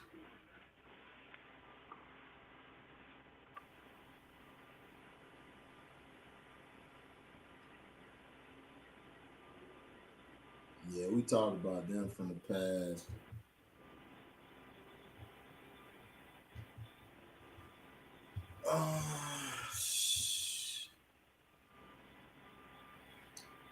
Top 5, number 5, I probably would put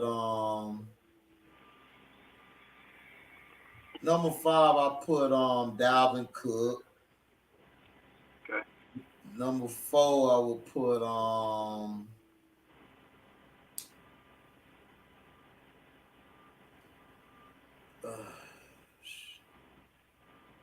number 4, I would probably put Derrick Henry. 4. Okay. 3, I would probably go with I'm trying to think. 3, I'll probably put Kamara at number 3 because he could do so much. At 2, I'll probably put You know what? He don't get a lot of love. I'll put him. I'll put him too. I'll put Aaron. I'll put Aaron Jones too. Aaron Jones don't get enough love. All He's right. very underrated. All right. Okay. And then one I put trying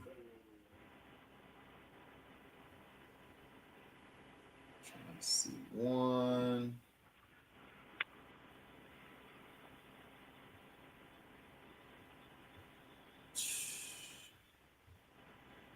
One I put the boy from the Colts, Taylor. Jonathan Taylor. Yeah, I put All right. Jonathan Taylor one. So I got I feel you on jump. Taylor My bad. Jones, Taylor Jones, Kamara, Henry, and Cook. I'll go with them 5. You know what? I respect you for the Aaron Jones love, man, because I've always felt like he don't get the ball enough in that Packer offense. He don't get no love, dog. You know, and then he from down here in El Paso and shit. I watched some of his old film, dog. That nigga's a monster, dog. I don't know how Dallas didn't grab him. Yeah. You can definitely do it all for sure, man. Yeah, him and Adams was carrying that offense. Yep. You know, and then they found A.J. Dillon, too. Dillon could ball, too. But Right. Aaron Jones is underrated, man. I like Aaron Jones. When he on point, he does his job. Their problem is Aaron be coughing it up at the end of the game. But I like Jones. Jones is straight. Kamara, I got him 3 because Kamara could do everything. And he been carrying that Saints offense for a while.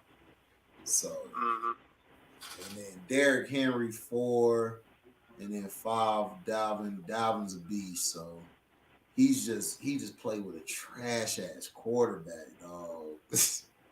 Shit. If they could get a quarterback in Minnesota will win that division. They just need a quarterback. Kirk nothing but a regular season quarterback, man. Yep. Aaron Jones, man. You know, I mean, you the only one that's put him that high, and you know I ain't mad at it. So, I know I'll probably put him in like, probably three, maybe 4. But he's definitely a top 5 back for sure. Oh, absolutely. Without a question. Absolutely. But Dalvin Cook could definitely be higher. It's just that dude be getting banged up so much. Yeah. Cause he be carrying that offense, nigga, with Jefferson. Outside of Jefferson, he carrying the offense. Right. I think Jetta's gonna be the number 1 receiver this season. Yeah, man. Jefferson is for real. Jefferson putting up Randy Moss stats, nigga. Right. That kid already got it all, man. Man, Jefferson is a monster, dog. I'm sorry. That nigga better than Stephon Diggs, nigga. I'm sorry. Diggs won like that. I agree with you. I got him over Stephon Diggs too. Hey, listen. He's top 2. And I don't think he's gonna be 2 this year. I think he's gonna be number 1 this year for receivers. So. Yeah. I think he's gonna be 1 because I think of my receiver list, I think I had him and AJ Brown up there. Him and Brown. And then how you think AJ Brown gonna do in Philly, man? Is Jalen Hurts gonna go to the next level to where he can be better at the quarterback position and him and AJ get on that same page? I think he'll be straight. The thing how you gotta play with Jalen Hurts is you gotta establish a running game. If you have a running game, then you'll be fine. And you know, Hurts will make Hurts, you know, roll them out, run a lot of waggle, you know, get them in rhythm, then start throwing from the pocket. See, these guys don't know how to get these quarterbacks in rhythm no more. And get him in rhythm, let him do his thing. I think Brown gonna be straight. To me, all Hurts got to do is just throw the ball up. Brown gonna get it. Brown gonna either kill you with route running or he gonna kill you with straight away speed. So it's up to you whether you get the ball to him. But like I said, I want a Hurts fan, but last year he showed me something. So this year, I think he could step it up and stuff. But the coach got to be able to run the ball. If you establish the running game, he'll be on point. If you don't establish that running game, man, it's gonna be a long season. Yeah, Sirianni was killing me with that shit because it was a long stretch when he was barely running the football. And then I think like in the middle of the season, Miles Sanders finally got like about 20 carries in the game, and the fans just started cheering. Like, thank you, you finally running the damn football.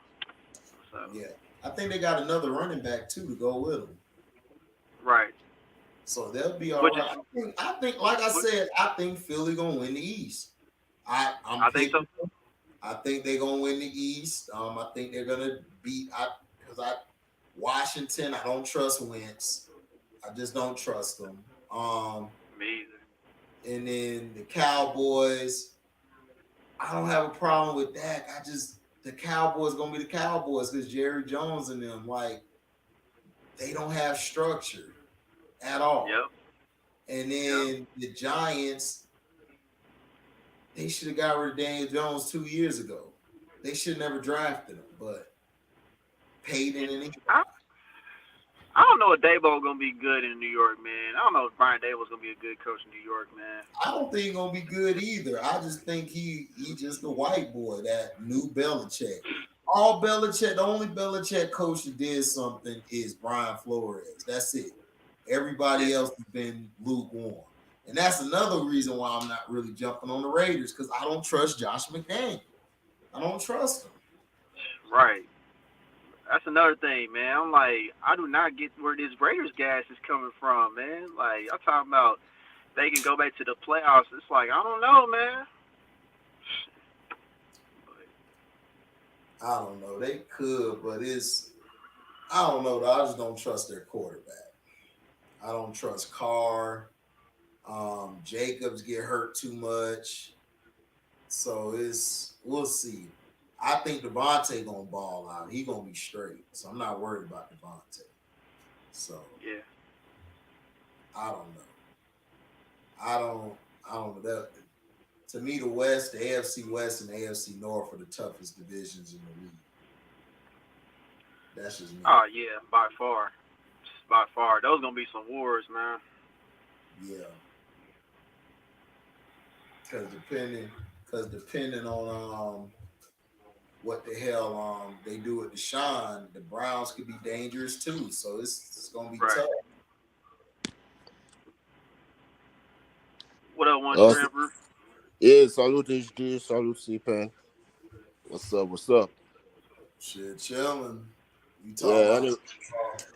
Yeah, you guys saw that Jeannie Buss tweet, right? Yeah. Yeah, this is what I got to say about this. Let us look at the time she made that tweet, and let us look at the emotion behind that tweet. Jeannie Buss, I think, realized last season that it is not easy to run a team, especially when you don't have a leader. LeBron James is no leader. That tweet proved that. That tweet proved that LeBron James is no leader. Look at how we handled Russ last year. Look at how the Lakers were last year. They were like the laughing stock of the league globally. So, man, this just proves how Kobe was special to the Lakers. And the fact that there are people who want to put LeBron above Kobe is an insult to the game. And Jeannie Buss just proved that to you guys, that LeBron James is not a leader. So that's all I got to say about that. And also, you guys were also talking about Jalen Hurts. I'm a big fan of Jalen Hurts. But for me, Jalen Hurts has no excuse this coming season. Dude got weapons. And Philly did well in the draft. So Jalen Hurts got no excuse next season. If Jalen Hurts doesn't perform next season, then he ain't that dude. That's just my opinion. Because for me, he has no excuse. I mean, for Christ's sake, Lamar Jackson does not have the weapons that Jalen Hurts has. That's true. Like, let's be real. Right. Lamar Jackson has been playing with subpar wide receivers, and the guy is an NFL MVP. Let's think about that, guys. Who was Hollywood Brown? Like, for real, let's stop bringing up Hollywood Brown. I'm happy he left. I mean, so for me, Jalen Hurts has no excuse. I mean, if Lamar can perform with the type of wide receivers he has, Jalen Hurts has no excuse. I mean, that's my opinion on that. I mean, you're right, one Shrimper. And I want to say this about Lamar, too, man. Lamar's had games where he's had to have the ball in his hands like 60 times where it's passing or throwing the football, and he's won them games, dog. Like, you don't see every quarterback take on that kind of load, man. Lamar's had to do so much in that Baltimore offense, man, just for them to even win games, bro.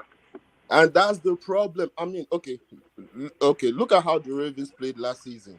It was Baltimore, it was Lamar's hero game that made us stay on top of the AFC. And that was the problem. And that's my problem with Lamar. Because of how our offense is run, Lamar always plays hero ball. And when he plays hero ball, he leaves himself open for injury. And that's what happened last season. He was playing hero ball, he got caught, his ankle got injured. And that's why I don't like Greg Roman. He man, look at what happened to RG3. Man, I just don't want that to happen to Lamar, man. That's why I really don't like our offensive coordinator.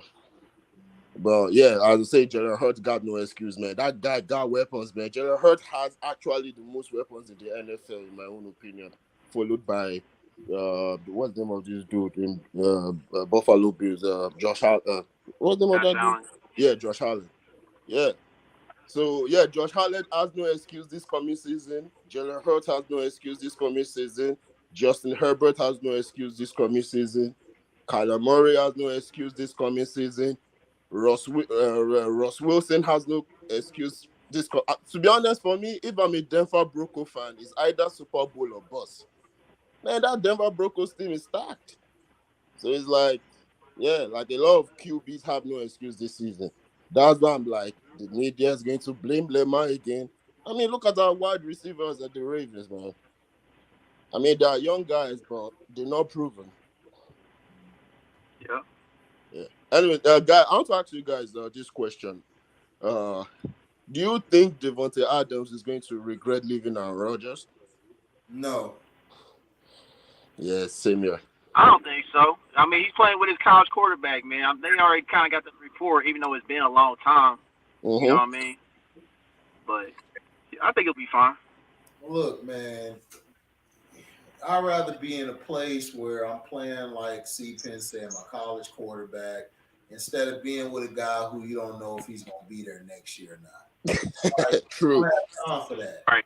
Devontae's smart. He ain't trying to stay there after he left, and then he got to try to rebuild the franchise. Exactly. So what are all the people in the media saying? Like, we all know Aaron Rodgers is an asshole, and Devontae wants to get paid. For Christ's sake, what did Aaron Rodgers do that they are giving him $50 million a year? Trash postseason records, and you don't want to pay Devontae Adams? I'm not surprised he left. But Derek Carr, man. Derek Carr ain't Aaron Rodgers, though. Let's be real. Even though Aaron Rodgers is an asshole, Derek Carr ain't Aaron Rodgers, man. Yeah, people have made that comparison before with Derek Carr too, man. He's like, oh, he's Rodgers light. You know what I mean? Like when he had that one breakout season in Oakland before they moved to Vegas. That was the year he got hurt late in the year, and he was like an MVP candidate or whatever. Yeah. So, to be honest, I think that's the only good season he's had. That's just my opinion. That's to me that's still his best season. I mean, last year was probably like his second best season of his career. But I agree with that. Yeah. But the one season he had in Oakland, that's still his best season of his career for sure. Yeah, to be honest, man. To be honest with you, Super, like, I really can't wait for the NFL to start, man. The NBA media has been pissing me off, man, since the finals, man. Man, dog, these NBA might have the stupidest fans of all sports, man. Bro, like, I'm not even gonna hold you, man. Bro, it's getting out of hand. Bro, you just said it, man. Like since the finals was over, the NBA community, they've just been pissing me off with the things they've been saying. Like, damn, man. Y'all see what Golden State Warriors fans were doing on Twitter yesterday? No, what are you tweeting? Yeah, like Golden State Warriors fans were like going at the organization, telling the organization not to sign KD. Well, KD's not going back to Golden State. Exactly. That's the media and the fans wanting him to go to Golden State. You don't. Man, the media's just bored. The media's just bored, man. Like he said, we are the media. Shit. Yeah, it's kind of dry right now, man. They trying to find stuff to talk about, man. So they just making up this bull, man. Like, and they find every way to still bring up LeBron. I'm like, damn, let this dude relax, man. Leave LeBron alone. Yep, it is nothing but KD, Kyrie, LeBron talk. That's all they've been talking about. Shit, that's a fact. Yeah, they talk about KD because they know he gonna say something bad. Yeah, it's a soft hook. Right. So it's like people get tired of it, dog. Certain people are getting tired of it. I'm getting tired of it. Yeah, like saying, yeah, I'm a big KD fan, but I don't care what happens in this summer. That boy deserves to be cooked, in my own opinion. You said what? No, I said I'm a big KD fan, but KD deserves to be cooked. For real. He needs to be cooked. Yeah, I mean, KD's gonna get cooked and everything, but it's like I tell everybody, it's like I don't know what else to say. It's like, you know, KD he's probably had a bad hand his whole career. Like whatever he does is bullshit to people. Like he can't win. I don't really think he has a bad hand.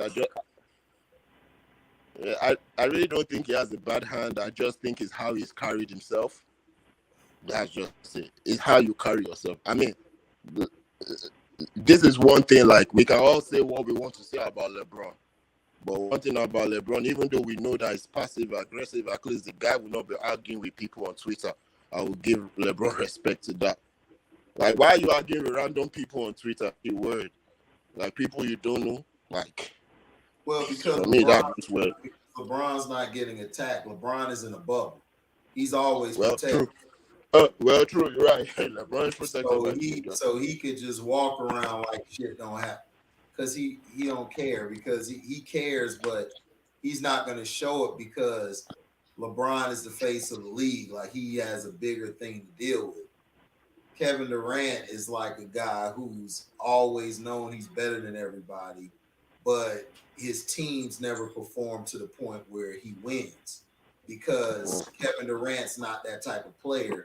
He's not. That's why I was telling people with KD and Steph, it's like if you win more championships with Steph, you know, because Steph plays the system right, and he knows how to run his system and play off the ball like extreme high level. He knows when to make certain decisions. Kevin Durant is a scorer, a shooter, all of that. He's a guy who he's finna go for the score. You know, the guy he is the offense. There's no debate around that. This guy, no. I give KD the ball. KD's finna score every damn time. Yeah. Steph is a guy who plays off the ball, but he's a guy who knows how to play with a system and knows when to take over, when not to. He don't have to take over because he got other pieces that complement him. His game is more oriented for a 5-on-5 than Kevin Durant's. Kevin Durant's a guy who is just going to kill you, like gut you every time. He's going to score. He's that offensive guy. He's that guy that's going to get it every time, every way possible.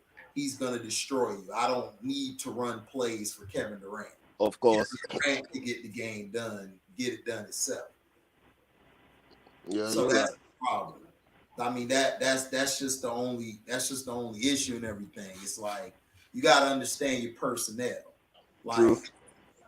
that's how they play. And then Kevin Durant at times, he plays way too efficient. Like he's just so gifted. That's just how he's gonna be. You know, he hasn't played with a point guard that knows how to make everybody better. He hasn't played with a point guard who can set people up for their shots or set people up to get in their spots. He hasn't played with that. Steph Curry has. He's played with Draymond Green. And not only that, when he had Mark Jackson actually taught him how to play the point guard position, because that was in college one of his weaknesses. We had to play the point guard position because the white boy left from his I think his sophomore year. And he was struggling a little bit because he's better off the ball. So that's when Mark Jackson and them found out about Draymond. Steve Kerr implemented it more because he liked how Draymond brought the ball up. So Steve Kerr made it happen more than what they did. And they worked to his skill set. It was history after that because Kerr doesn't deal with it. He don't have to dominate the ball. Kevin Durant ain't never played with a point guard like that. He's played with two guards. Like Russell Westbrook is a two guard. He's not really a point. James Harden was a point guard. So when James Harden came in, that's why that team went to the championship, because James Harden knew how to change the pace. James Harden knew how to get those guys easier shots. He knew how to get Westbrook a shot. He knew how to get KD the shot. And when Sam Presti got rid of James Harden, that basically messed KD's career up because he never got to play with a point guard until he got with Draymond. Play with a point guard. That's true. That's true. People don't understand the game. Like I look at the game from all perspectives. Like I know what this player can do, what this player can't do. It's the same with Tim Duncan. Tim Duncan is like Steph Curry. Them two are like mirror images of each other. If I put them in a system, they're going to run the system to perfection where we're going to get the most out of that system and we're going to win championships. Fact. Kobe Bryant, Michael Jordan, I don't need no goddamn system. I'm giving them niggas the ball. Y'all, I'm serious. They're the system. Yeah, Mike, the system, yep. Yeah, Mike didn't run no damn triangle. Mike was the system. Mike don't need no triangle. Coach don't need no triangle. They're the guys. It's like that's why I get tired of these people telling me Phil Jackson. Like Phil, you had Mike, it's like stop it. Come on. If I have Mike and Kobe, we finna win. This is just a fact. So stop it. Like you gotta understand your players and your personnel. Like Kawhi Leonard is like Steph and Tim Duncan. You put him in any system, he can run that system to the fullest, and he's going to get everything out of that system. That's why Toronto was successful. Exactly. When he got to Toronto, he played the system. And then the only difference is him, Steph, and Tim got an extra gear where they could take over in that system without deviating from the system. That's the only difference between them and certain system players who are like strictly system, like a Steve Kerr or JJ Redick. Them niggas, they're system players. They can't take over within the system. They're just regular role players. You understand what I'm saying? Yeah. Right. Right. So that's the thing with Kevin Durant. It's not that Kevin Durant. Kevin Durant's the best player, dog, in the game. Like, if Kevin Durant if they were to go on the street right now, street ball, Kevin Durant cooking all these niggas. Giannis, all of them, because he's that skilled. He's just not his game. You have to and this was the argument I made about Carmelo Anthony when they got Chauncey Billups in Denver. He needs a point guard. If you give KD a proper point guard, KD would have been winning like championships because that's how his game is. He needs to be set up by a point guard. He needs to be able to do his thing. He got to score his buckets. KD don't need to be worrying about getting 5 or 8 assists. I don't need him getting that. I need him getting like 25 to 30 some points because that's his game. You understand what I'm saying? Yeah. That's how he plays. Steph could just score 5 points or 8. We're still going to win because Steph's going to he fits the system. His style of play is not going to mess the team up. So I could put Steph with any player. If we're running the system, I could put him on the Magic. Steph will shine because he'll run the system to perfection, and then he'll ball out still. Yep. That's the way he plays. I could put Steph in any system. I could put Steph on the Miami Heat. That system would be awesome because Steph knows when to attack and when to be laid back because that's just his game. Steph's not that's why the 2 years they were struggling because they were running a system, but Steph, you got to have the right components or he's gonna struggle because Steph does so much, he can't really carry the team like that. That's not his game. You got to have him with certain pieces. That's why we got the pieces for the bench. When they brought Wiggins in, got rid of D'Angelo Russell, they brought somebody in who moves the ball. You got to be able to move the ball in their system. You're a guy who's going to dominate the ball, it's not going to work. It's just not going to work with Steph. That's why Steph was struggling this past 2 years because they were giving him the ball saying, Steph, just go win the game for us. That's not his game. He can't do that. He got to get in the rhythm. He got to run. He got to have screens. He got to run off the screens. He can't be the primary ball handler and the scorer. He can't do that. That's too much for him. So that's too much on Curry. Right. That's why Draymond Stank Breath is good for that because he knows how to get everybody in the system, get the ball to everybody. He's a valuable piece. That's what he is. He's like Eli Manning was, a valuable piece. He's not the piece, but he's a valuable piece to the puzzle. The pieces are Steph and Clay. If you don't have them two, dog, your system is going to be trash. Those are your guys. So it's not that Kevin Durant is this. Kevin Durant is a monster. I'm telling you, he would beat all these niggas one-on-one. He would beat all of them. Giannis, all of them. They cannot beat Kevin Durant one-on-one or on the court. I agree with you on that. KD is the best in the world. Like, there's no debate on that. Everything said, I agree with you. Yeah, he is. Like the dude is dog. He's 7 foot, dog, can get shoot from all 3 levels at a high percentage. We ain't seen that shit. We ain't seen that shit since Kobe, nigga. From all 3 levels, from any spot on the floor, the elbow, man, we ain't seen that shit. The only difference is Kobe was a monster. Like him and Jordan, they just different. I don't know what. The difference was the mentality, man. Right, their mentality, their mental was stronger than KD. That's the exactly. Yep. The difference was the mental, man. Yep. I mean, yeah. So where do you think KD is gonna go to next? I definitely know it's not the Golden State Warriors or the Lakers. But where do I don't know. They're saying that Sean Marks don't want to trade him in the East. I mean, excuse me. He don't want to trade him in the East. He want to trade him West. Yeah, that's what I heard.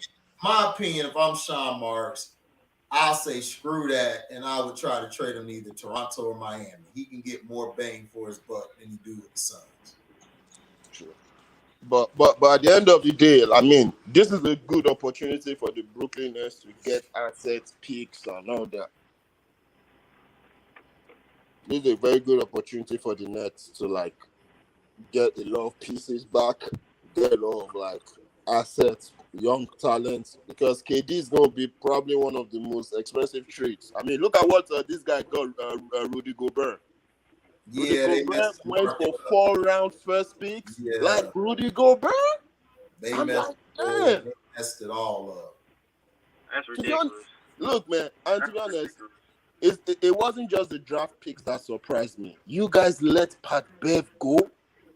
Like the guy that was really, really holding the team together, you let that dude go. I mean, Minnesota, man. They let all kinds of quality go. It was him. They let Malik Beasley come off the bench and give you buckets. They let Jaden McDaniels go. He's another key piece, a young up and coming player. And they let somebody else go. Yeah, they draft pick Walker Kessler. They let him go. I'm like, what the? Yep. I'm great. I know nobody know this guy, but Vanderbilt, they're gonna miss him because he was a great wing and post defender. He could play both. Oh, is it Vanderbilt? Oh yeah, Vanderbilt was part of that trade, wasn't he? Yep. What? They So they let let all that Vanderbilt go, go. man. They let all that go for Gobert, dog. How did they let all that go for go? So you mean they let Pat Bev, Vanderbilt with four round And they first got round rid of picks Kessler. Kessler's and gonna, Kessler that for was a Rudy Gobert? to get rid of. Kessler was nice at Auburn. Damn. Yes, dude. I Damn. like him more than Jabari. Jabari was nice, but I like the Kessler a little more. He tough too. So yeah, they messed up. T Wolves. Damn, they messed up big time, man. And then Rudy Gobert talking about a ball stopper. Dog, you on a team with 3 ball stoppers. What does it mean as a ball stopper? You got Edwards and you got Towns. You think they finna be passing you the ball? Hell luck. no. Hell Good no. luck. Hell no. They ain't passing dude no ball. What can Rudy Gobert do? Like, what did he do with the Jazz, though? What did he do last season? Get dunked on. Exactly. He got dunked on several times last season. Like, damn. Man, Minnesota is stupid. But letting Pat Bev go, they're stupid. They're really stupid for that. They're stupid. It's crazy, man. Man, I don't know. All I know is, man, these niggas bums. Man, Dell Dem's disappointed me. Man, this NBA era, man, I'm glad I came up in the generation where I watch guys like Rodman, Iverson, Mutombo, Barkley, Well, you gotta understand. older Isaiah Thomas because I was really, really young You gotta when I understand. saw Them older Isaiah. guys didn't get paid shit, and a lot of those guys came from nothing. Exactly. So it's a different mindset. These guys now, man, they not into all that robbery shit. Like I said, LeBron messed it up when he went to Miami. It changed the dynamic of how shit is. And guess what? Imagine what they did to Zion. They gave Zion $231 million. That's what I'm saying. So if I'm Joe Tsai, I Oh my fire God. Sean Marks and I give Kyrie the deal. What did Zion do to get that type of money? Like, what has he proven in the league? What did Zach LaVine do to get that money? Thank you. What did Zach LaVine do? Man, I'm like, what is going on in today's NBA world that guys are just getting paid without proving anything? I remember back in them days that for you to get the big bag, at least you have to have one championship. You have to be like, yes, you are a champion, so you get championship money. But now, I mean, you can be overweight and still get 200 mil. Yeah, they pay some of these guys on based on a projection, but that could be like a bad thing at times too, man. No, sometimes it's a very bad. Like, I'm cool with every player making his money, but when you know this dude is not worth that money, like that's what ruins the game. Giving Zion that type of money, giving James Harden 200 mil, giving these guys. But this the hypocrisy I get mad at. How you gonna say Aiden ain't worth any money? But Thank you. That is what I'm saying. You played way more games than Zion. Been more effective in the games he played than Zion. So it's like, come on, let's be honest. You gave Zion 231 million, but Kyrie ain't worth 250, 18 ain't worth 200 mil. It's like I don't understand how people get paid in this league. I just don't get it. Hey man, that's why the new CBA being dog. Listen, we in for another lockout, dog. This shit about to get ugly. For real. This new CBA. Man, it's crazy, man. It's like, and to be honest, it's so strange that Phoenix don't want to pay dude, man. How strange. But Zion Williams. Phoenix retarded. And Zion Williams is not yet up to 21 and is having weight troubles at a very, very young age. At the prime of his youth, he's having weight troubles. and you gave him 231 million. I told them to trade Bad Zion risky. a long time ago. Exactly, CPEN is very risky. While his value was hot, I would have traded him and got picks and some players and roll with it. Because Exactly. they don't really need Zion, bro. It's like they got a squad. They got For real, they don't. They And don't need Zion. fell. Like, look, like Brandon Ingram, I'm giving the keys to Brandon Ingram, dog. From That's here on it. out, bro. Hell yeah, I'm giving the keys to Brandon Ingram. I Hell don't yeah, get it. like you see what he did last season, especially when they were trying to get into the plane. Oh man, like New Orleans Pelicans is the team to watch. But when they gave Zion that 231 million, in my mind, I feel like they've ruined it. I feel like that young coach made his first mistake. In my own opinion, that's the first mistake that young coach has made. Yeah, You man. like Sipen, like think about it. Dude is not yet up to 21, 22, 25, and he can't Right. control his weight. At Right. age, you are a professional athlete, and you are at that age, like you are not yet even in the prime of your youth. You're just getting into your prime, and you can't control your weight. That's a problem. That's a problem. And you gave him 231 million. Damn. Right. And he only listen, he only had one full season. One full season of production, basically. Hey, what? Has Zion ever had half a season of full production? Has he ever had half a season of full production? No, he Shit. hasn't. Nah. Man, they keep like, to be honest, you know, when people always say like these guys are getting paid too much, I always like, why are you hating on these guys' money? But the more I look, I see why they say it. I see why. Man, Zion, I'm happy you got your money, but bro, you got shit to prove, man. You got a lot of things to prove, man. No, it's like I don't care. He got his money. The problem I have is how you gonna say Kyrie don't deserve his money or Aiden don't deserve his money when these bums ain't proved nothing, dog. This dude is an Olympic medalist and a one-time NBA champion. And you're telling me it's not worth 250? Talk about rings and shit. Then why is value in his ring? And been three finals appearances. So it's like, come on. It's like I don't get it, dog. The dude earned his contract. Like the dude's body of work is way better than Levine and they asses. It's like it's not even close. Oh my God, Zach LaVine, man, that's the one that really killed me right there. Zach LaVine, man. Zach LaVine, that's your first ever player in Chicago Bulls franchise history to get that big of a contract. That guy. Right. And it's Zach LaVine. Imagine. What did Zach LaVine do in his career? Can somebody tell me? You said what? What's Zach LaVine done in his career? Can anybody tell me what dude has done in his career to get that type of money?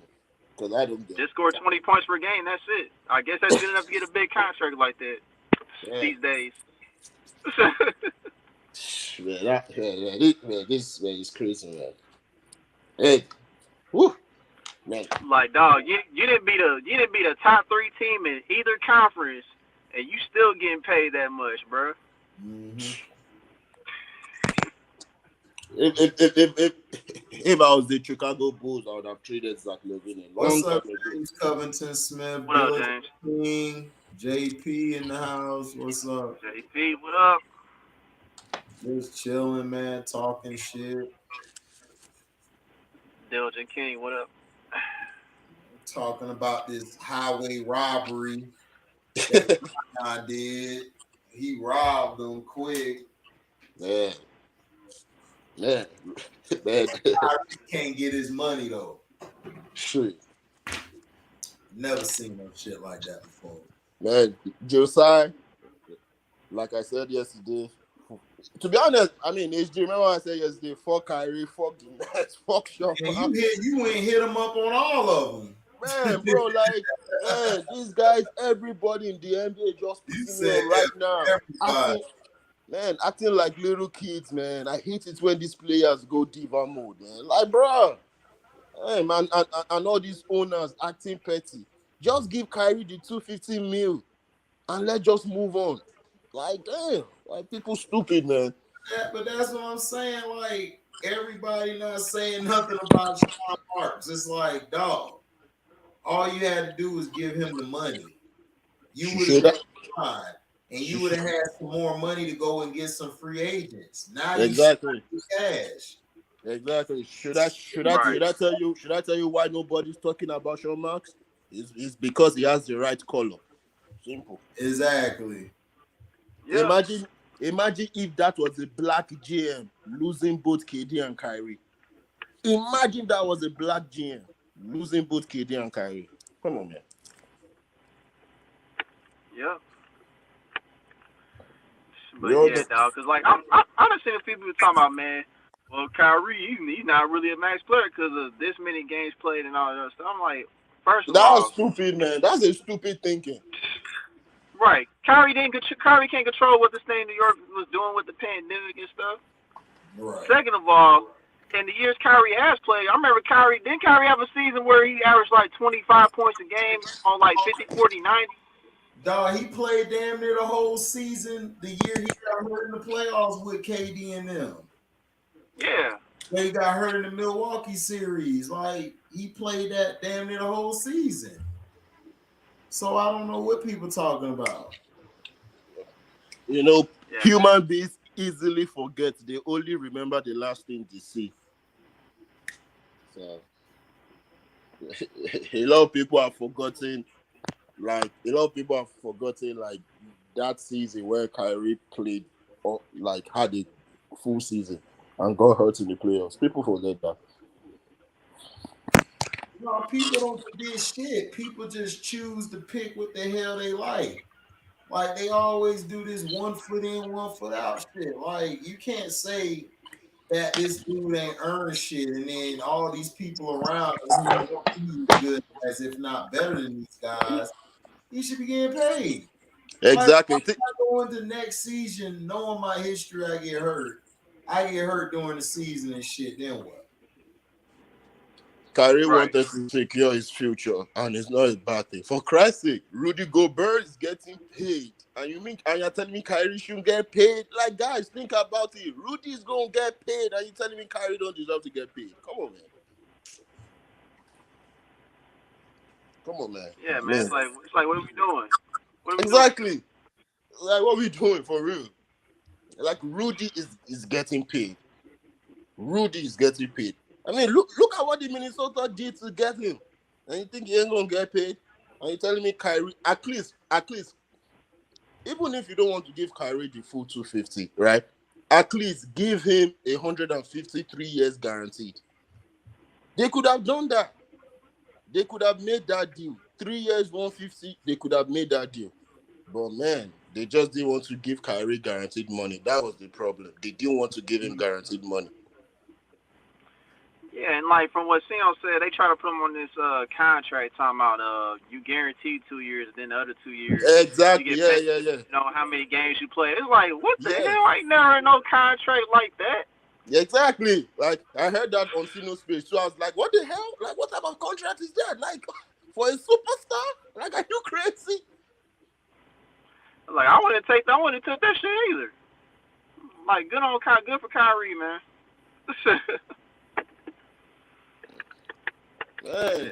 Yeah, like, it's crazy. Like, are you telling me, like, you're not like in the third year of the contract, you're going to be paying Kyrie based on how many games he played the last 2 seasons? What type of stupid language is that on a contract? Look, there's one thing. I mean, a rookie. Yeah, exactly. That's the contract you give to a rookie. They're treating Kyrie like a rookie. Hey, man, it's crazy, man. Even though I still say fuck Kyrie, fuck the Nets, and fuck everything else, I'm still going to be fair. They should have given Kyrie that $250 million. There was no, it should not have even been a discussion. It should have been, okay, Kyrie, you messed up this season. next season, get this 250 mil and make sure you get me a championship. Like that should have been the discussion, and everybody moves on. Yep. Not Sean Marks. He got to try to prove he got the biggest stick in the room. Man, foolish white boy needs to go sit down, man. Yeah. For real. It just sounds like Sean Marks can't do business. Man, that guy does not know business, man. That guy does not know business management. He does not know man management. Like Sean Marks is the most useless general manager in the NBA, man. That guy doesn't understand man management skills, basic man management skills. He doesn't understand it. The guy is acting off emotion, and also same with the owner. The Brooklyn Nets front office, they're acting with emotion. It's like, yes, Kyrie may be cuckoo for Cocoa Pops in your own opinion, but this is business. You are in the business of not just sports and entertainment. You are also in the business of making sure. Yeah, I don't think Kyrie cuckoo or anything. No.